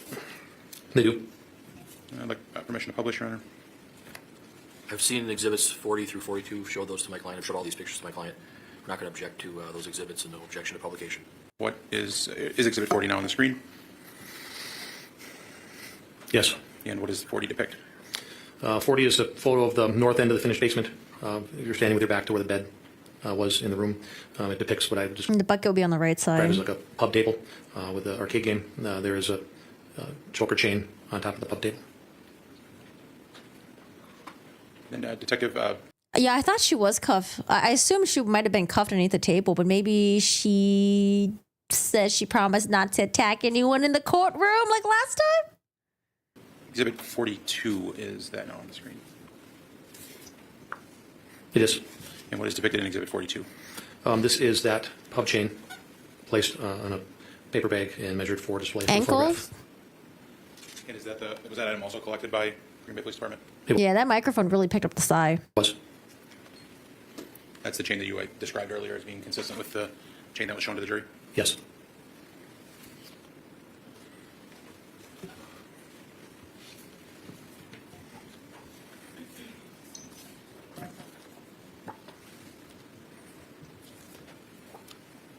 Is that what she did to her last lawyer? She gave him a roundhouse kick? I'm now showing you Exhibits 43 through 47. I don't think I've seen the video yet. I saw the thumbnail though. On the bed, you can see the pillow, and there's a multicolored comforter that's red, white, and tan. There is what we refer to as container 4, which is the kind of top-down look at the light blue tote with items on top of it that conceal what's underneath it. And is there any potential or suspected blood staining depicted in this photograph? Yes, you can see what appears to be red staining, which appears to be blood. On the left side of the red, white, and I believe it's blue comforter. There's some red staining that appears in front of the pillow. And then some down lower. Gotcha. There's what appear to be blood drops. View of what we refer to as container 4. That's the light blue tote. I had added that if you look to the left of it, there's there's another tote? brown paper laid on the ground. And the purpose of that was to start to remove the items on top and then place them on the brown piece of paper to later examine so that we weren't moving them to the floor. Okay, so the items that are on top of the tote, does this photo depict them as they were when you arrived on scene? Yes. And then the item to the left, the brown paper that's placed on the floor, that's something you added? Yeah, I placed that for the purpose of removing those items to the paper covering the floor so we could look at them later. Okay. Exhibit 45, is that now depicted on the screen? It is. And what is shown in Exhibit 45? That is showing the blue tote that we've been discussing. Oh, this is a blue tote. So I was thinking the tote is in bag. And then that is, I guess, a very Jesus, I have one of the remains these that are inside in my backyard. container. Is it fair to say that a substantial amount of human remains were recovered from the inside of the tote? Yes. Exhibit 46, is that now displayed on the screen? It is. Yeah, from my what is depicted in understanding, Exhibit they were able to recover all of his pieces of his body. 6.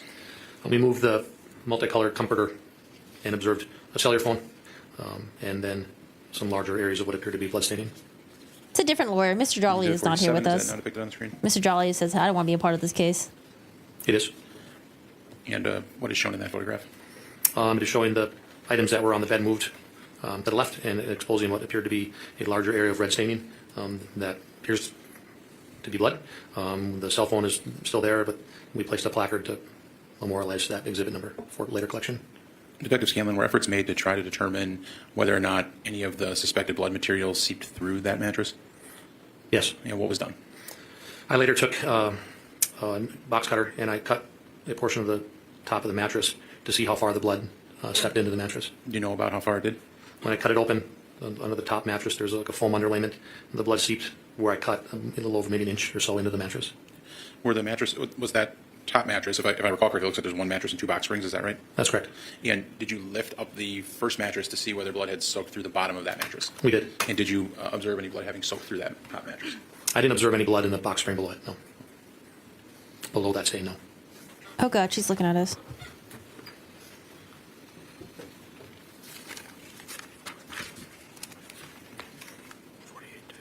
What's in the water in Wisconsin?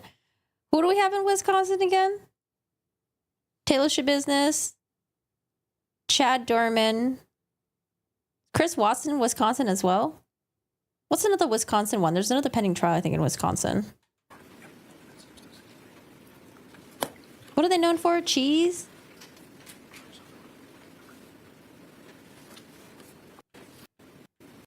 Also,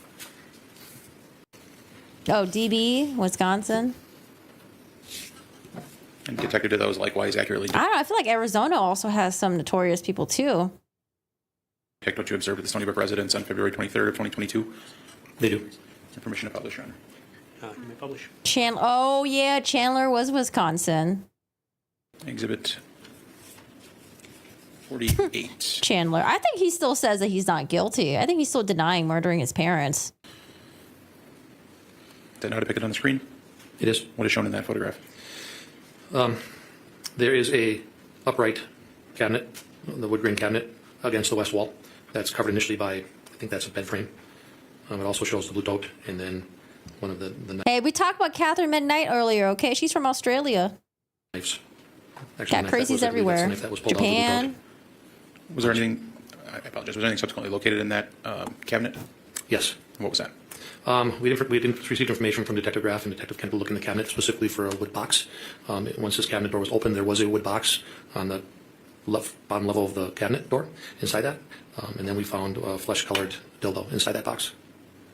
Exhibit 49. Is that now depicted on the screen?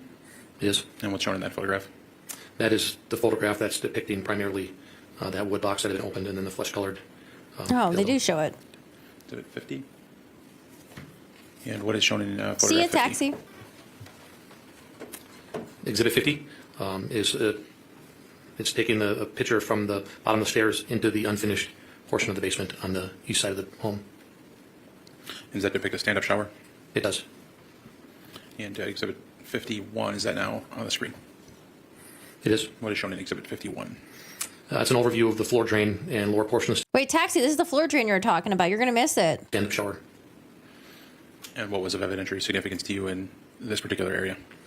When we looked at the shower, we observed red substance on the shower walls. There's the shower seat, the I think shower this is floor. one angle of the floor There drain. was some red substance and some flesh material on the shower drain, and then Right, because I think he objected, but I think the judge still let it in. Also on the floor from my drain? understanding, from my slightly behind understanding. that curtain, there's a loose squeegee that had red substance that we've been able to determine was involved. And were you able to observe where the shower drain drained into? Yeah, at first it's not readily observable, but when we remove the top of the cover and examine the drain actually, there's a pipe that runs straight out from underneath the tub and stops shallow to have the water go right into the floor drain. And exhibit 52, is that now on the screen? It is. And what is shown in exhibit 52? It's a close-up of that floor drain that's right in front of the shower. There's some red staining, and there's some hair, and then there's what appears to be flesh or biological material, I guess. And exhibit 53. Is that now on the screen? Yeah, we're almost done with the trial. We got about like maybe 10 minutes left. It is. And what does it depict? That depicts a stand-up shower with the curtain pushed aside. There's some what appears to be blood staining, some red drying on the bottom right, and then the squeegee. Yeah, so there's a drain on both sides, and it kind of makes sense of how clean the crime scene was. Because she can just spray the whole thing down. And your standard shower stuff. And Exhibit 54. Is that now on the screen? It is. And what does it depict? It's a photograph of the shower drain with some flesh or biological material caught on the drain. And do you have Exhibit 64 in front of you? 54 is. Okay. That's 54. Do you have Exhibit 64 as well? Oh, I'm sorry. 64? Did I hear you right? Is it 63? Oh, I'm sorry, it's 63. I have 63. I apologize. Thank you. While we pull that up, what is depicted in Exhibit 63?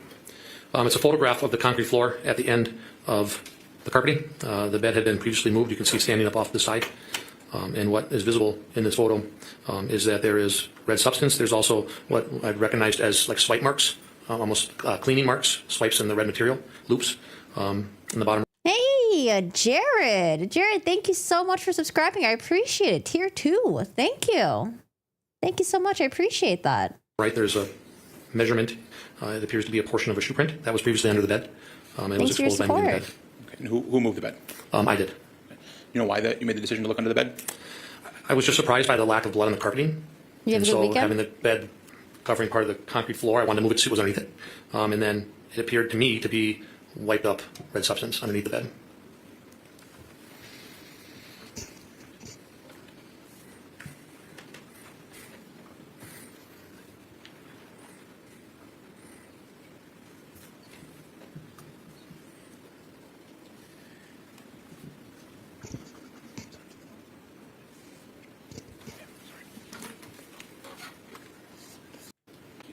The scene that day at the Stony Brook residence, did it become apparent that you maybe did not have all of the body parts that you needed to complete human remains? It did.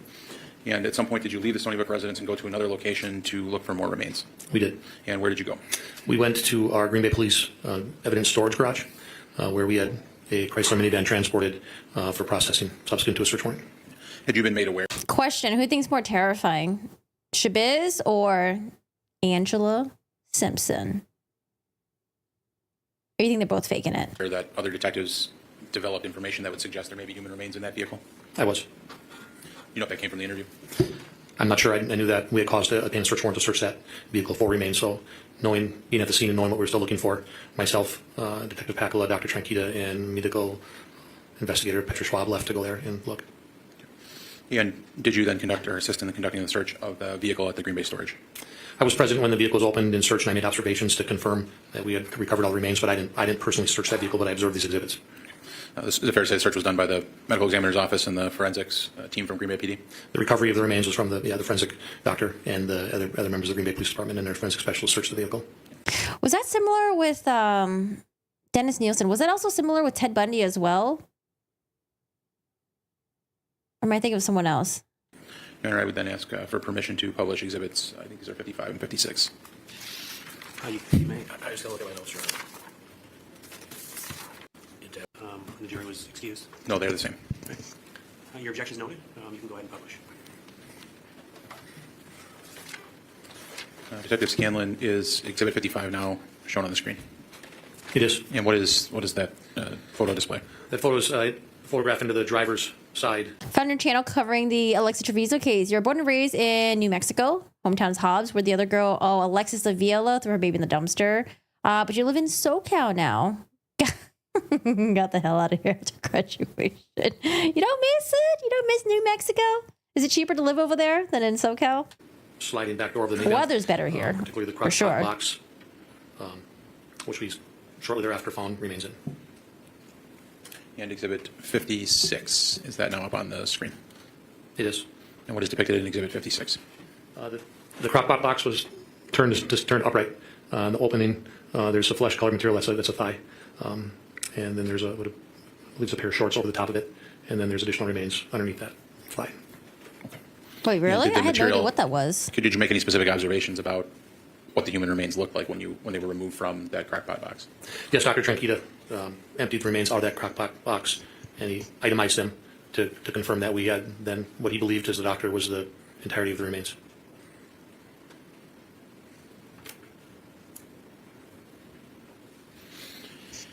And Detective Scanlon, No, just a crockpot box, but not the actual crockpot itself. asked this earlier, but did you subsequently attend the autopsy of Shantharian? I did. And where was that? At the Dane County Medical Examiner's office down by Madison. And when did that take place? On the 25th, I believe. And who was present for the autopsy? Myself and Detective Graff attended the autopsy from an observation room. Dr. Tranquita and I believe medical technician Vickerman attended the autopsy. What is the purpose of a law enforcement officer attending an autopsy? It's not uncommon at an autopsy for a forensic pathologist or the attending doctor to have questions about the scene. They can also relate to us through speakerphone, things that they're observing, and answer any questions that we might have if we have questions for them in regards to our investigation. It's also an opportunity for, once the autopsy is completed, with the medical examiner's office then collects what they and we believe to be items of evidentiary value. They had, up until that point, had custody of the remains. They take those items and they seal them in bags, and then they turn them over us to collect for continued investigation in the law enforcement. Things like swabs of the body or items that they found to be evidentiary value, they'll turn over to us, and we bring it back and enter into evidence. Based on your observation of the autopsy, did it appear that Dr. Tranquita was regularly collecting? Oh, you didn't know who she was? Oh my God. So when I first watched her interview that she did, I thought she was terrifying. But then I watched another interview that she was part of, and I felt like she was just faking it. Like she was just trying to like get attention. I don't know. I did a video with Angela Simpson. It's demonetized. I don't know if you can search for it, but I did a video on Angela Simpson where I think I watched the first interview and I was like, oh, she's scared. Then I watched the second interview. I'm like, I don't know. I felt like she was trying to play it up a little bit, but maybe trying to get media attention or something. But yeah, I don't know. She's she's pretty scary though. She got them scary eyes. That's for sure. Swabs for evidentiary purposes? He was. And did you observe him seal those items and provide them to you? He did. As he was doing the autopsy, he was swabbing parts of the remains. He would then put them in a cardboard box. I'm up in an observation room, so I don't see every movement he does. But he then collects them, he itemizes them, he puts them into a sealed bag that is documented with a receipt, an invoice, if you will, to show what he turned over to me. And then I took those bags with Detective Graff, transported them back to the Green Bay Police Department, and then started to secure them in evidence.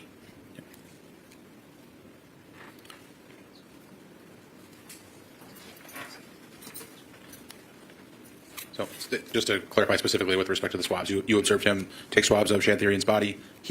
He packaged them for you and sealed them and then provided them to you to take back to the Green Bay Police Department? Yes, during the autopsy, I observed him take all parts of the remains out of containers. He would examine them as part of the autopsy. He would take swabs as part of the autopsy. He would then collect them in swab containers and then turn over to me all the swabs which were then labeled and then secured in an evidence bag that he had signed and sealed. So then after I collected that back, then I opened that bag, and there was over 40 swabs. I don't remember the exact number, but they're all itemized as what particularly was swabbed, and then I entered them into evidence specifically for the purpose of future need to send to a crime lab. And then when you entered them into evidence, you entered them specifically based on what that swab was or how it was labeled on the outside? Correct. The doctor takes so many swabs, if we would just send the bag to the crime lab with 40-some swabs in it, that would not meet their submission guidelines. So we have to itemize those swabs. So if he takes a swab of a particular part of the body, puts it in a box, labels what that was swabbed, collects those collectively, bags them, turns them over to us. We then open that bag, and then we itemize and enter into evidence each individual swab. And that's the process that you followed in this case? Yes. I have no further questions of the witness at this time, Your Honor. I apologize. This went longer than I anticipated. Well, counsel, the direct examination of this witness went on a little bit longer than I anticipated, and given the time of day, my suggestion is that we break now and assume with cross-examination tomorrow. Any objection to that, Mr. President? I'm fine with that, Your Honor. Any objection to that, Mr. Lezay? No, Your Honor. Okay. Detective, you can step down. Whew. All right, well, that's it for day one of the Schabusiness trial. I don't know. It's very, I feel like I don't really have too much to say about it because usually we're watching people like, I don't know, like Murdoch who are saying like, oh, I didn't do it. You know, I'm a good person, blah, blah, blah, blah. I don't know. With like Shabiz, I feel like it's just kind of straightforward. She says she did it. It's gruesome. I don't know. Like, I'm looking forward to the Boone trial, especially because Sarah Boone, you know, we listened to her excuses and all that stuff. And she said that she was playing hide and go seek, that she fell asleep, she forgot. I don't know. But with this one, it's just like straightforward. She did it. She said she did it. And I guess we'll find out if she's crazy or not. We think she's down for prison.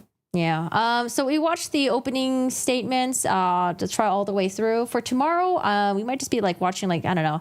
Maybe we'll also, usually what I'll do is I'll wake up pretty early and I'll like watch the bits and pieces of the trial, or just like watch the whole thing. And then from then I'll decide like whose testimony I'll watch and listen to. So I don't know. We'll see.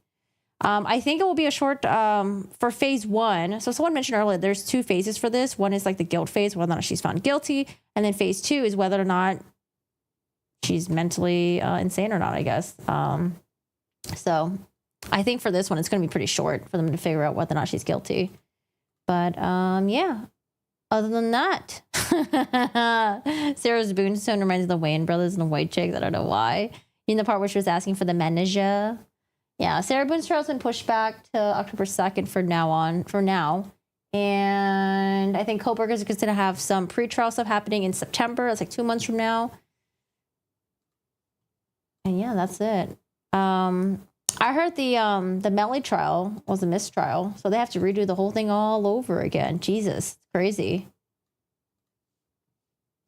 It's similar to a lot of stuff. People on tour often see weird stuff and faint, etc. Zach has a haunted museum in Vegas. He collects all sort of haunted stuff that also has a huge serial killer artifact collection. Wait, Zach who? Is this like a store owner or something like that?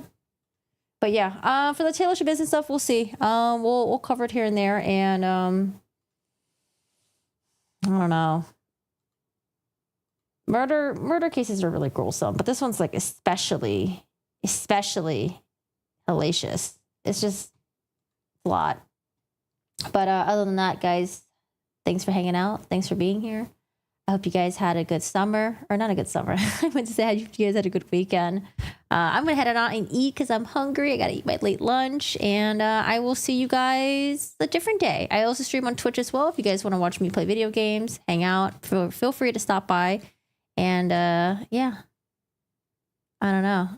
Oh God, what a trial! What a trial! The only infamous case from New Mexico was the West Mesa Bone Collector. Oh, I love that movie, Bone Collector, with Morgan Freeman and what's her name again? Ashley Judd, I think.